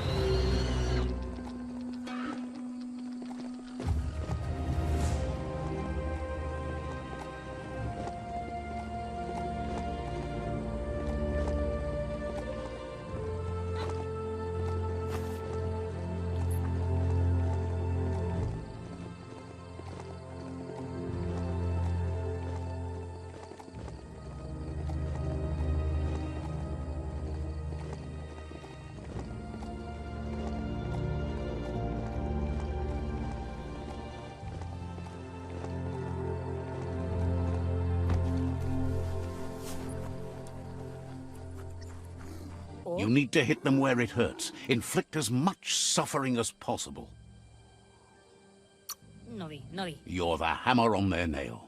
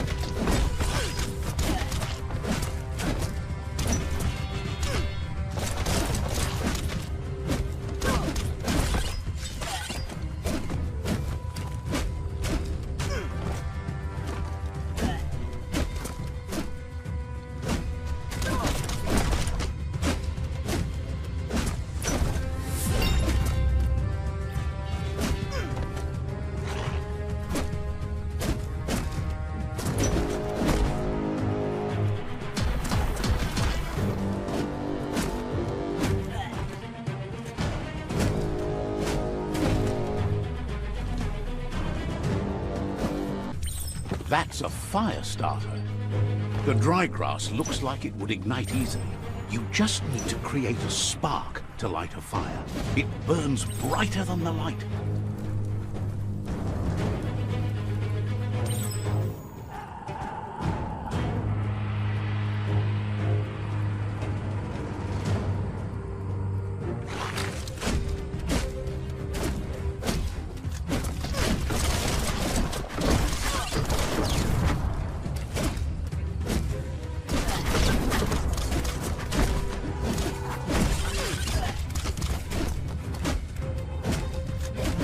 The deep cut.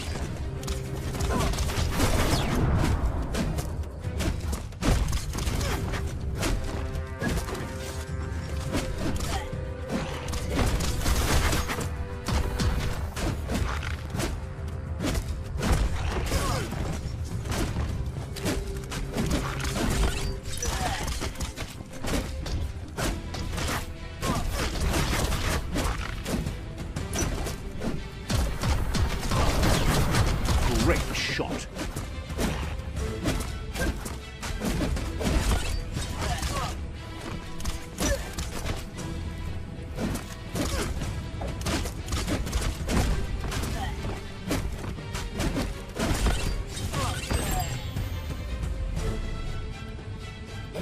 Stories keep moving whether you drive them or not.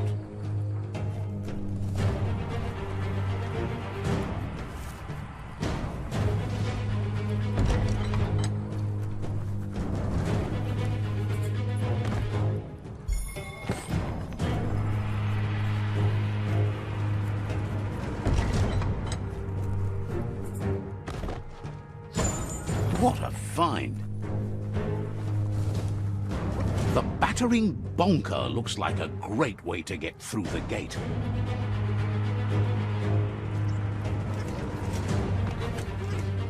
Bet you just need to knock and it'll open up.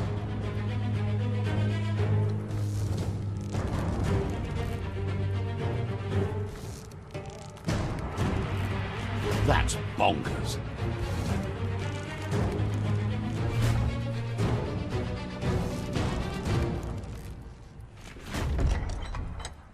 The Netra tribe values liberty and is striving to protect freedom. They want to continue with each tribe being responsible for their own and believe that uniting the tribes is the only way you can survive.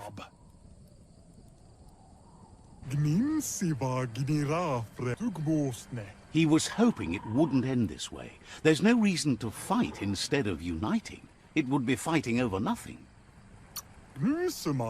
He sees strength in you like no one else, but if fight is all you do, he can't stand by you.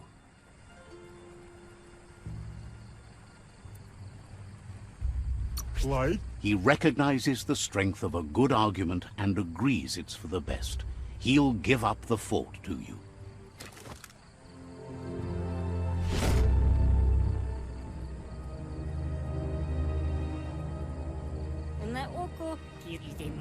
The rival Sifu is defeated, and the destiny of their tribe is in your hands. You are free to choose their fate, but not free from the consequences of your choice.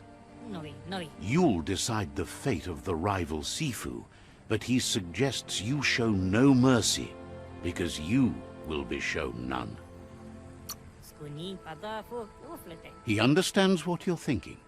Where else do you find allies, if not among your enemies? And with that, you're spinning your own fate, good or bad, never to be undone. Side by side they'll stand until order and stability is reinstituted. He's gotten news that the other tribes have realized there are no winners in this war. There's no purpose in antagonism.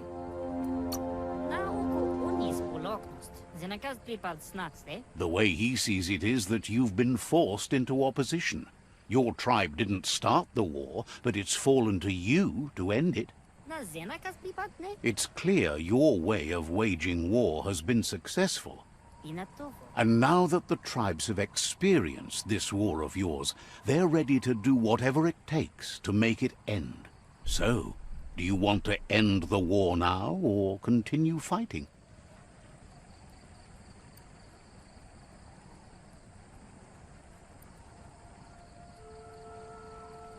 Yeti Rikli. He was expecting you'd want to continue. It's better to show than tell, but he'll accept the remaining tribe's capitulation.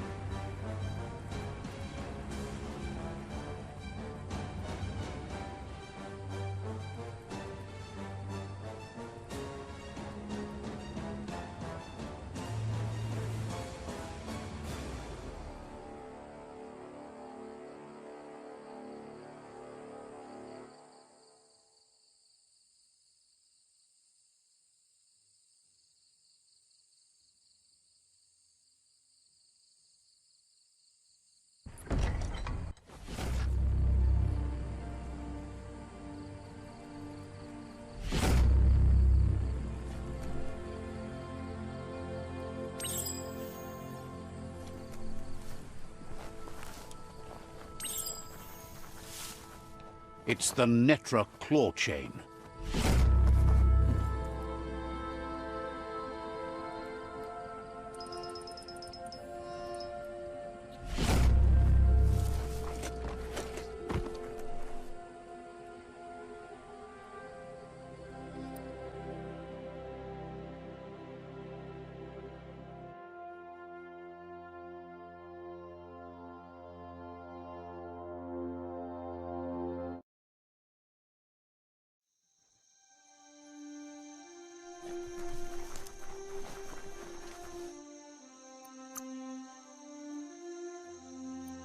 Watch you flex.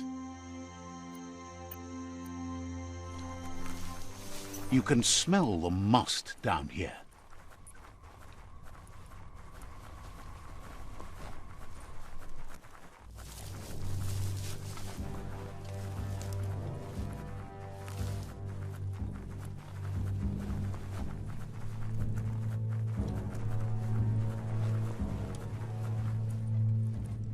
Fabobe, Mok Kofa, Bubuko von Vunvun, Out of Date says that from what he's heard, you've been busy. Le Yayato, Loma Utulu, Ma Yowo. He says he appreciates what you've done so far, but unfortunately he's got urgent news from his friend Noko in the east. Miami, come Reaper. Out of Date says that even though he's unsure about your intentions, he hopes you'll support Noko. Miami, Honto Kontue Pon Yevun Goja. He says he'll point you in the right direction, but finding Noko and making sure she gets what she needs is up to you. That doesn't sound good. Out of Date was spot on. The hoof puff needs to be stopped. Empaso Dombubu Bukoye. Out of Date says that Noko is worried now that the Eastern World Eater is stepping up its activity. Mauketo Tolu Ayadre Papamofubak. He explains that Noko keeps a fabled steed that she has planned to ride out to the World Eater, but needs help to get it prepared.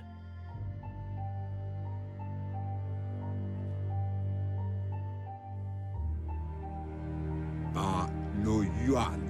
Out of Date suggests that you should head east as fast as possible and see what you can do to help. Evunko to buvum. He's happy to help.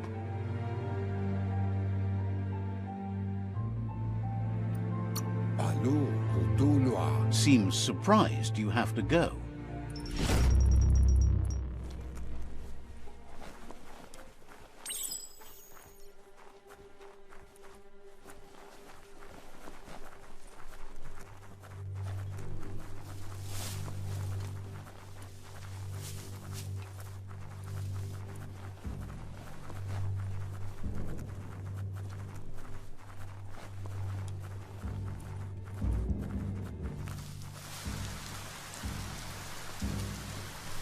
Let's see.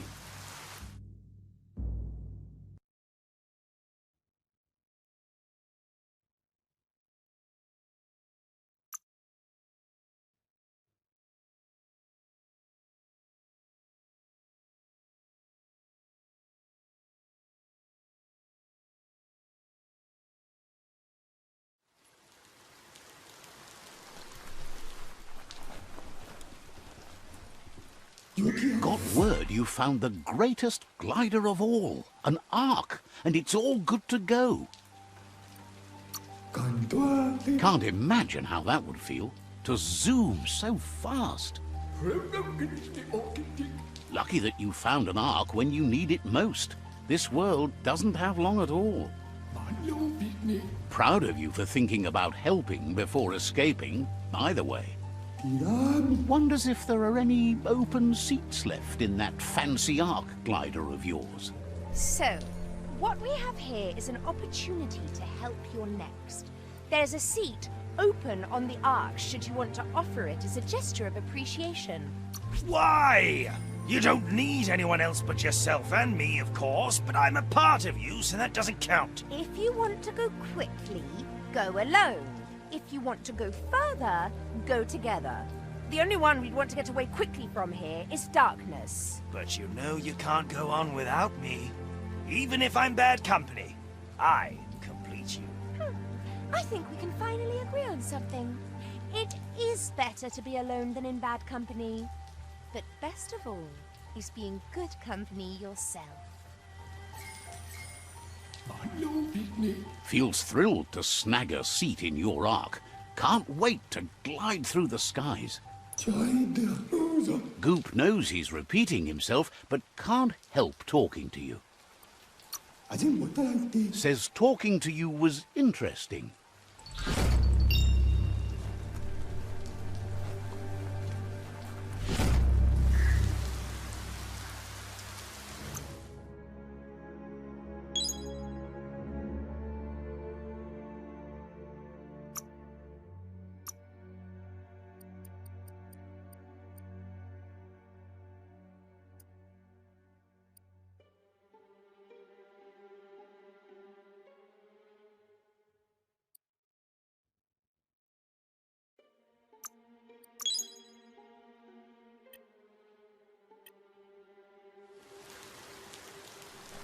Let's see.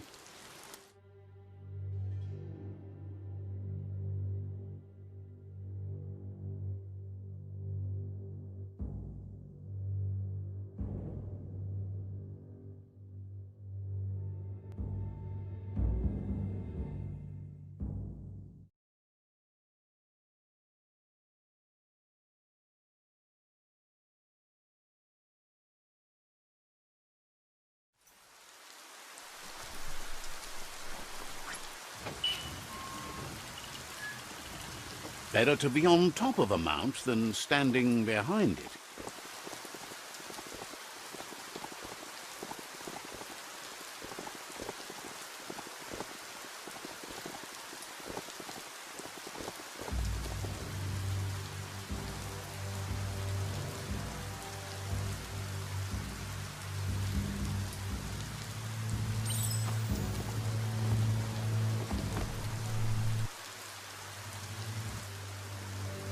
Sometimes your mind creates an illusion where it's possible to go back in time to relive a moment in your life.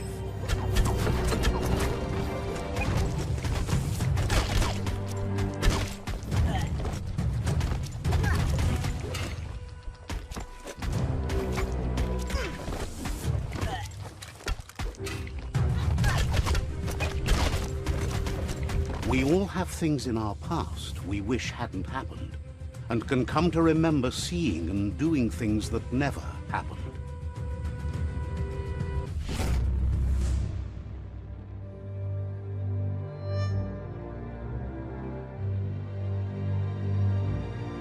However, there's no doubt that what you remember makes your future different.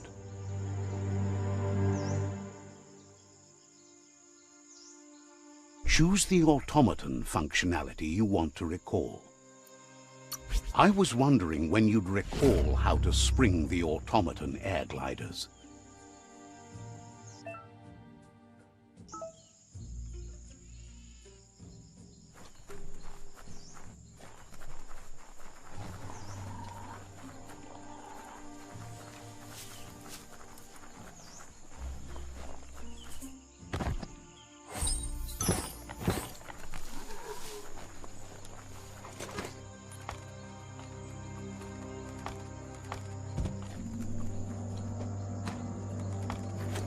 Upsy daisy.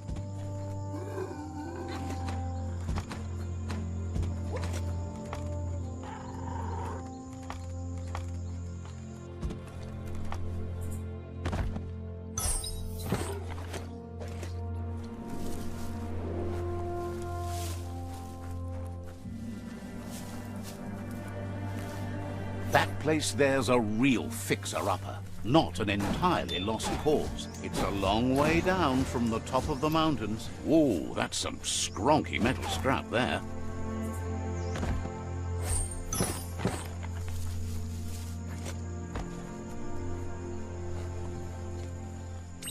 You need to swivel the Globus's bearings to get the Atlas mapper to work.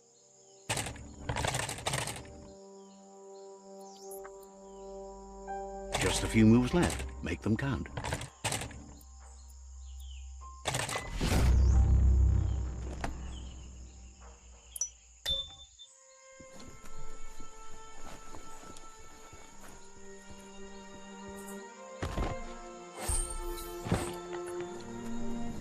That's just nasty. Biohazards make you puke.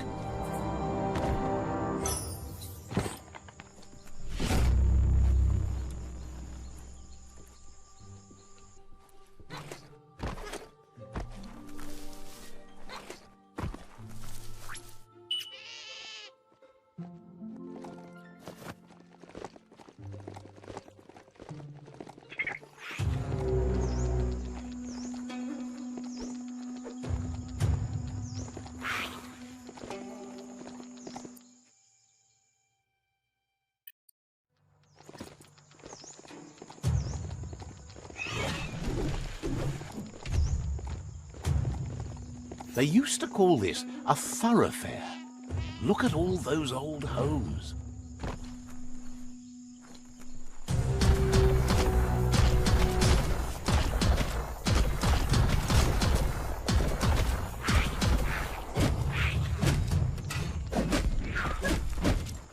Wow!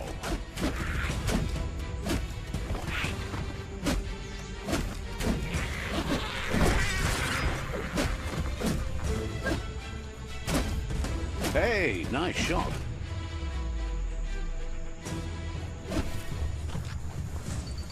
Just check that skronk out. The story will go on as long as there is someone there to listen. That's interesting.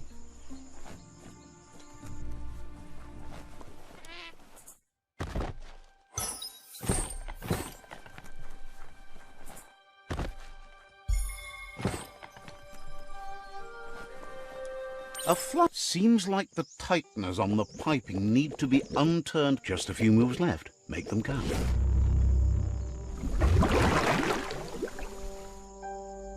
That's the kind of trouble you really want to wash away.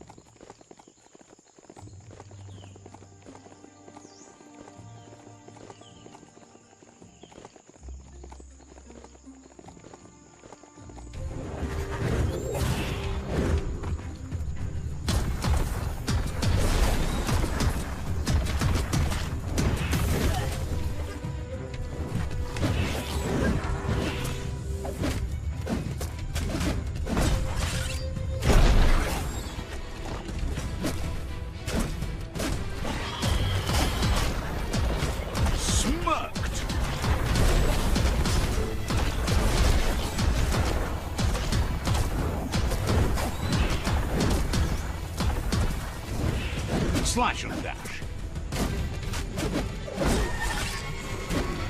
Youch!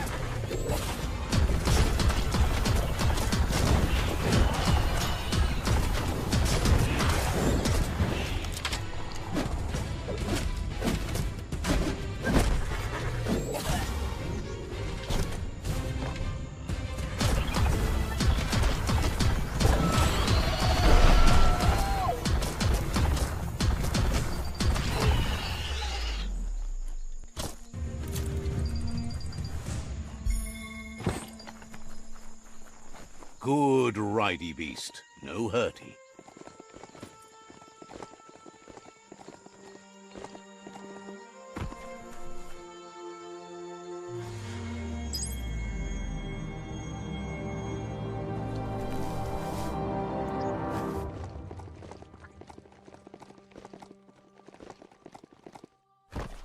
Nice. Some barked wood scrap for you.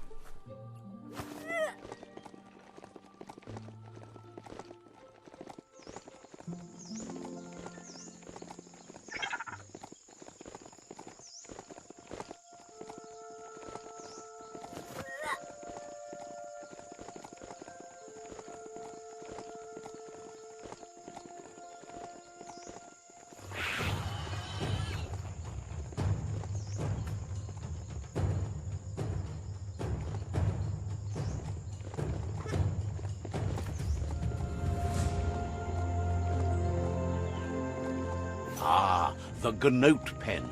Noko never leaves this place. She's always put the living things first.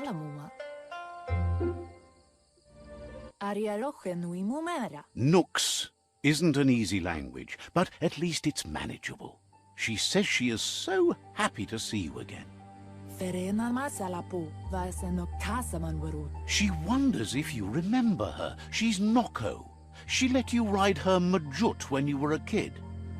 Noko remembers you used to chase around with so much energy and is glad to see you haven't lost any of that spark. But that's all long gone now, though. Memories show us where we've been, not where we're going.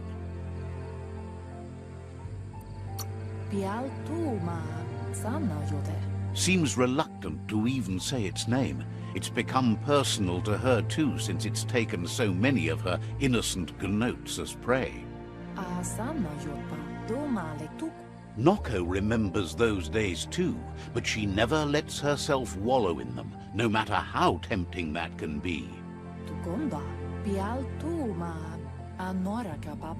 She sees you're back to buck with Lupa Lupin.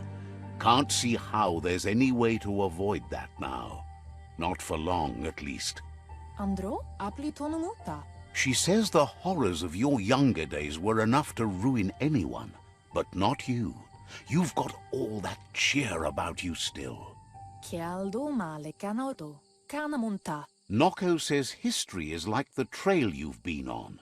You can walk back down it any time you like, until it's worn smooth. But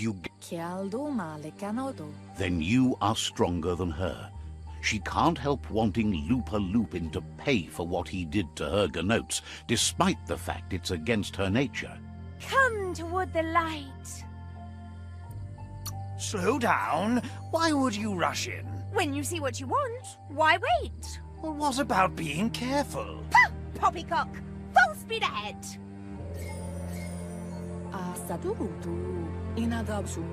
Asks how many paths you've wandered in the world, and if you ever wonder about what might have changed if you'd taken different ones. You can't do everything you want, can't go everywhere, can't see everything, only what you can. Hates to think of what's going to happen to all the Gnotes when the world dies. Nothing left to care for. Likes that you stood up for the world and spurred your way toward helping it out. Can't believe you joined up with the Jagni. They're constantly pecking around looking for things to swipe.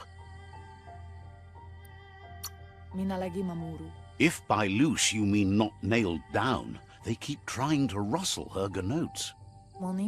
But let's not speak of that now. Boila koto. She has an idea where the Majut might have gone, as there's no other place it likes as much as its own corner of the open wild. She's even named it the Majut Meadow. Kanamunt, taifanana numa, kanyala no toro. The Majut will recognize the scent you've attracted while being here, so it'll probably trust you enough to follow you. Andro? You should lead the Majut back here when you find it. It's going to take time to get it calm enough to be able to ride out to the World Eater. Taifanana numa? It's the most magnificent creature she's ever encountered. A creature straight out of a dream or story.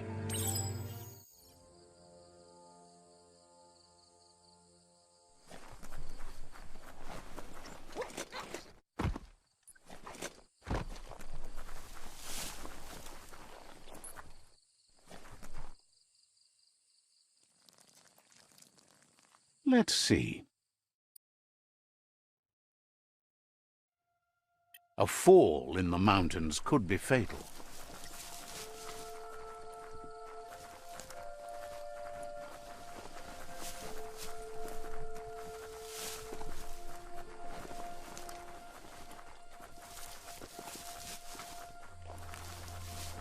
Gross. This place stinks.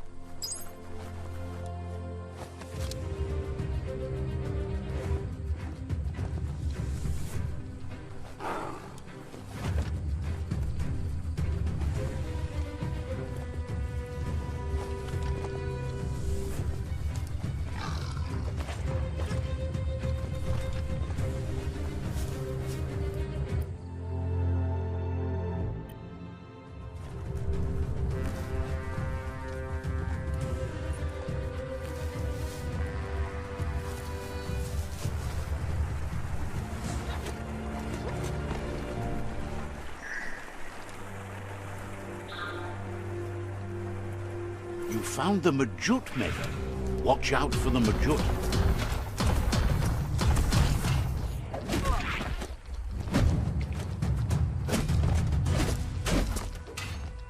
Flash the slash.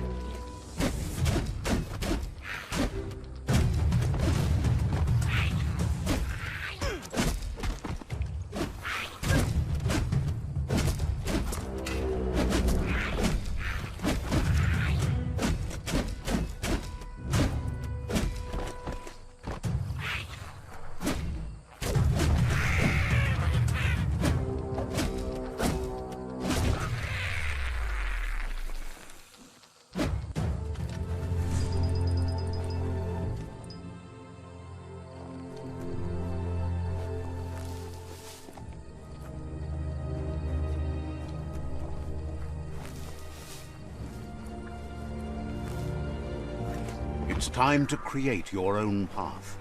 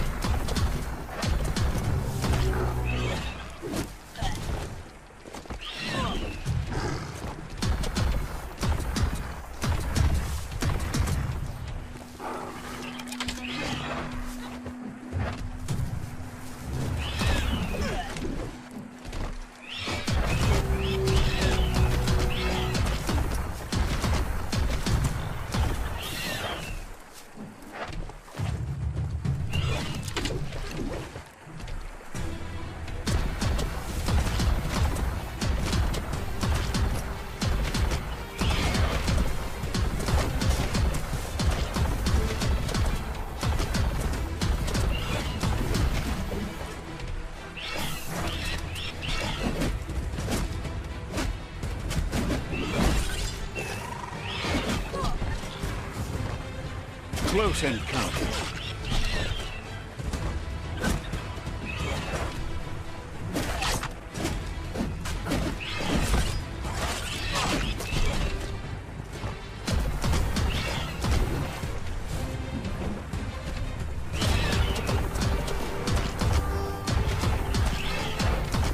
Took care of it.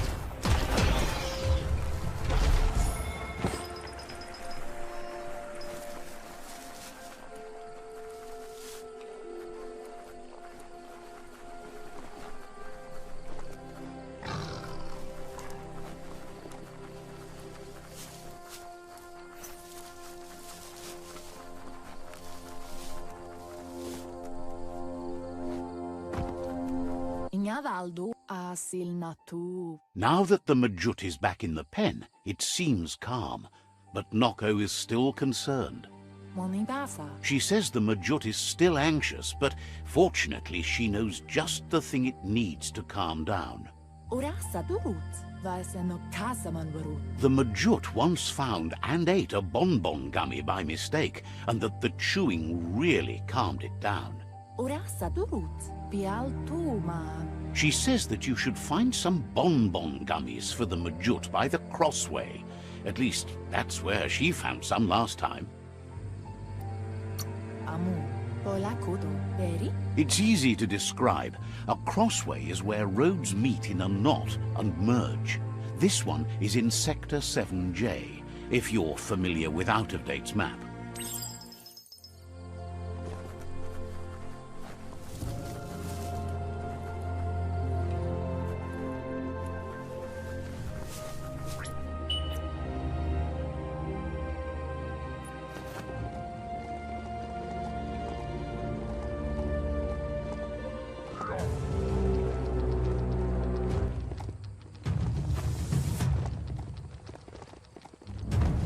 We're all heroes of our own stories, or so we hope.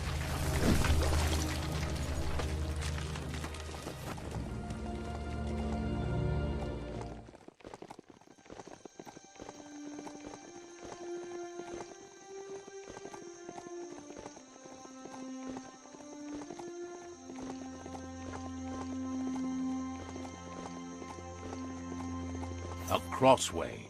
This means you have a choice to make. Which way?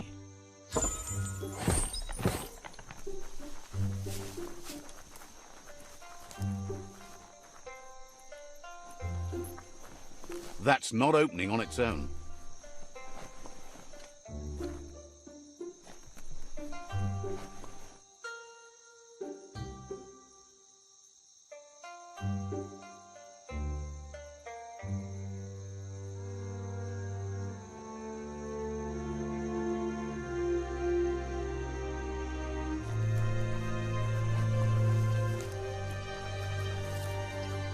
Wheel the control box handles to buzz. Just a few moves left. Make them count. Wired up and ready to go. Looks cute. Should protect your legs.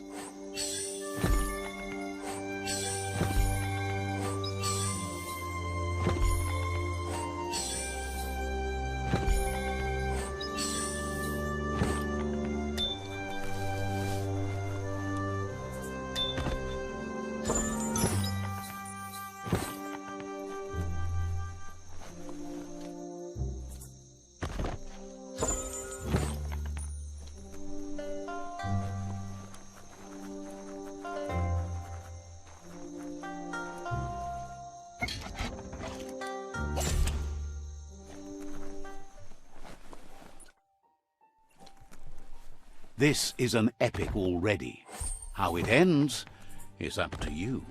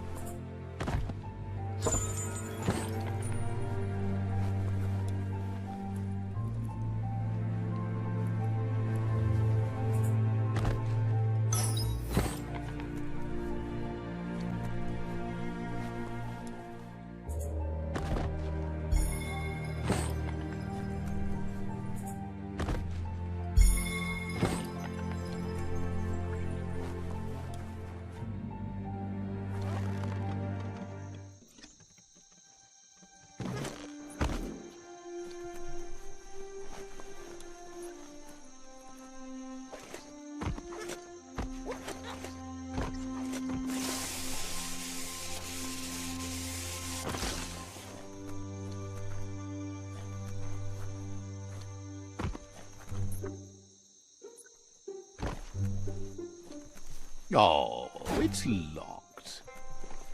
The cranks like these usually need to be wound to operate the dispenser.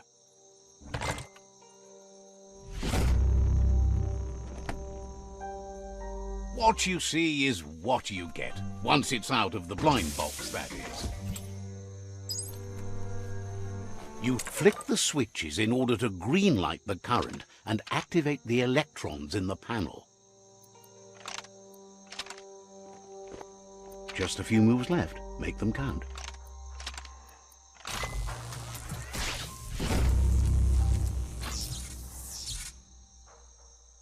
Good. The loop is electrified enough to spark.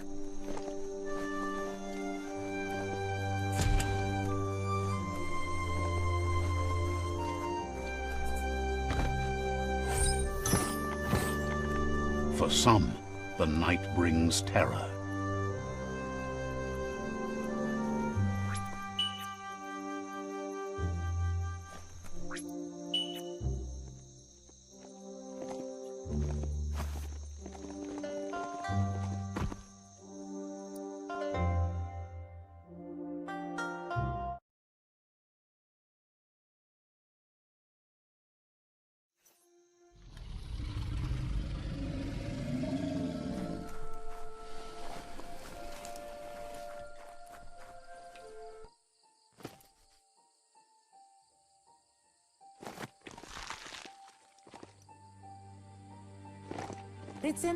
With its attention diverted to the chewy bonbon gummy, the Majut calms down.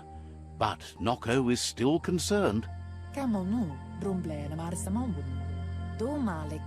She's relieved the Majut has calmed down, but you'll need a heavier sit-tight to ride it than the one she's got. The only sit-tight she can think of that would be heavy enough is one she's spotted mounted on an old-world mecha-Majut. If she remembers correctly, she spotted it at the Smilo Shopperia while scavenging for treats for the Gnotes. That's not so far away.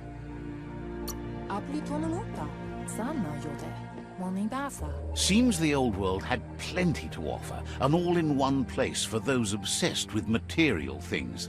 Almost too much, if you ask her.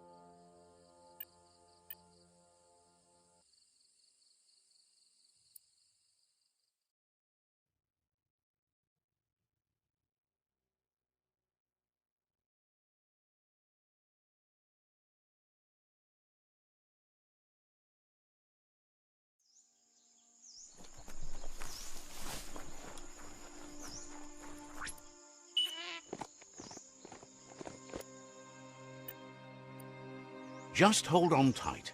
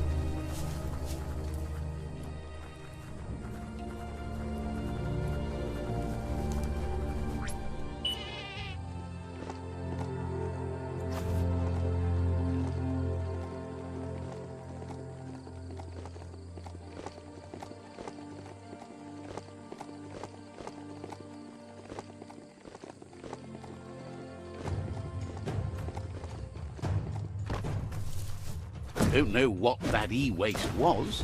The Smilo shopperia. Guess shopping here put a smile on your face.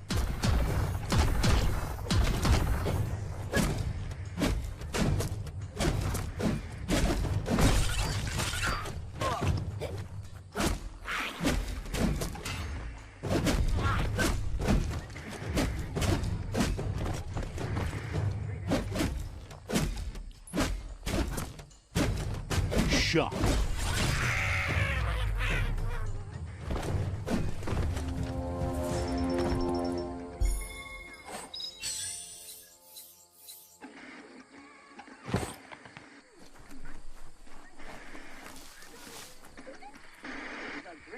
Fate is funny that way. Need a key.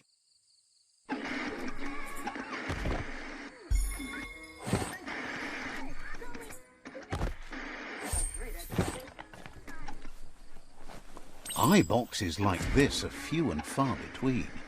However, that's no great loss. Talking pictures from the aforetimes lacked a message.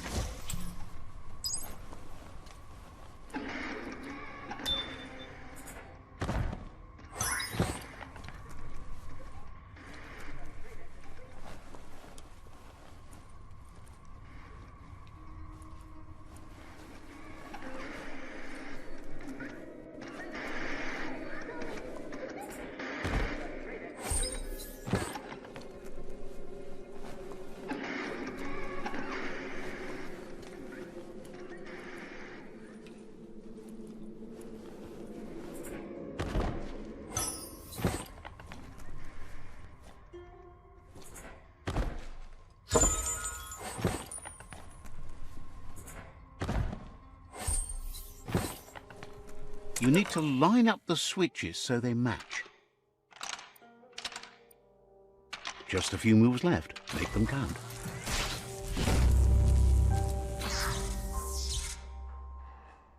Good. That's enough electric current to initiate the actuators and activate the framework.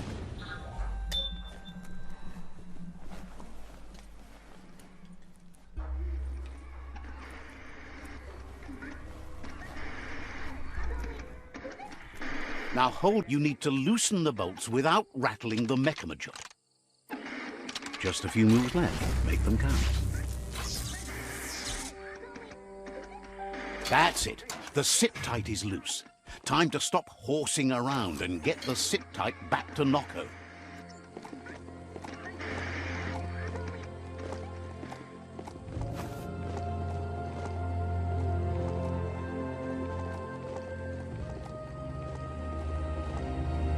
Let's hope the beast keeps listening to you.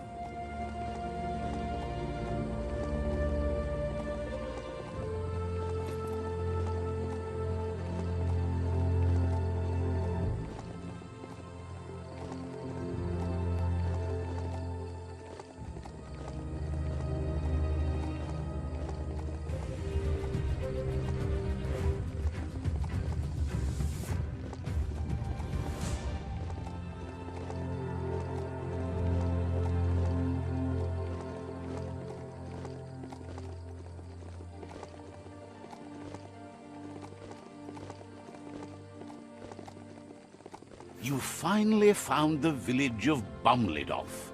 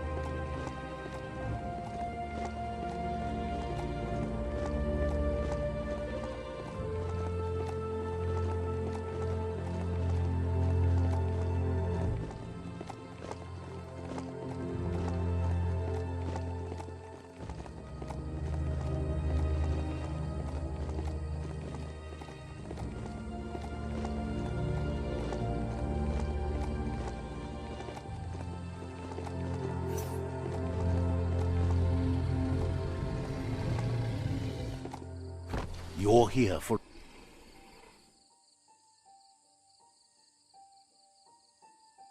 Pial tu ma doma le tu. Now that the Majut's got a mouthful of bonbon gummy and the brand new sit-tight is in place, the Majut is ready to ride. Orasa durut, kodotuku. Nokko's been training another fantabulous little critter that'll hopefully become a distraction for the hoof puff when you confront it. Masama gala, narolute. She's called them glitter moths, and the best way to find them is to go talk to Mito. She's asked him to keep them somewhere safe. Apli tonunuta. You'll find Mito at Brightlight. He's a light-headed fellow, but hopefully he'll remember where he stored the moths. Asil natu. They're small airborne creatures with bright reflective wings and a conspicuous fluttering flight.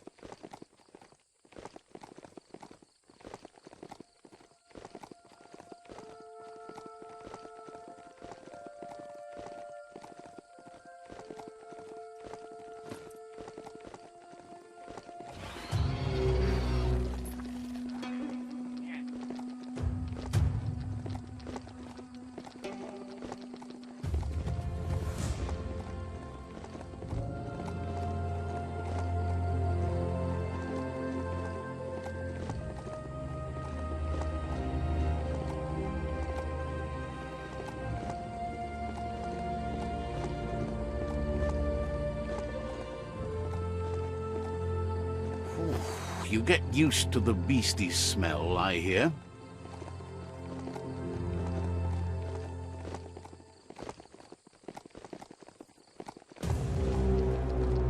This place is called Brightlight. Mito lives close by. Sei gandum. Darfdrindum. With the world getting darker by the day, there's not much time left to save it. And even though you've just met, he feels you're bound to play a huge part in that.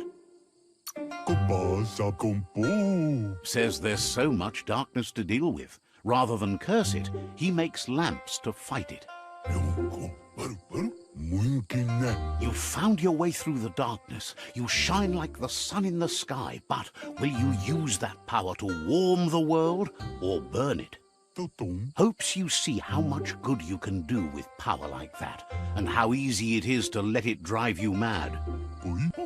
No matter where your path takes you, though, it's important to remember where you came from. The past brightlights the present. Wonders if you know how much of an effect you've had upon the world. Your presence changes things like light changes darkness. Did you realize that when choosing where to shine? Figures that doesn't matter. You can't help but shine either way. Wishes you could see your way toward using your fire to light the way in the world, rather than burn it down. Whatever happens to the world, you shone as bright as you could. That matters more than you know. Thinks it's funny you worked with the Jagni. They tried to rob him once, but he scorched away any that got too close. Thinks that's smart of them, and he's happy to use it against them. Says he can see by the twinkle in your eyes that you're not here to talk about your allies. He assumes you are here to be enlightened. He can't blame you, as everything just feels dark and hopeless these days.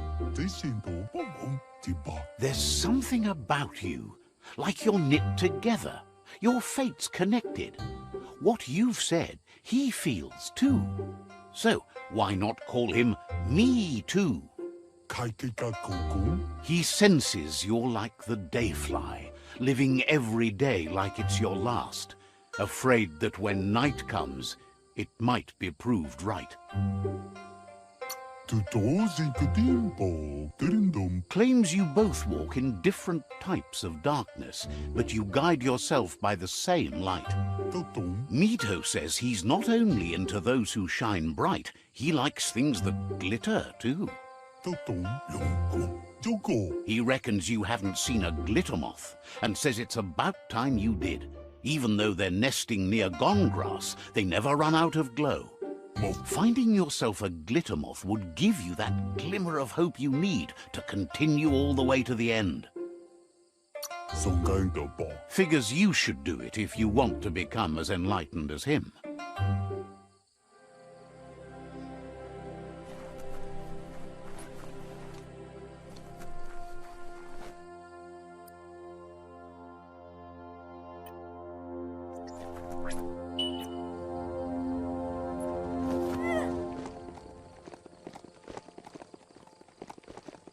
Got a good grip on that beastie? Excellent.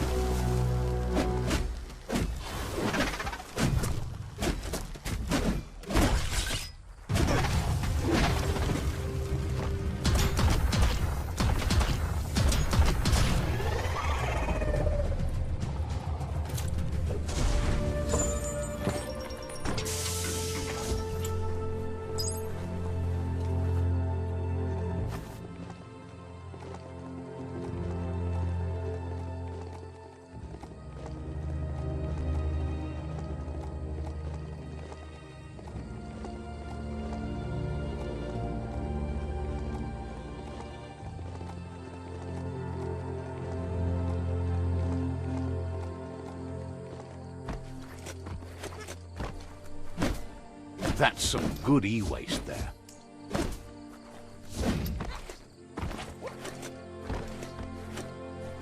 Oh, e-waste, hard to find.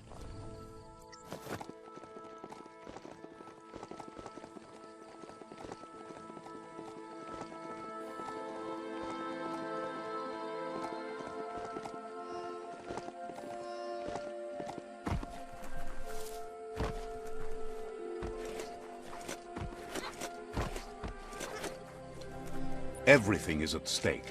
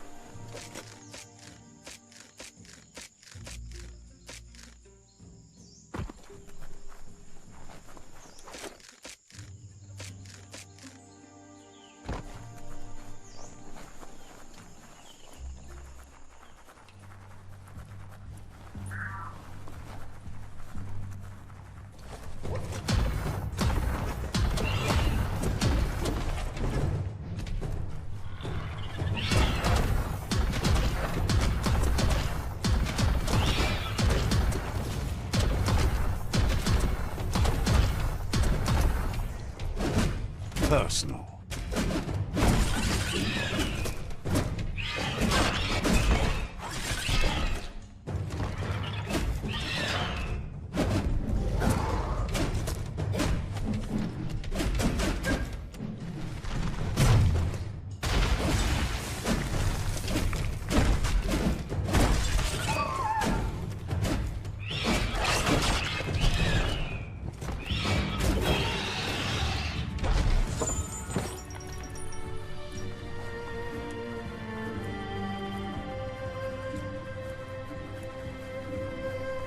Glittermoth Cave is right here.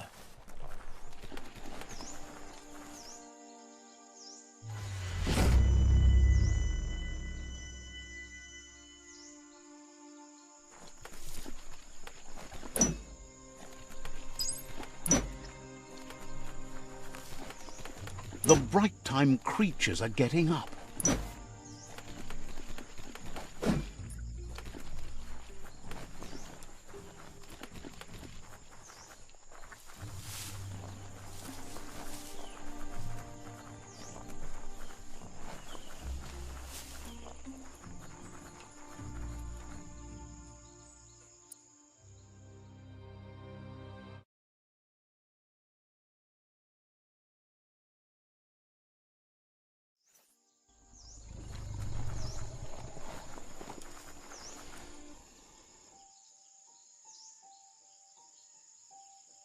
Asil natu. That's enough glittermoths to make her plan work. Kala. She wants you to stop worrying about the paths you've ridden and focus on the inevitable road ahead, the one that leads to confrontation with the World Eater.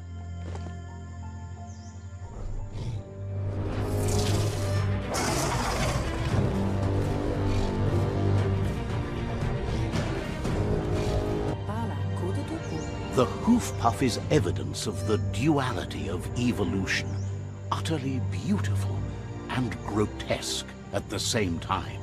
Domale tu. She means that the hoof puff has had more time to eat at the root as it's been isolated in the Knoopstonies mountains. Arialoche nui mumera. Andro? So, based on that alone, she reckons it has suffered as much damage as the northwest root that's hidden beneath the surf. Kanamunt. It reminds her of the gnotes and, like them, it's hoofed. They're just a lot bigger.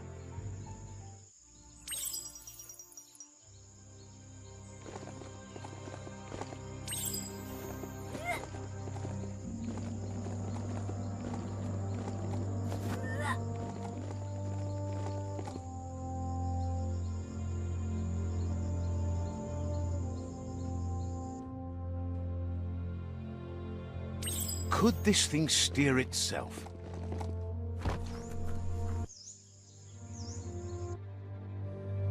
Sometimes what you'll see doesn't feel real until it brings you back to that particular moment, like stepping into a time machine.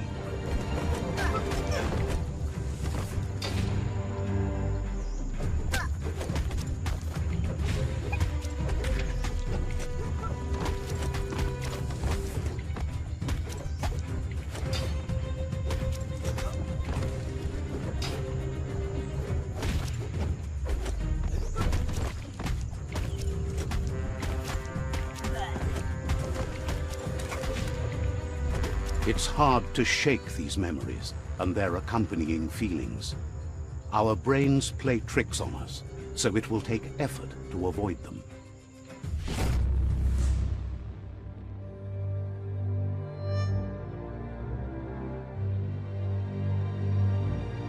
However, there's no doubt that what you remember makes your future different.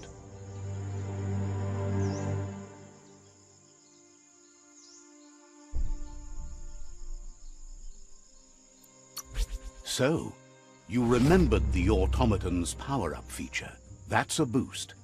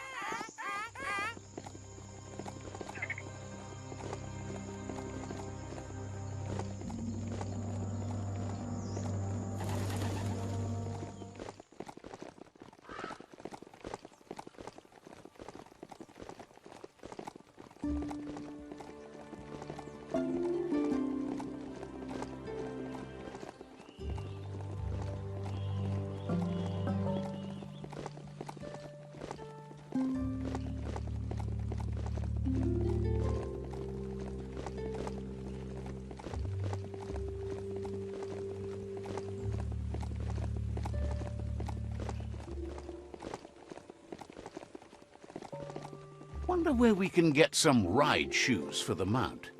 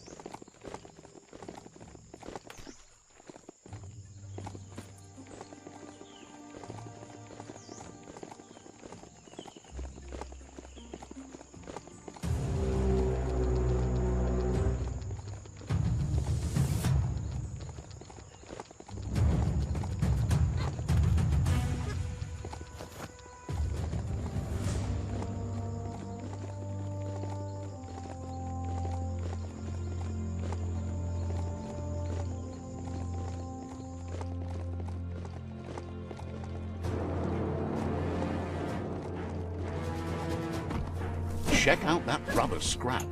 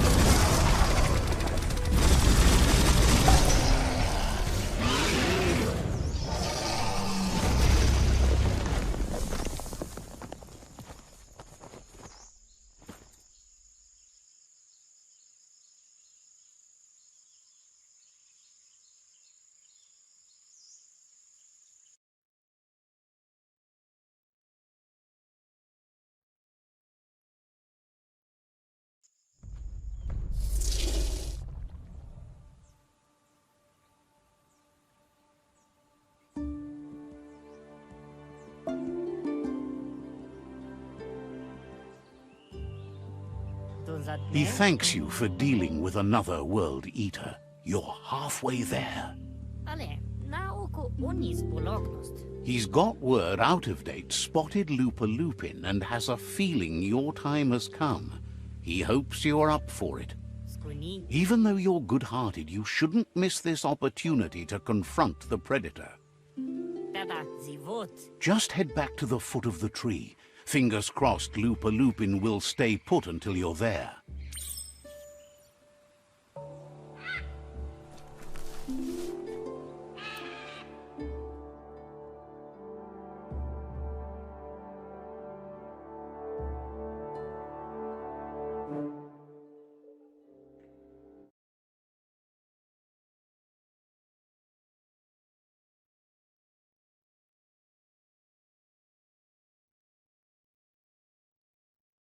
The air is dry here.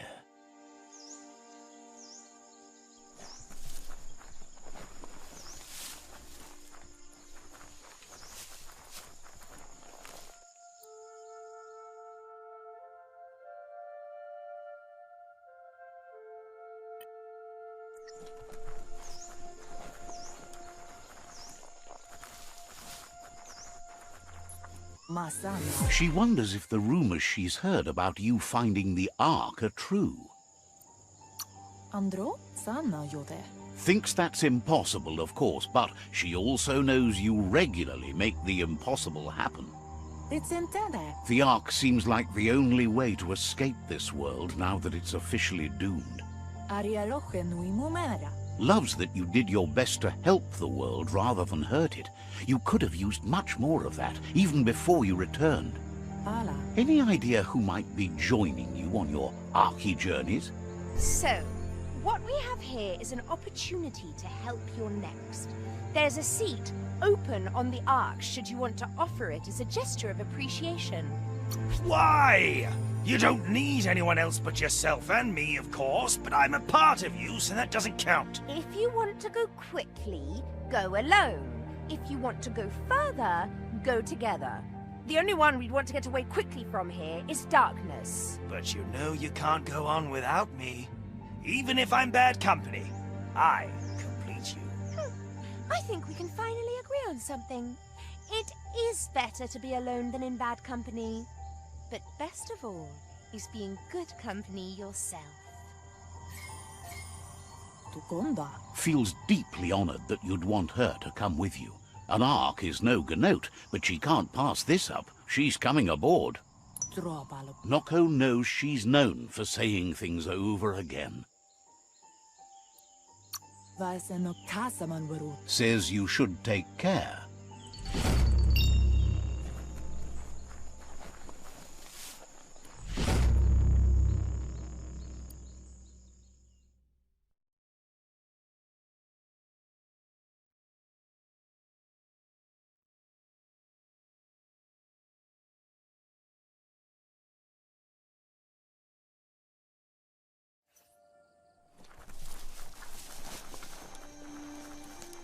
Seems dirty down here in the dirt.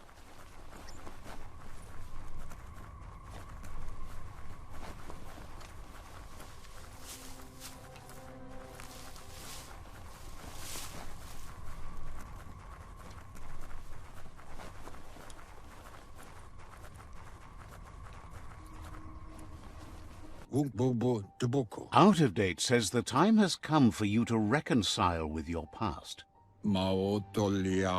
Lupa Lupin is still staying in the camp where he was brought up.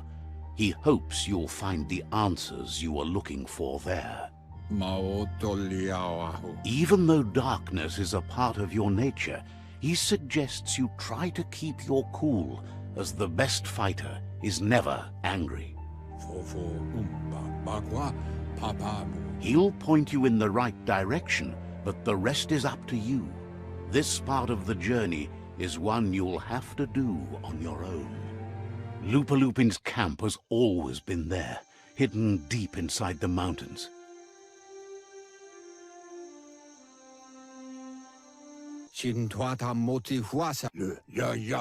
Out of Date hopes you'll find your way and the answers you were looking for once you're there.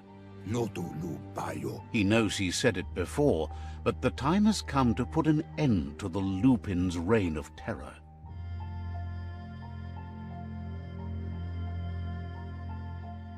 Weta gono. Kotuvon ko konvunkono. You should get over there. Come face to face with destiny. It's going to be you against the Lupin. No rules. Beboko kontabe. He's happy to help. Ilia antuf. Has plenty to do, so no worries.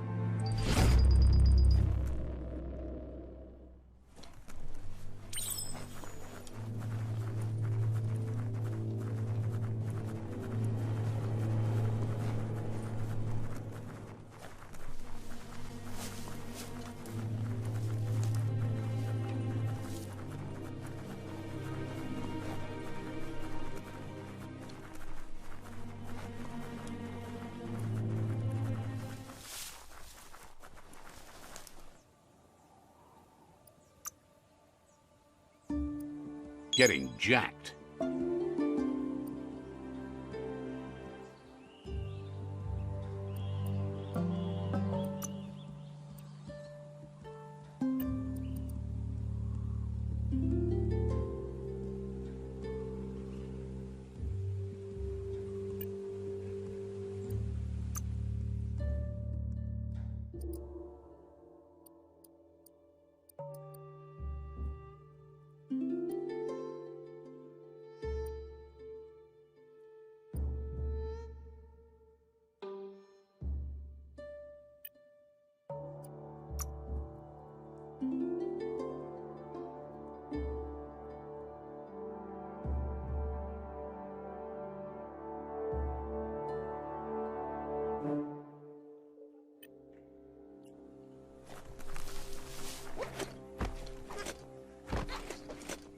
Such a bright day to wander around in.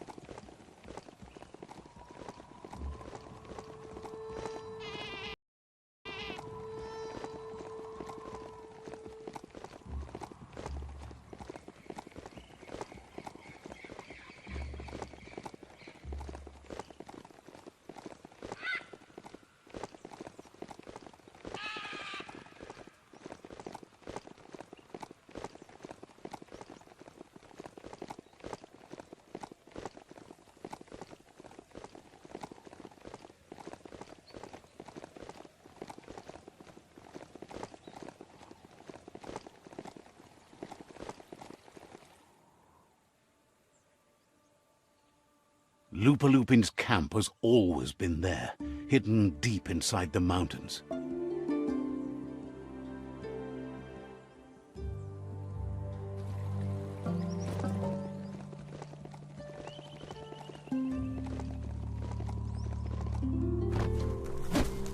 Oh, there's some plasti-plas up ahead.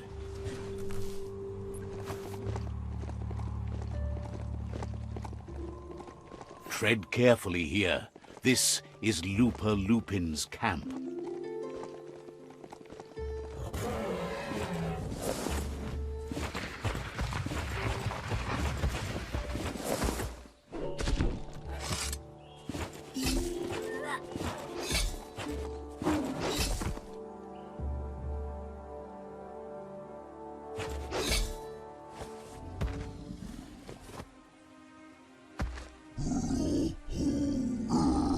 Lupin says he's been looking forward to this moment.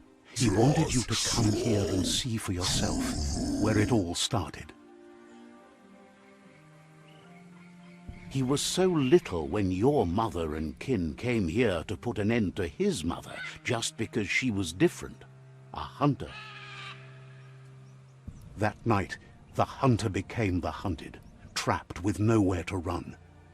He says your mother showed no mercy, only vengeance. He can see that you're not like your mother. There's something different about you. Maybe you would have made a better decision than she did, and let them be. They orphaned him, left him alone, an outcast and a freak. Looper Lupin says he's been reliving the moment every night since then.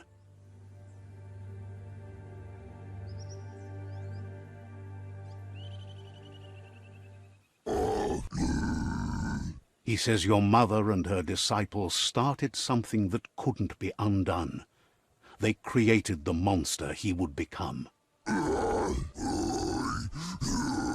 He knew his time would come, and he was patient. So, when he got news about your birth, he knew how to get revenge that would last.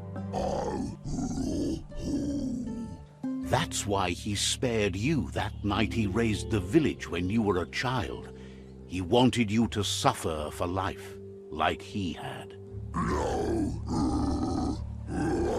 He marked you for life, so he'd recognize you when you met again, and you'd eventually remember where you came from.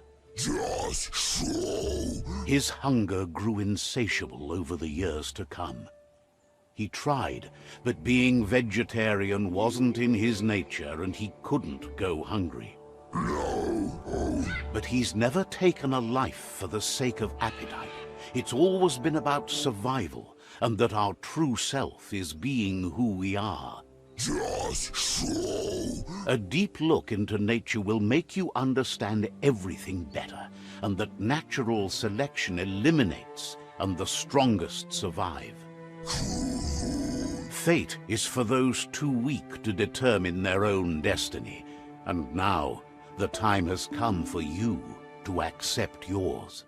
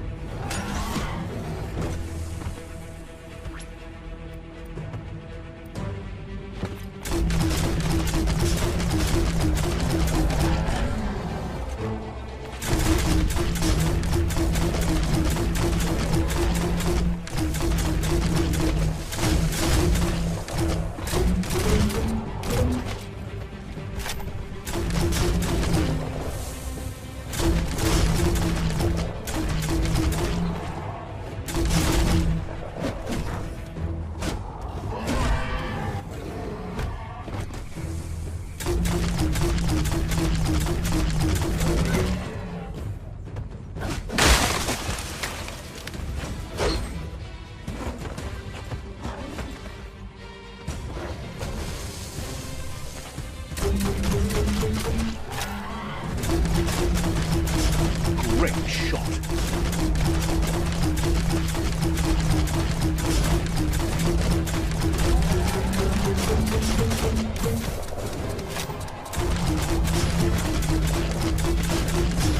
Rick.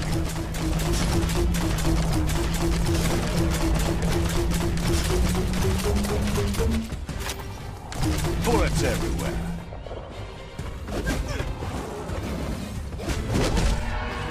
Wow.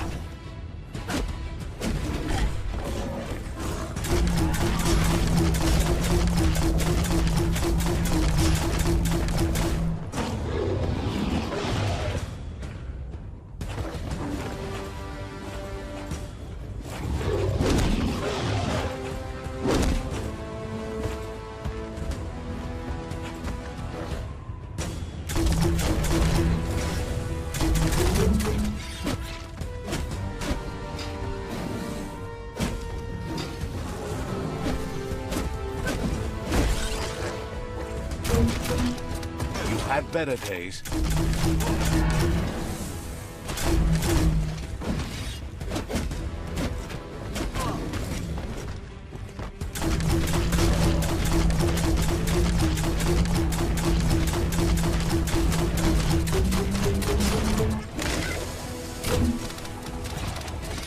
Bang, bang.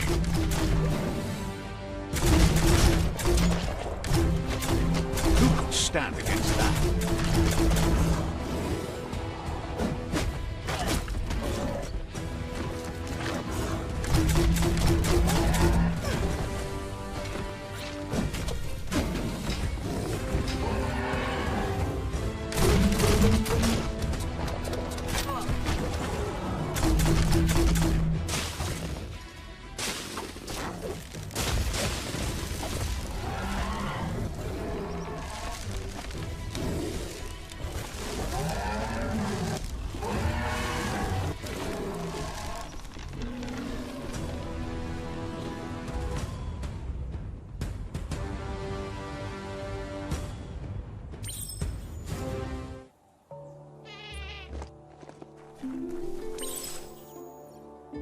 The end is coming to the world, and everything else.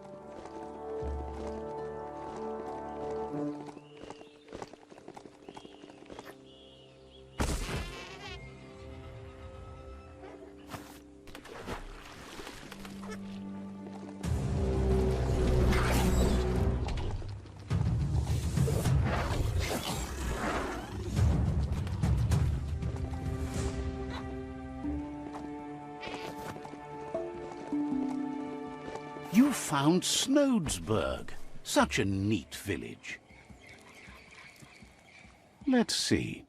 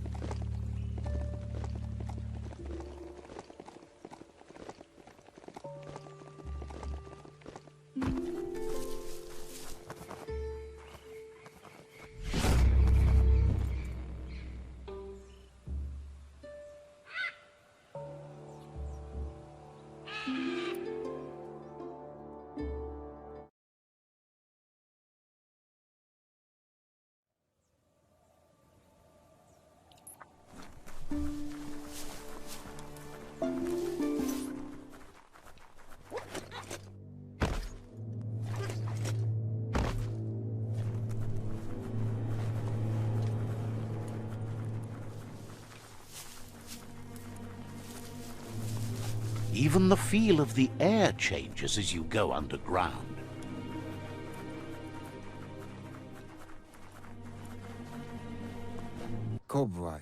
Out of Date says the word about what you've done so far is spreading. The tribes haven't lost hope yet. He appreciates what you've done so far, but unfortunately he's had urgent news from his friend Wiz in the northwest. He's unsure about your intentions, but hopes you'll support Wiz. He says he'll point you in the right direction, but finding Wiz and making sure he gets what he needs is up to you. That doesn't sound good. Out of Date's hunch is real. The Merc Puff is up next.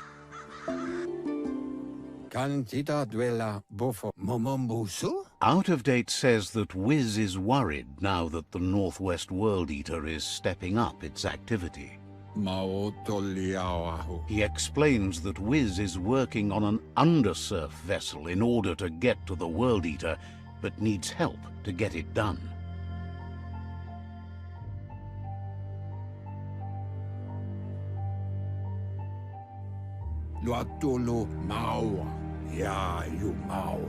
Out of Date suggests that you should head northwest as fast as possible and see what you can do to help. He's happy to help. We'll be around when you return.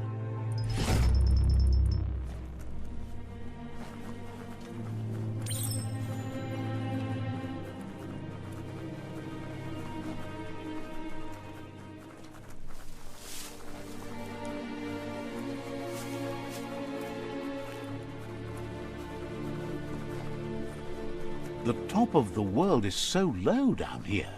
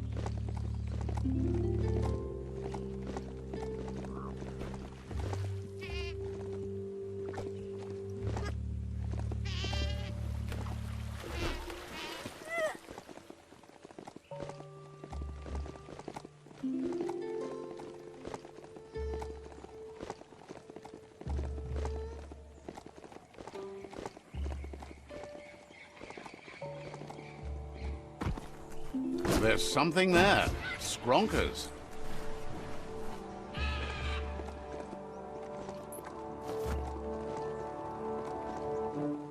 You've discovered Fanaki leaves, the densest jungle in the land. Better get hacking.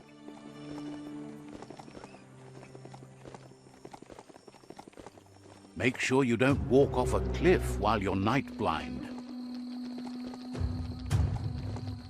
Another quarrel spot. Back in the days, there were things here. Now, it's all gone.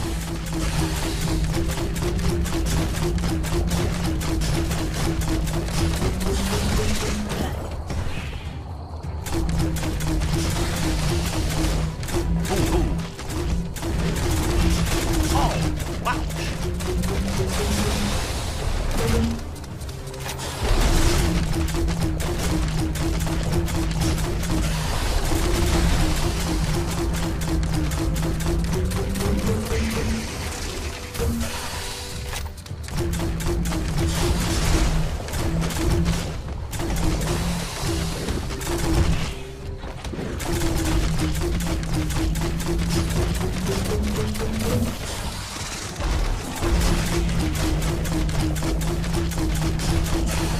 A smartphone would leave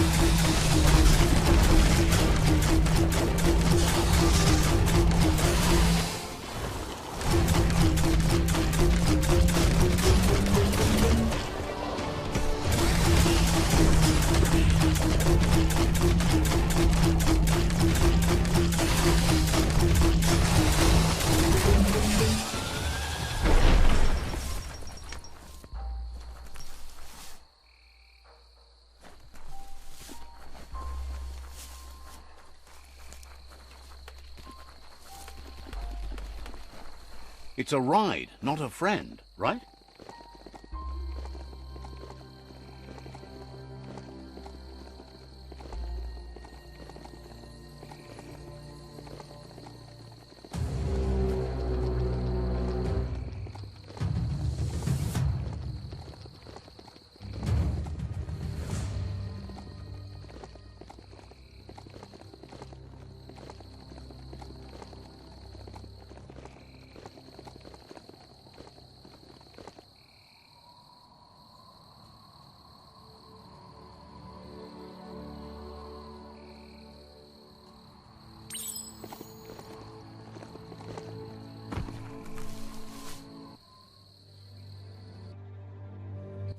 If you close your eyes hard enough to reality, your mind opens to let memories in.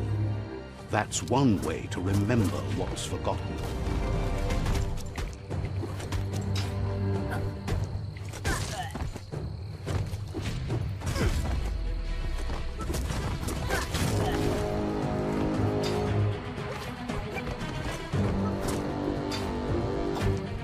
When an unwanted memory intrudes on the mind, it is a natural reaction to want to block it out, or just change it.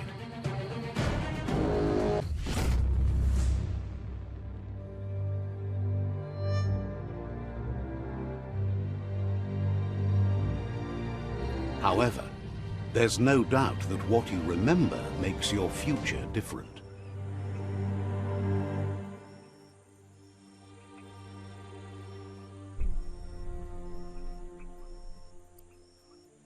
You weren't supposed to know how to start the automaton pew-pew pang, but clearly you figured that out way back then.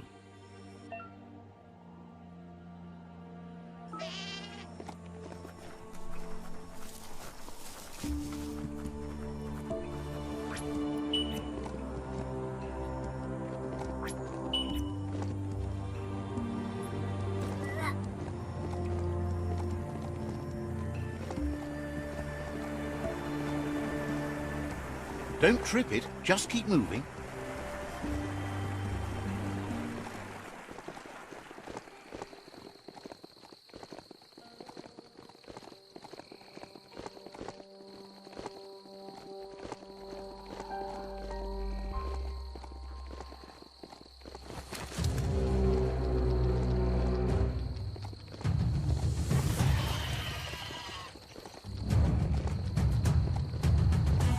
That's a chug hut. Probably no chug-chugs in it, but you never know.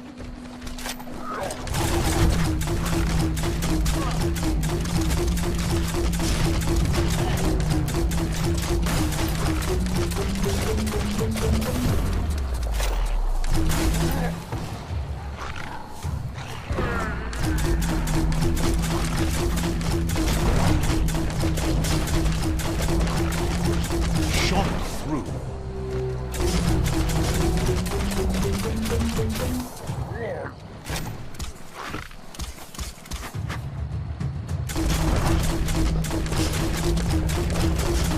Well placed.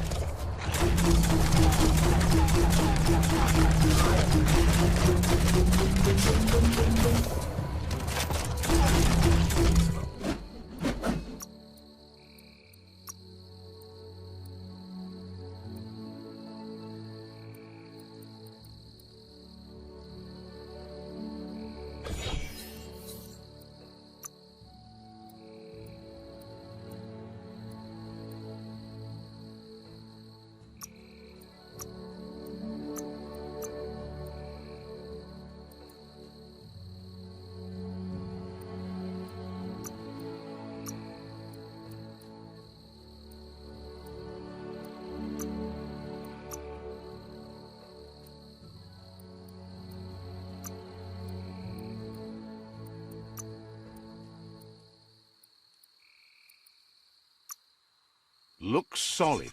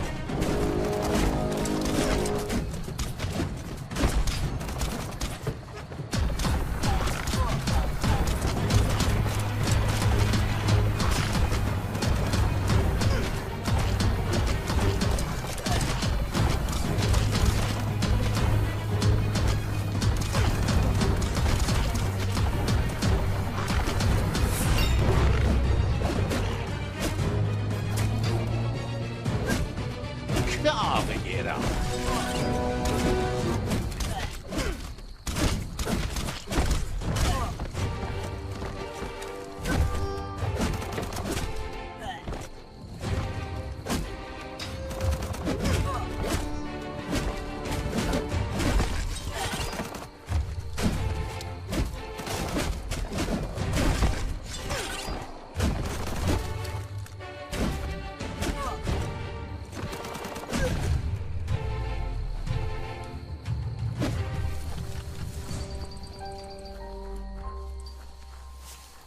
Hey, you could probably make something glossy with plastic scrap.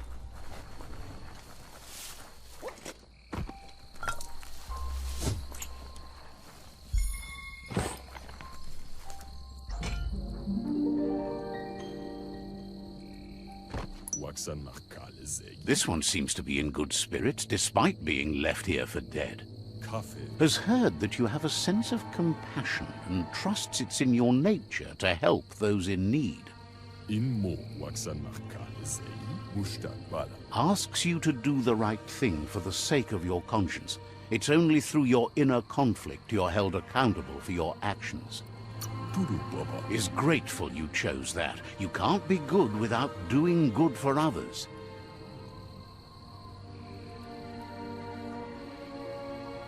Run, dog, run! It's not a race. You only say that because you're losing. Doesn't mean I'm wrong. No, there are lots of other reasons you're wrong.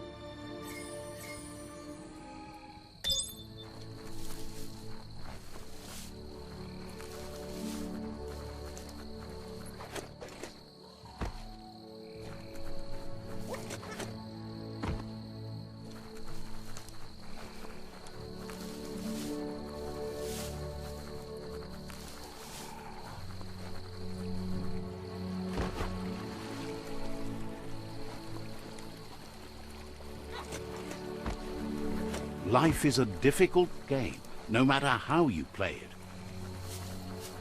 it. Always good to have some wood scrap like that on hand.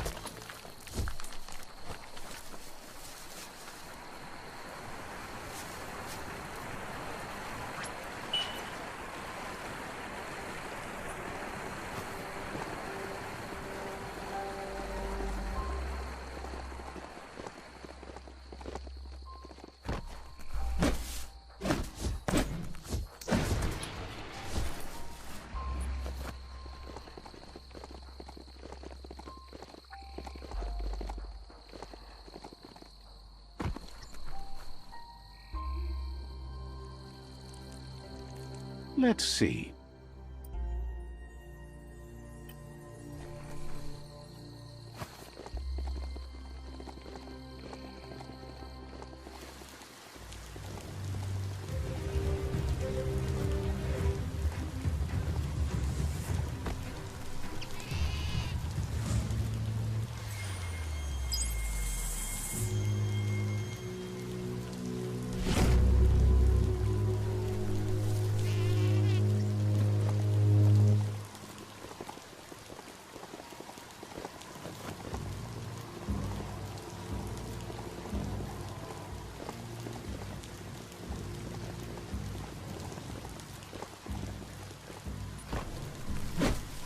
See that plastic scrap over there?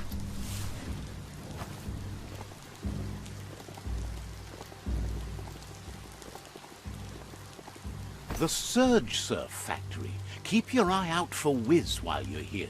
Let's see.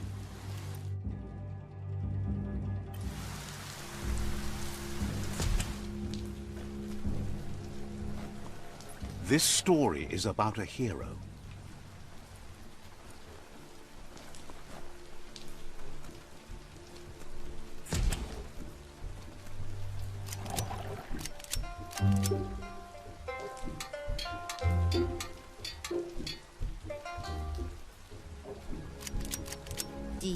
Wuz isn't easy on the tongue, but I think he says he's happy to see a friendly face. Not too many of those around these days. Says it's good to see you again. He's Wiz. You might remember him from the old days when he let you try his octopod? Wiz remembers you were such a cheery kid, and he's glad to see that light hasn't faded from you, despite the years. But Wiz understands it was a long time ago, and memories get murkier the deeper you go, but says it helps to have friends with you to plumb those depths.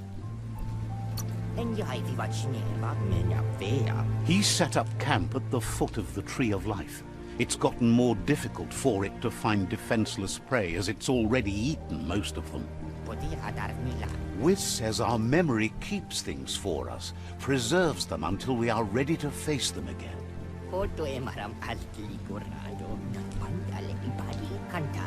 He knows you've returned to face Lupa Lupin, and that confrontation is as inevitable as the tides. He's not surprised that the loss of your family could plunge you into the depths forever, but you've always been able to rise like a bubble to the surface, no matter what. He knows that though the tides of history may push you in one direction, you can always lay your own course.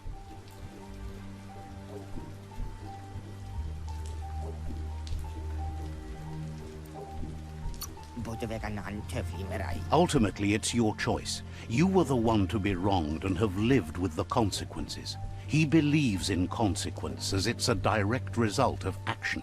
There's a bright day coming! Hey, that's going to get you burned! The only one getting burned around here is you. That stinks. Oh, do you want some first aid for that? Asks if you ever think about freedom and whether any of us really has it. Did you make the decisions that brought you here, or are you just a pawn of fate? Glad to hear that. He only wishes he was that sure about himself. Sad that the world is close to death. Wonders if he might be able to hold out a bit longer in an octopod. Impressed that you fought so hard to keep the world spinning. Fascinated you wound up working with the Jagni. He thinks of them not as makers, but takers. He's talking about important things, not homes. Things that matter to the wider world. But that's not nearly as important as this. Wiz says that you should let the past dwell in the depths. But there's something else down there too, gnawing at the Tree of Life. He's named it the Merc Puff. This is why he's tinker-tonkering with the octopod. But the lid got stuck, so he needs a big enough tug twister to open it up and let you a-go in. He can't leave the surge station, so you must help him find a tug twister. There's a wound-up mecha Fingro in the mecha stadium that still has one stuck on its back. Find it, and you'll find the tug twister.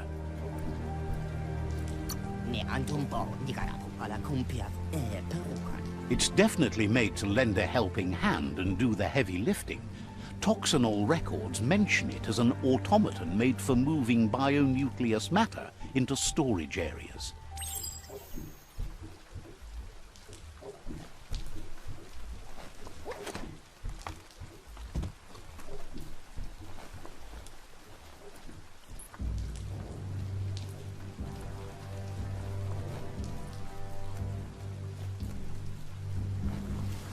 Let's see.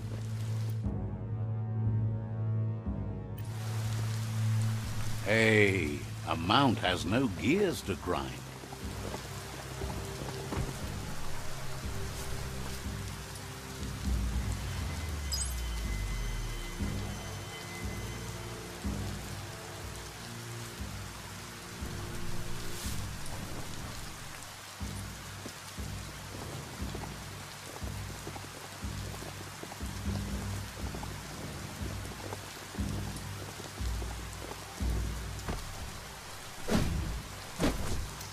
Nice. Some barked wood scrap for you.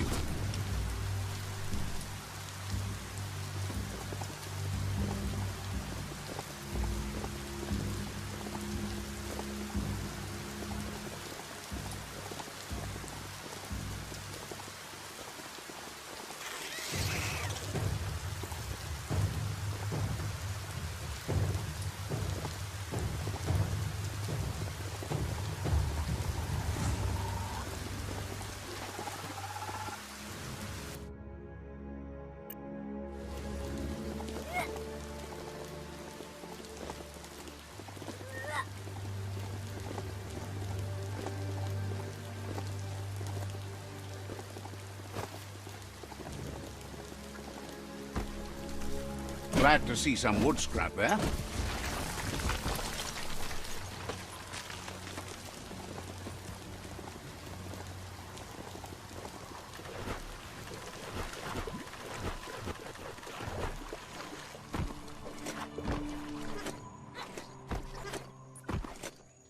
An old home. Could be something to it.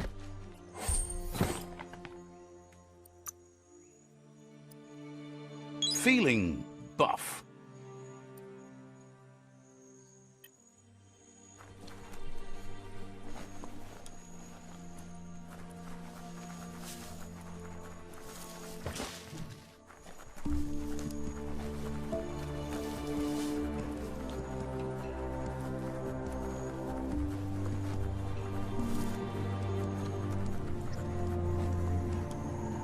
Heroes are only heroes for others, but they do the work, or they're heroes to no one.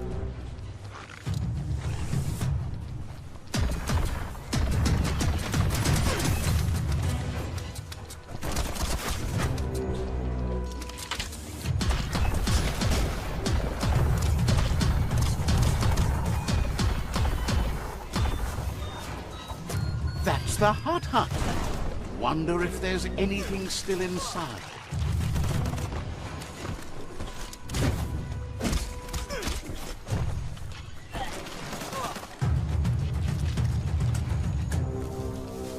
Look at that metal scrap over there. Hold on to that.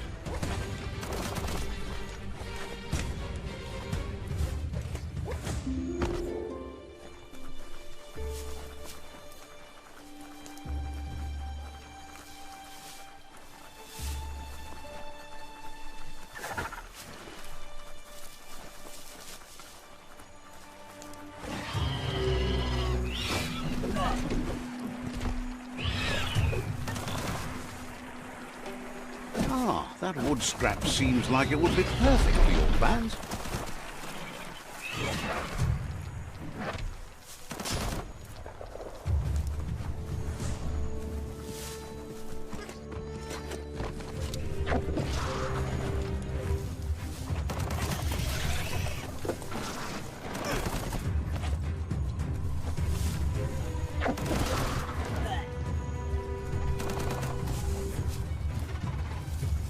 Found a bric-brac that's not absolutely flat.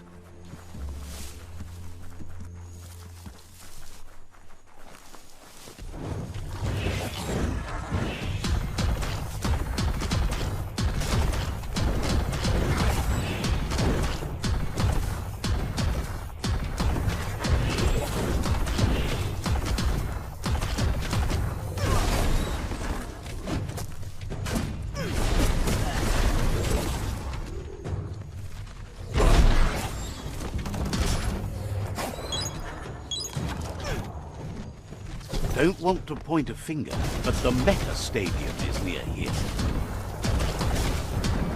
Scorchy George.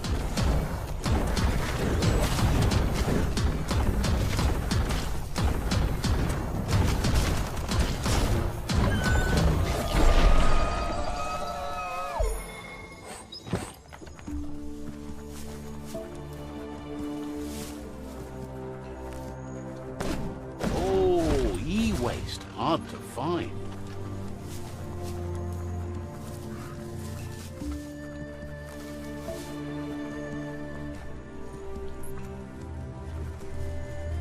Every day is a new... Need the right key? couldn't just be open, eh?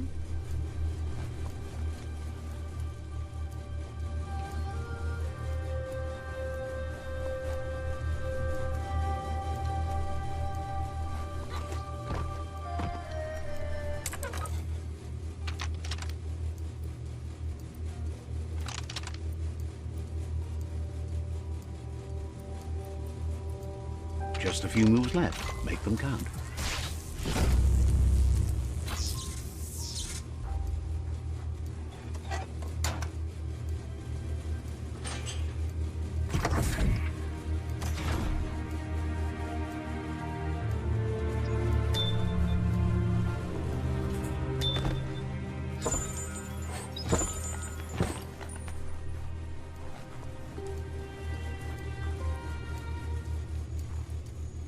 You need to loosen the bolts without unsettling it.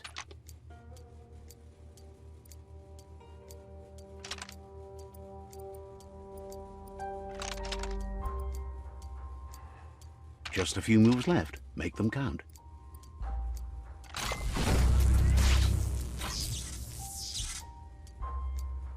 That's it. The tug twister's loose. Let's hope it turned the grabbing hand into a helping hand, too.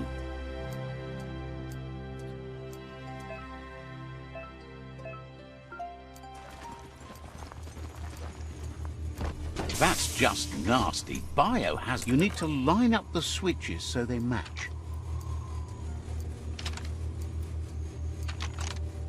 Just a few moves left. Make them count.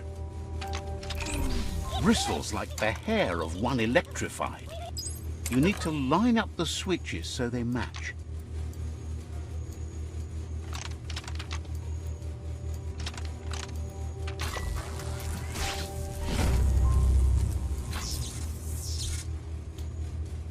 Good. That's enough electric current to initiate the actuators and activate the framework.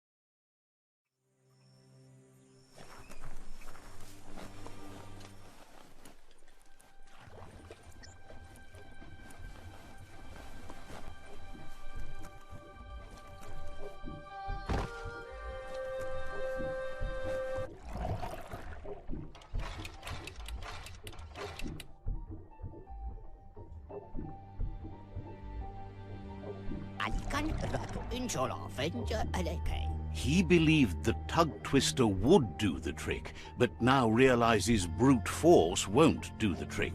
You need something slick. He agrees that it's an option if you want to break stuff, but in this case you want to keep things intact, so it won't leak once you get undersurf. He says the lid should open if you sprinkle grease it. Problem is, he's all out. He knows his old friend Choo-Choo always keeps his grease sprinklers well filled. He should have an extra that you can borrow. He stresses that you should come back as soon as you've retrieved the grease sprinkler. The Merc Puff is crunching bark by the minute. Wiz heard he's currently stranded at the end of the line, so it should be easier to track him down now compared to when he's running rails.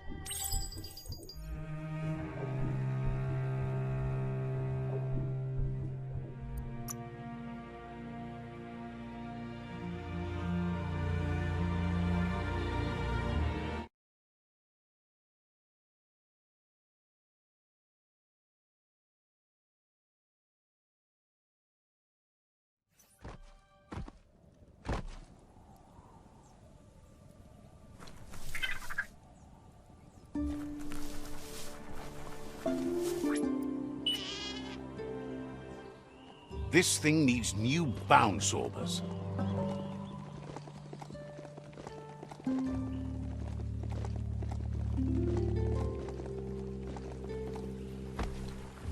Someone could probably make good use of that plastic scrap over there.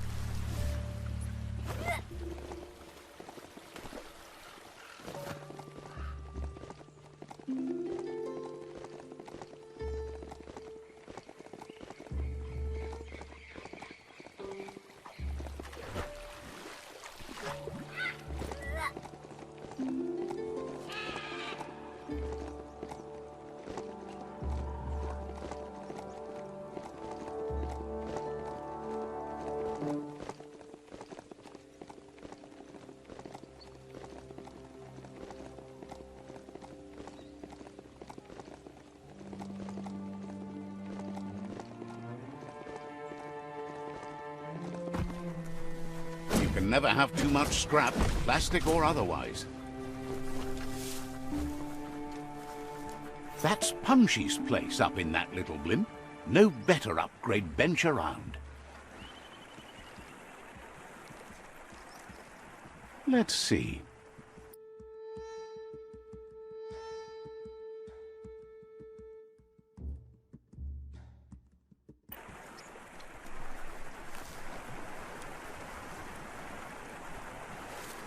Of the line. Bet you can find Choo-Choo here. Don't flinch away from this. It's your moment. You need to focus.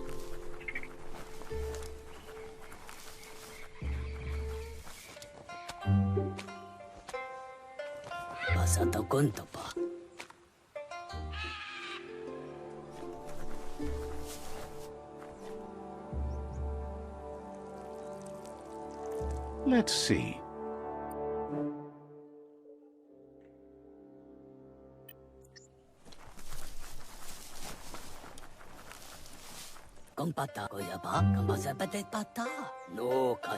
Choo-Choo knew you would make it to him one day.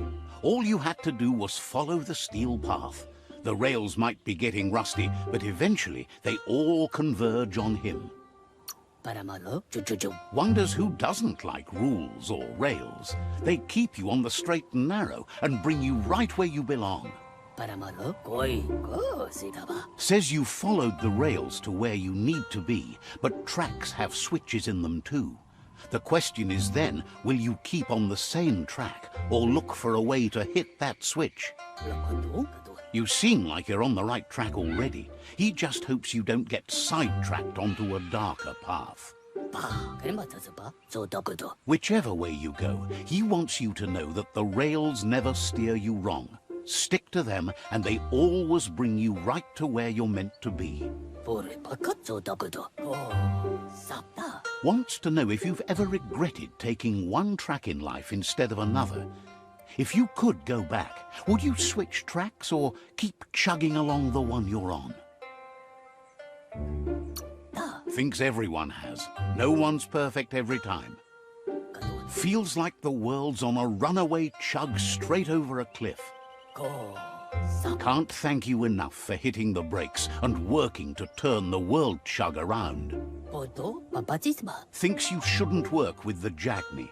They once tried to bolt one of their masks to his face.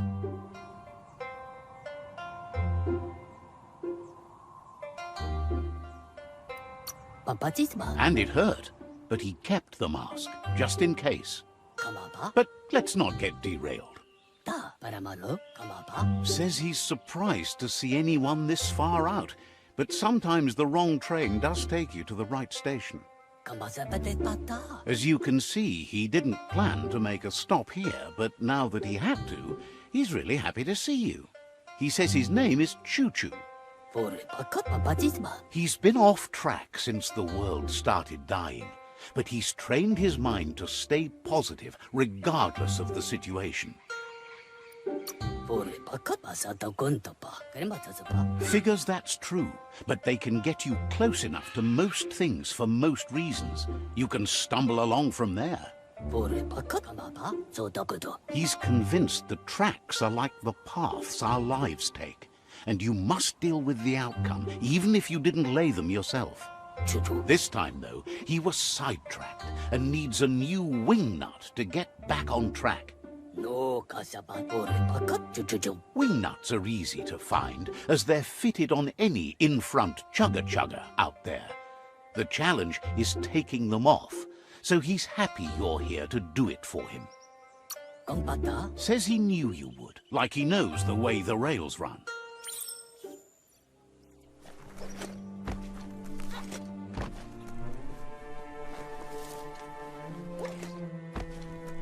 Wheel the control box handles to buzz the wire.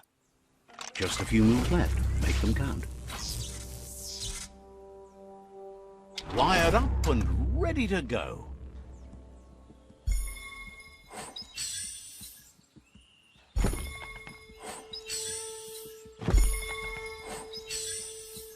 Heads up.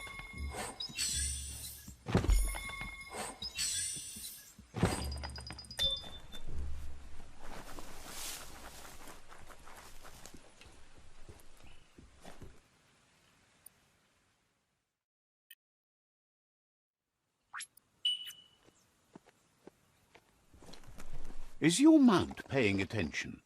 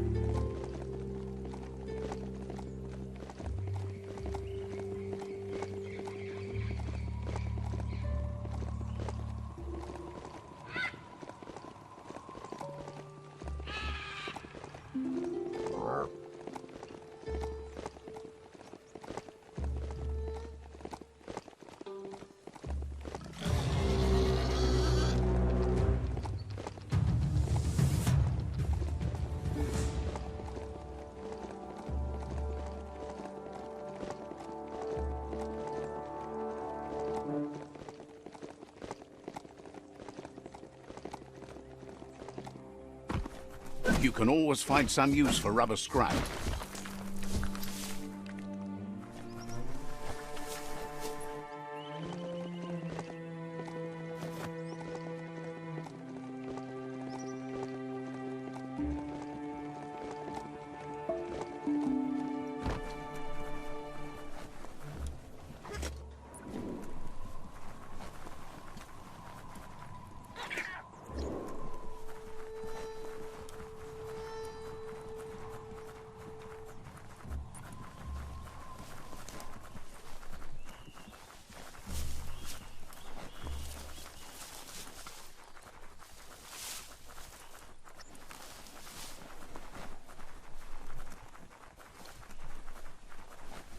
The Wing Nut Chug Tunnel. It goes on forever.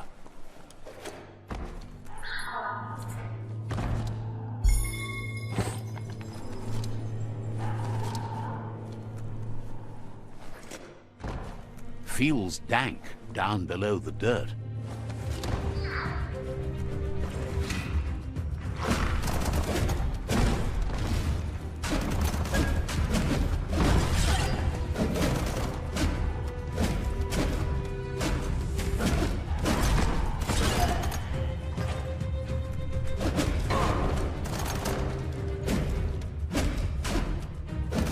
Sharp steel.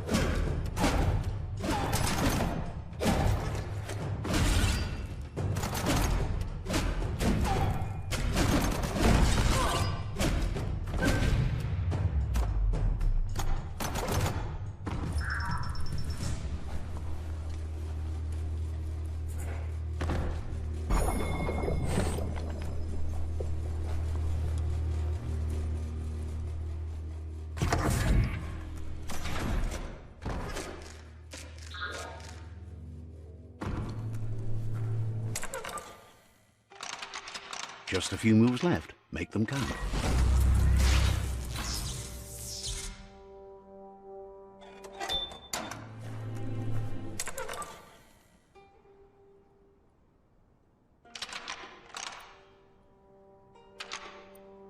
Just a few moves left. Make them count.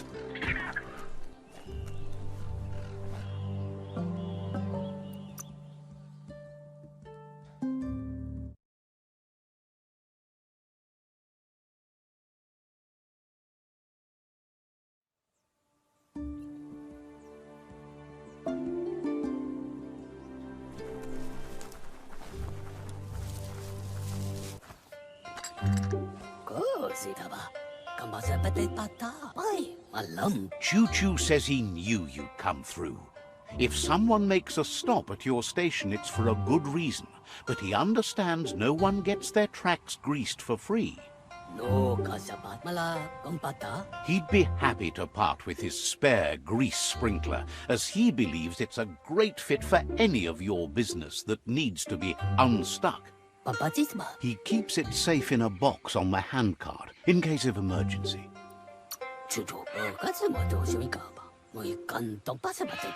It's on the cart. He wants to keep it close by. In general, you won't have much time to act in case of an emergency. Choo-Choo says you should help yourself to the grease sprinkler. It's a versatile tool from the bygone, a last of its kind, so don't let it go to waste. He's convinced you'll put it to good use, as there are lots of stuckies out there that need greasing to open. Seems glad you think so.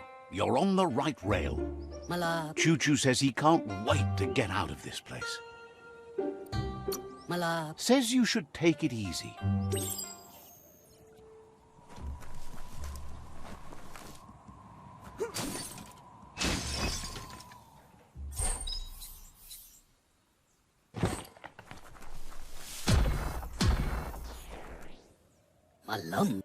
You shouldn't worry about smashing up the box. Choo-Choo has no use for it now. Choo-Choo says he feels strongly about helping his next, just like you did for him. He's convinced there was a bigger reason you met. Sometimes the wrong train will take you to the right place. He believes you've got what it takes to make a difference. He's witnessed it himself. Figures everyone chooses their own path. The longer you ride the rails, though, the easier it is to travel with friends.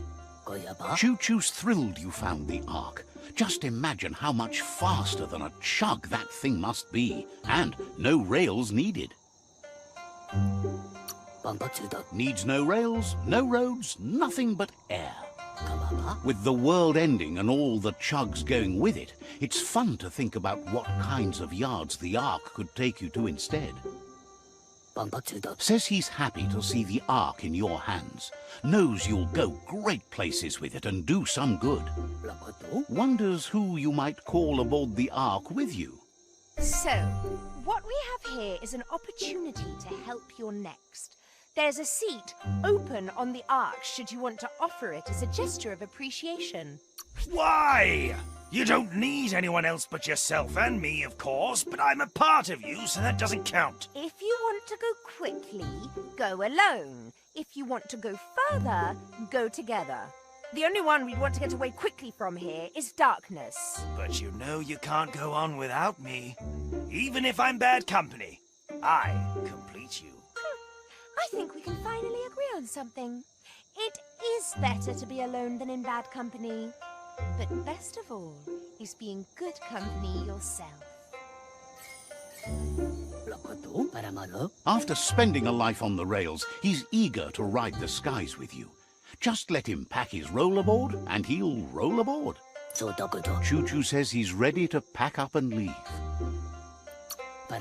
Wishes you goodbye.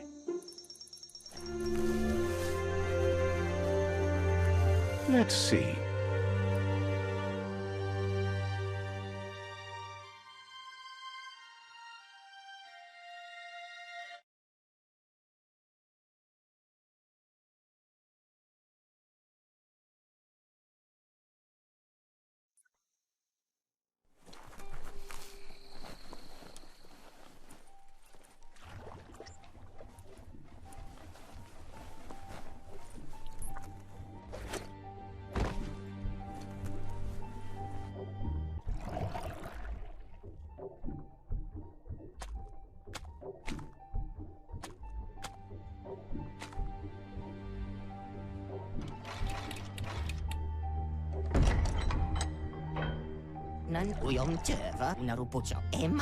Wiz says that there's no plan to confront the Merkpuff until the octopod is properly armed.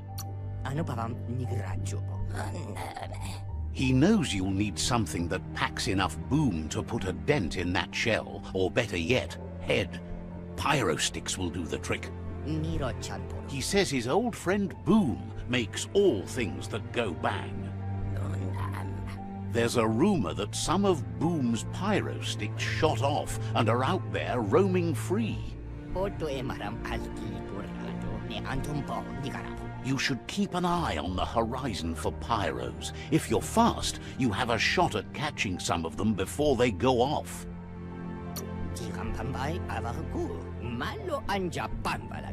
Boom has named the place Puff Duff Bluff.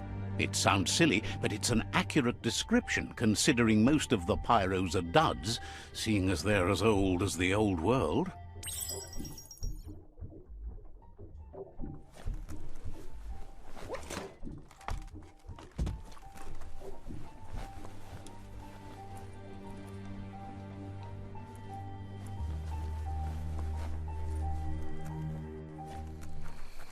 Let's see.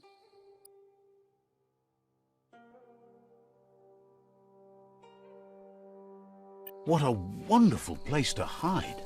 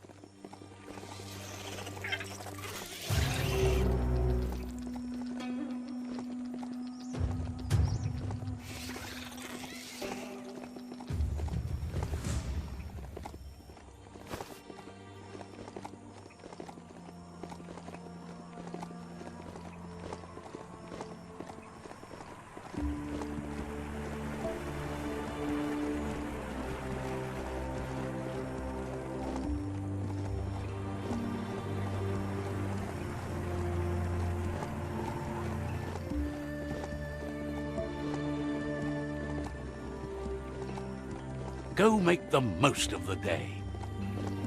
That's a bang plant, where Toxanol used to make all sorts of splody things before it blew up in their faces.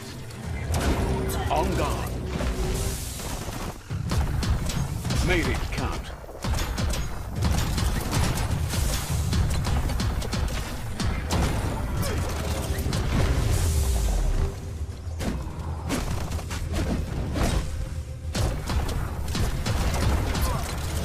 You're hurt bad.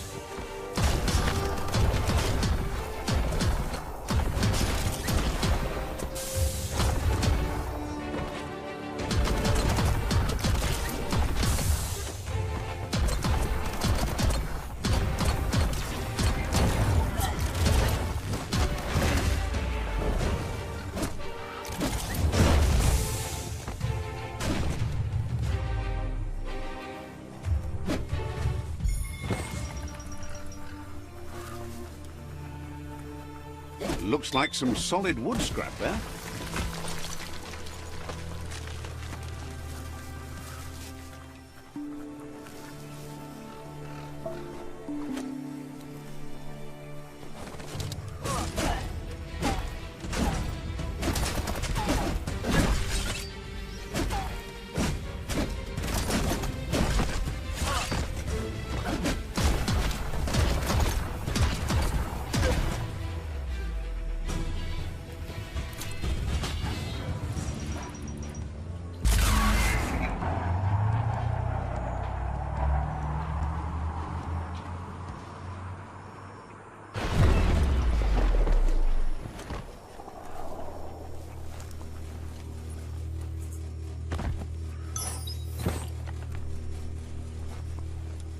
That looks like an unbanged pyro stick on the loose. Better catch it before it goes off. Take this seriously, or it'll take you down.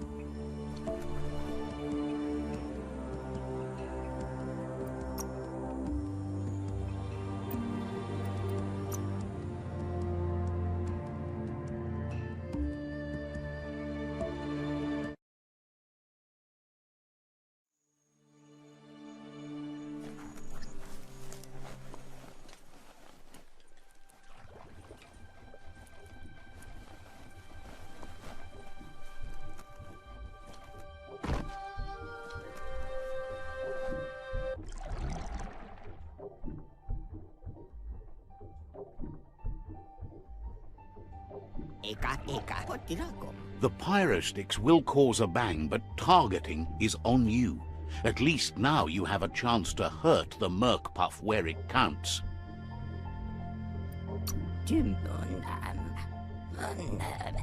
He hopes so, as there's no Plan B, or more correctly, Plan C. Out of Date has named this Plan B. Plan A was to take on the World Eaters by foot, or flaps in this case. Turns out swimming down there was a bad idea. Wiz has been working on another cannon, but instead of pyro sticks, it squirts guppos, scaly distractions for anyone with an appetite disorder, and irresistible for the Merc Puff in particular. Seems the best way to find guppos is go talk to Gil. He has a natural sonar and knows where the guppos sub the surf.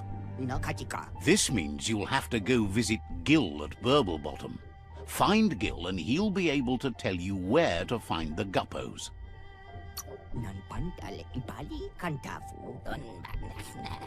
He used to run a pet shop stocked with guppos, but since they've become more difficult to find, he's diverted his attention to make them grow in numbers instead of giving them away.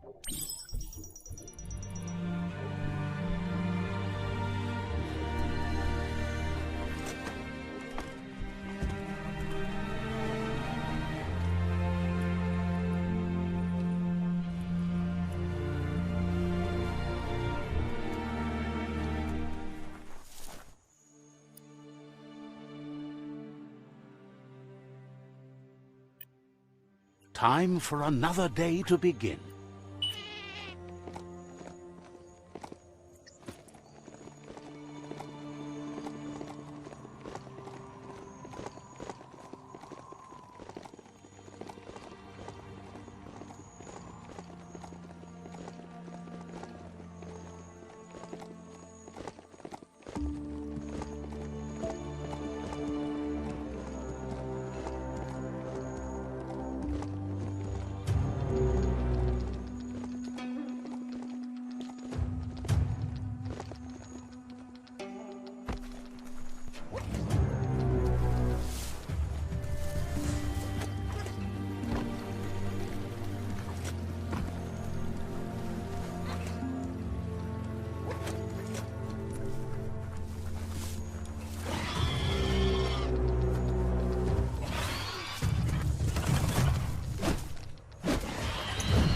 Small things for your big ideas.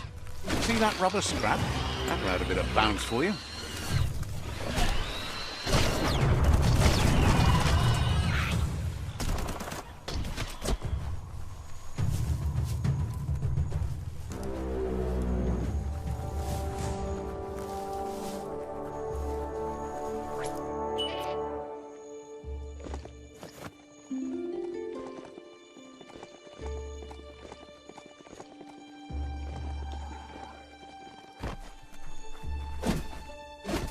Plastic scrap like that over there could be useful.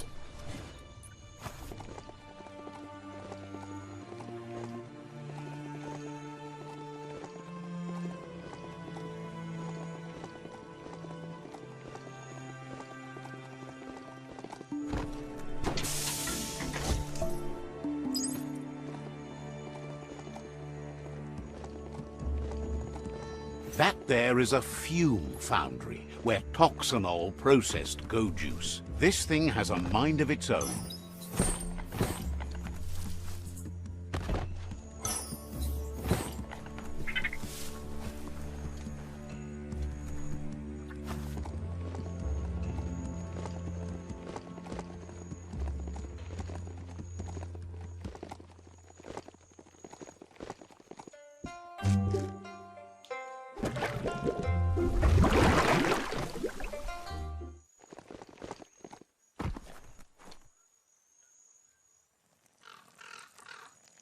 Let's see.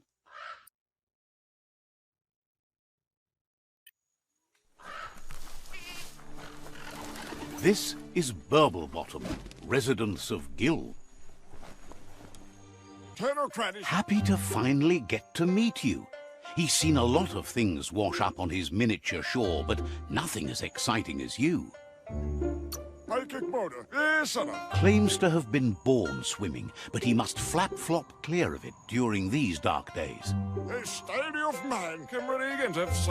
It must have been upstream only to get to this point in your histo-future. But which way are you going now? With the flow or against? It's crazy hard to flipper against the surf, but you can't save the world if you let it sweep you away. Either way, it's a shame the surf has gotten so nasty. Thinks life is like trying to ride a wave. You need to pick the right one, but you don't really know which one that is until you're on top of it. Better to ride a wave than let the perfect one pass you by. Seems to him that there's always another wave coming along. Figures he's ridden his last wave, though, what with the world coming to an end. Can't thank you enough for fighting against the goo.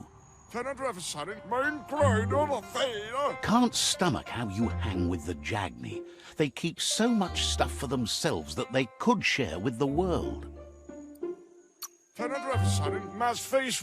More than they could ever use until the end of the world, whether you save it or not. But none of that's nearly as important as enjoying the day, right? He never drank from this pond because of the disgusting things done there. Even the fish stopped drinking here after the pollution made the surf mucked. and the air blocked his gills. He figures the Tree of Life isn't drinking either.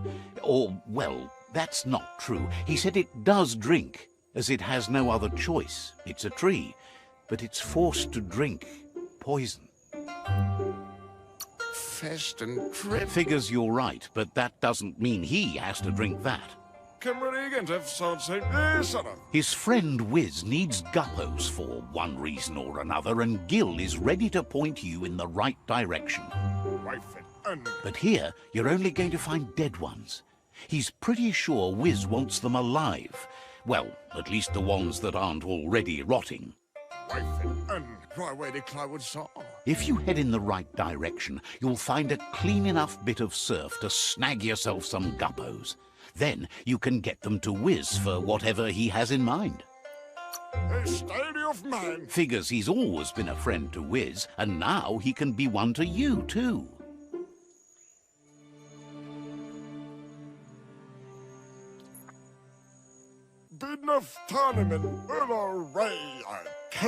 Tells you to go get those guppos for Wiz. They won't find him on their own.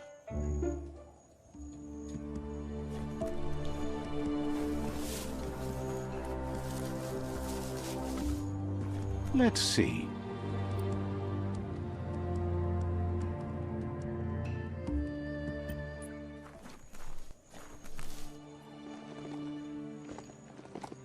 No time to graze, let's go.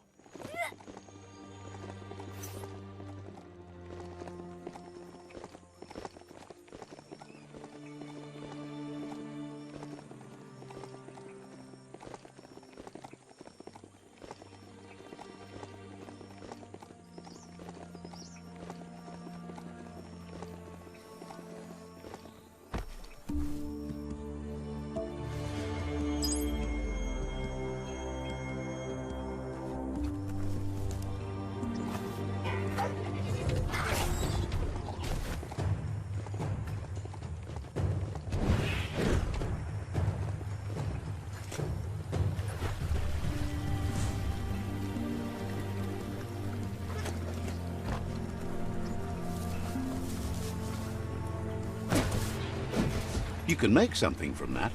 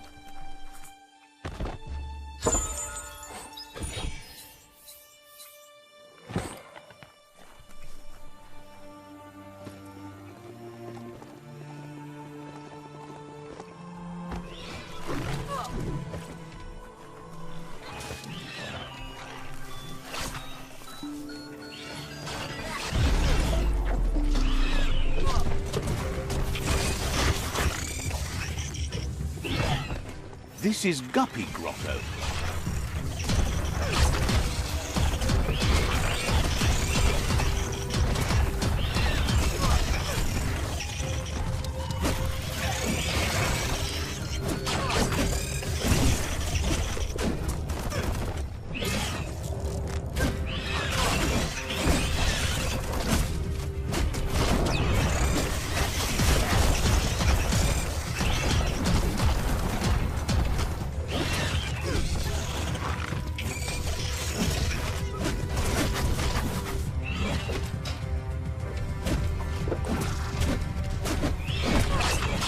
Down to half your health.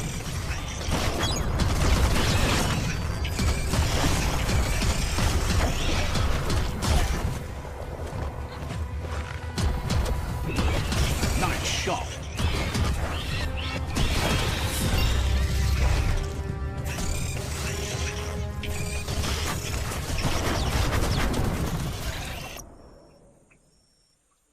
Nothing gets to you.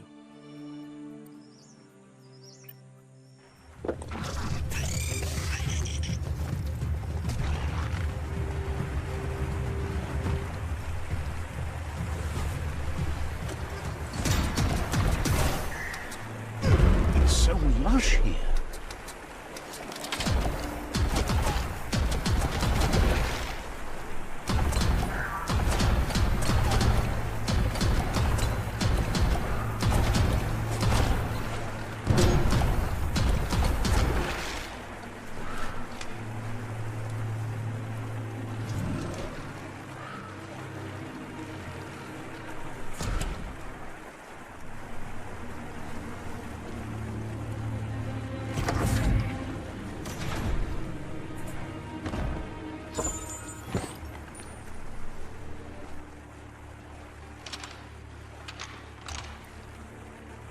Just a few moves left. Make them count.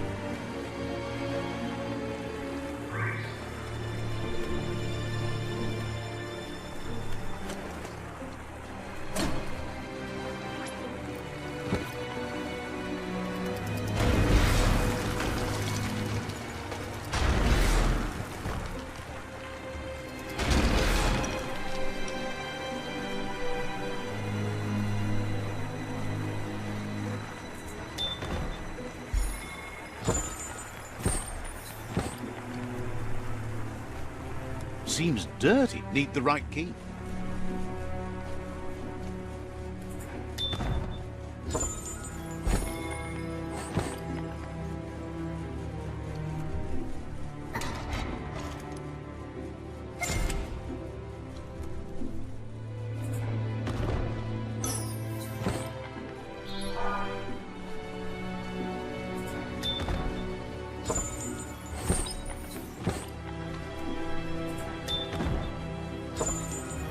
Don't see that in the shops. That's not too bad.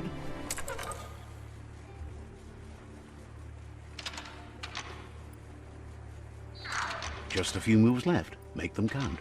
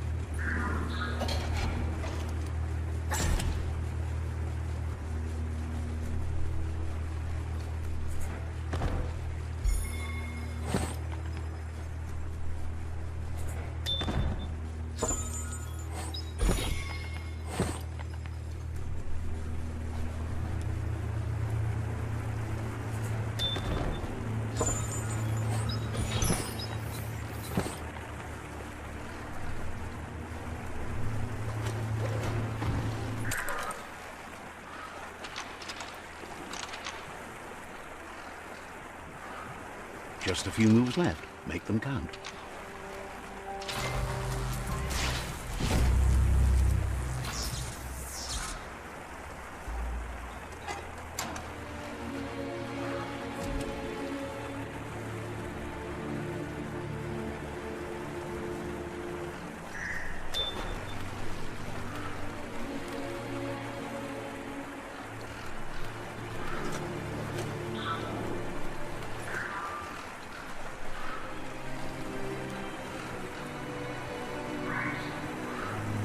Have you ever seen so much green?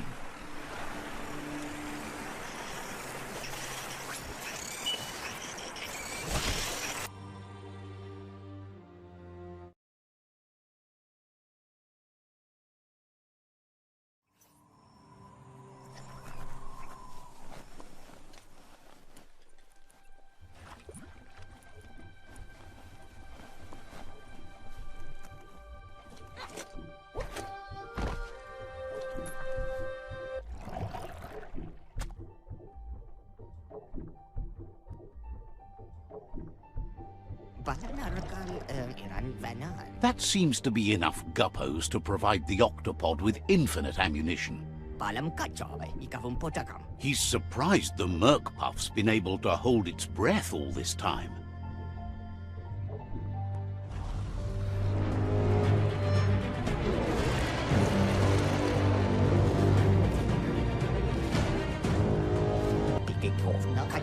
It's just another proof of the evolutionary change caused by Toxanol's contamination. Being undersurf has meant the Merc Puff has been left alone to munch on the root down there undisturbed. This means the northwest route has suffered more damage than the others. The marks the corporation left behind on the land are everywhere, but they also abandoned technology of which he's sure you only found a fraction.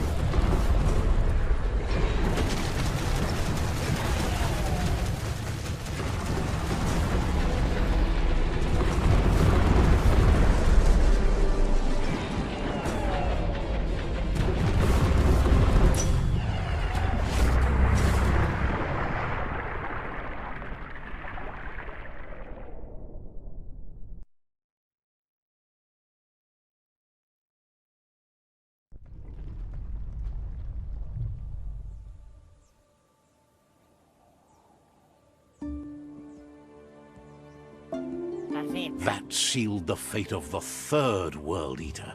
Just one more to go. Oni sporenos odlisini. Zenakas pripart snatste. Out of Date asked to see you again to congratulate you and let you in on the final phases of his plan. Tulo, iglis moi toksedra. This is your chance to get his priorities aligned with yours. Do right by your tribe and the world at large. Vlada oni sporenos odlisini. Just head back to the Ark. He seemed eager to see you again.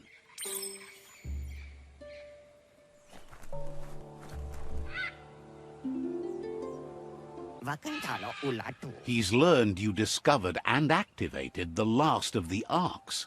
How exciting. Nan. Old doesn't always mean bad, especially when talking about tech from the before times. We've lost far more than we've relearned. Igovante vakar. Dampati nero. It's heartbreaking that so much will be lost when this world ends, but the Ark can take you to new places for fresh starts. You fought well for the world. You can be proud of that, no matter what. Questions if you could possibly have any open spaces left for fellow travelers on that Ark of yours. So, what we have here is an opportunity to help your next. There's a seat open on the Ark should you want to offer it as a gesture of appreciation. Why? You don't need anyone else but yourself and me, of course, but I'm a part of you, so that doesn't count. If you want to go quickly, go alone. If you want to go further, go together. The only one we'd want to get away quickly from here is darkness. But you know you can't go on without me. Even if I'm bad company, I complete you. I think we can finally agree on something. It is better to be alone than in bad company. But best of all is being good company yourself. Almost can't speak. He's so happy to be joining your voyage, to conquer the skies and everything beyond. Wiz knows it's the same old, but he likes talking to you. Understands you have things to do.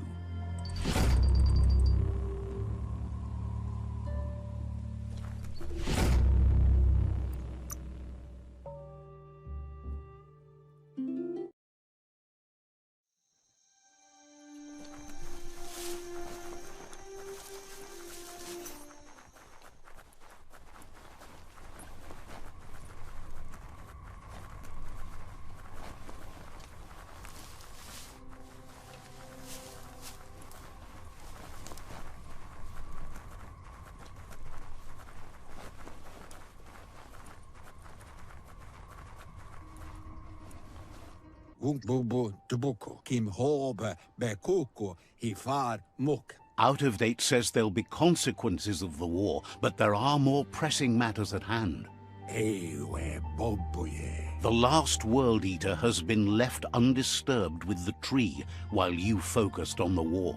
Fabube, Muk Kofar, Ebaso Dombubu, Bukoye. He thought someone with your light perspective and key would have had different priorities and faced the World Eaters before resolving the tribe war. Ebaso Dombubu, Bukoye. Regardless, Out of Date is grateful the tribe war is over. Kobra Yake. Out of Date understands the road has been rough, but you already know what's left to end this journey, and it'll be tough.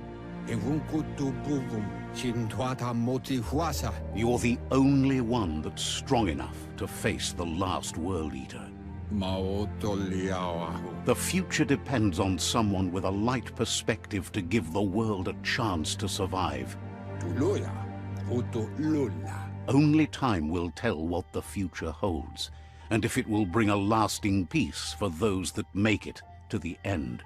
Kuchai, Hifar, Befarbe. Out of Date reminds you it's time to confront the last World Eater.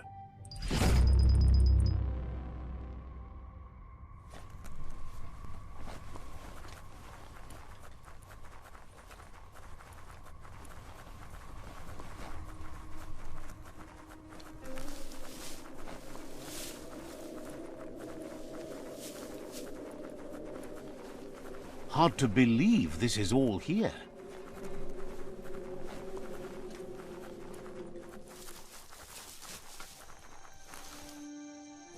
Let's see.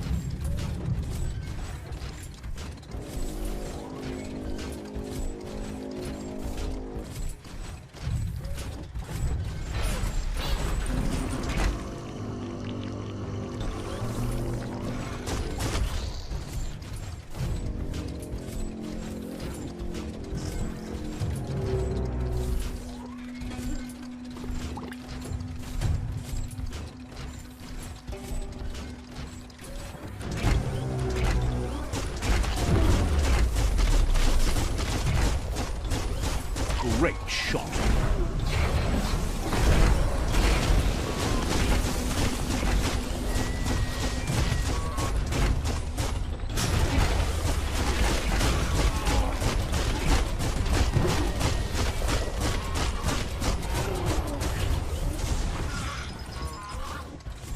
Bang Shelter 7C should have been stated right there in Toxanol lettering. Oh no! Rain!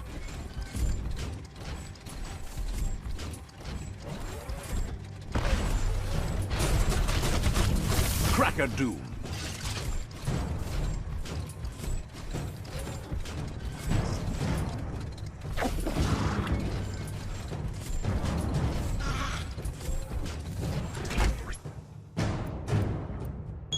Back to sneaking around.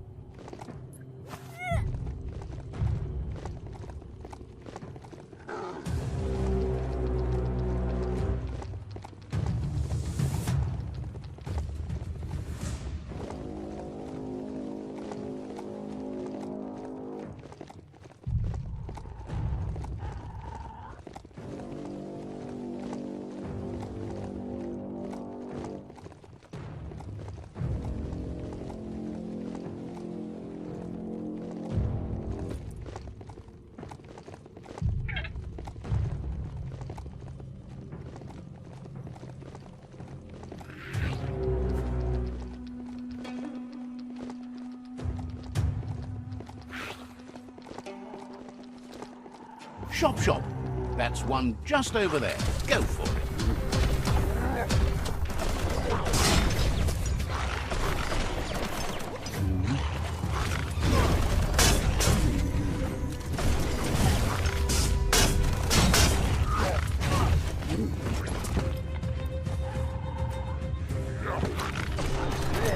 Back and slash.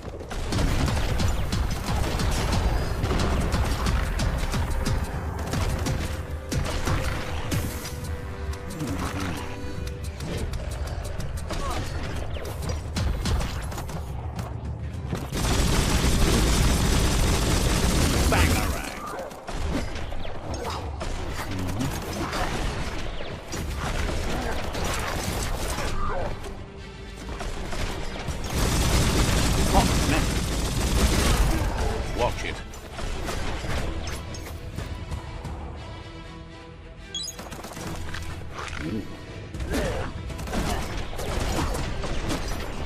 lite avreagera.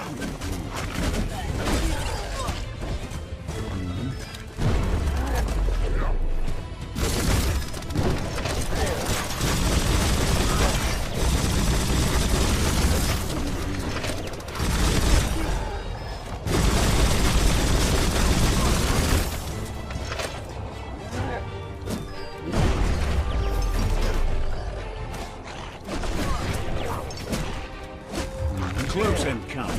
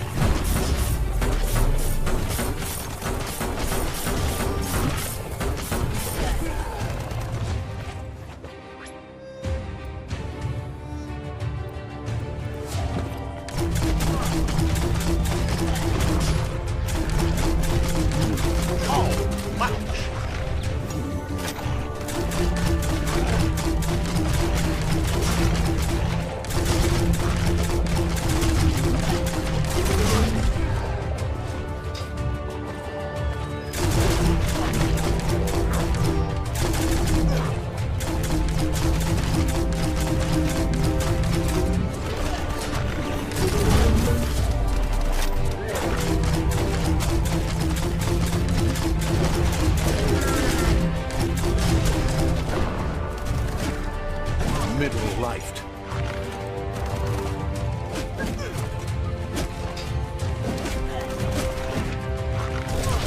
Hey, nice shot.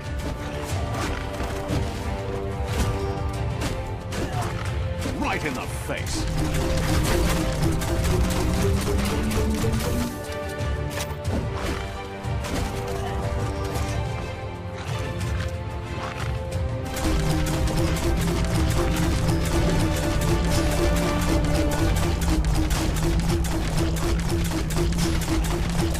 Took care.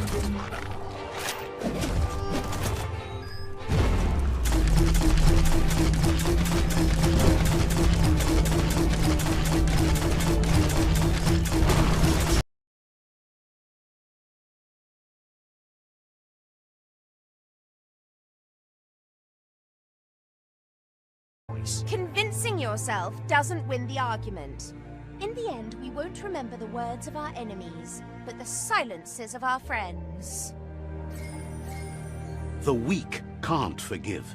Forgiveness is a strength. It's not all life and death.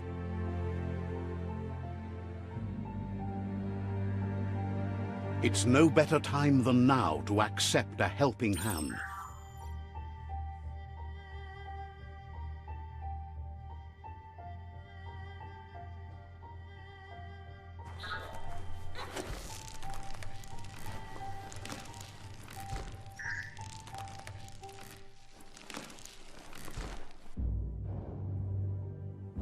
Do you wonder what turn life might have taken if you'd done things different? A left when you went right? A yes when you said no? You saw a world drenched in its own cruelty and didn't sway from your path. And so, a great cataclysm draws close. Life doesn't care about heroes and happy endings. Bad things can lead to good. A seed of life, the beginning of something new. You balanced the dark within a world imbalanced in its light nature and made a difference in a place that needed change. You allied with the Jagni tribe and became omnipresent and, most importantly, feared. However, light and dark does simply represent the polarities of life. One can't exist without the other. This is how it begins. The world's headed towards rebirth of a primal paradise as evolution paves way. We're at the mercy of nature. So, trust your conscience to show you the way, and everything else will follow.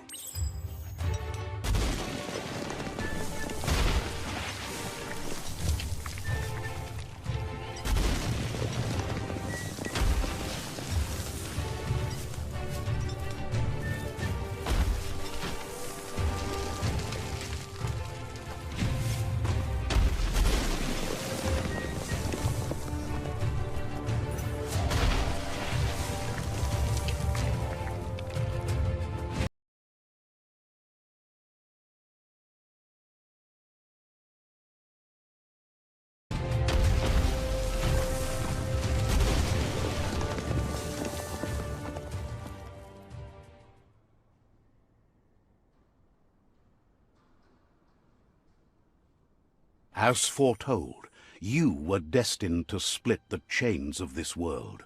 But you're not alone. You filled the Ark, and those that shared your perspective and gained your trust will accompany you on your journey.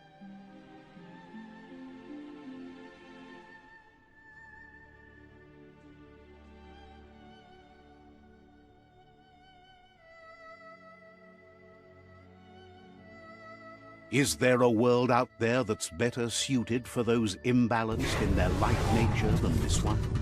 Whether or not, we'll leave your story on record, so those who come after will know you let the world end to start anew, despite your light nature. So, when all is said and done, it turned out to be an unusual ending after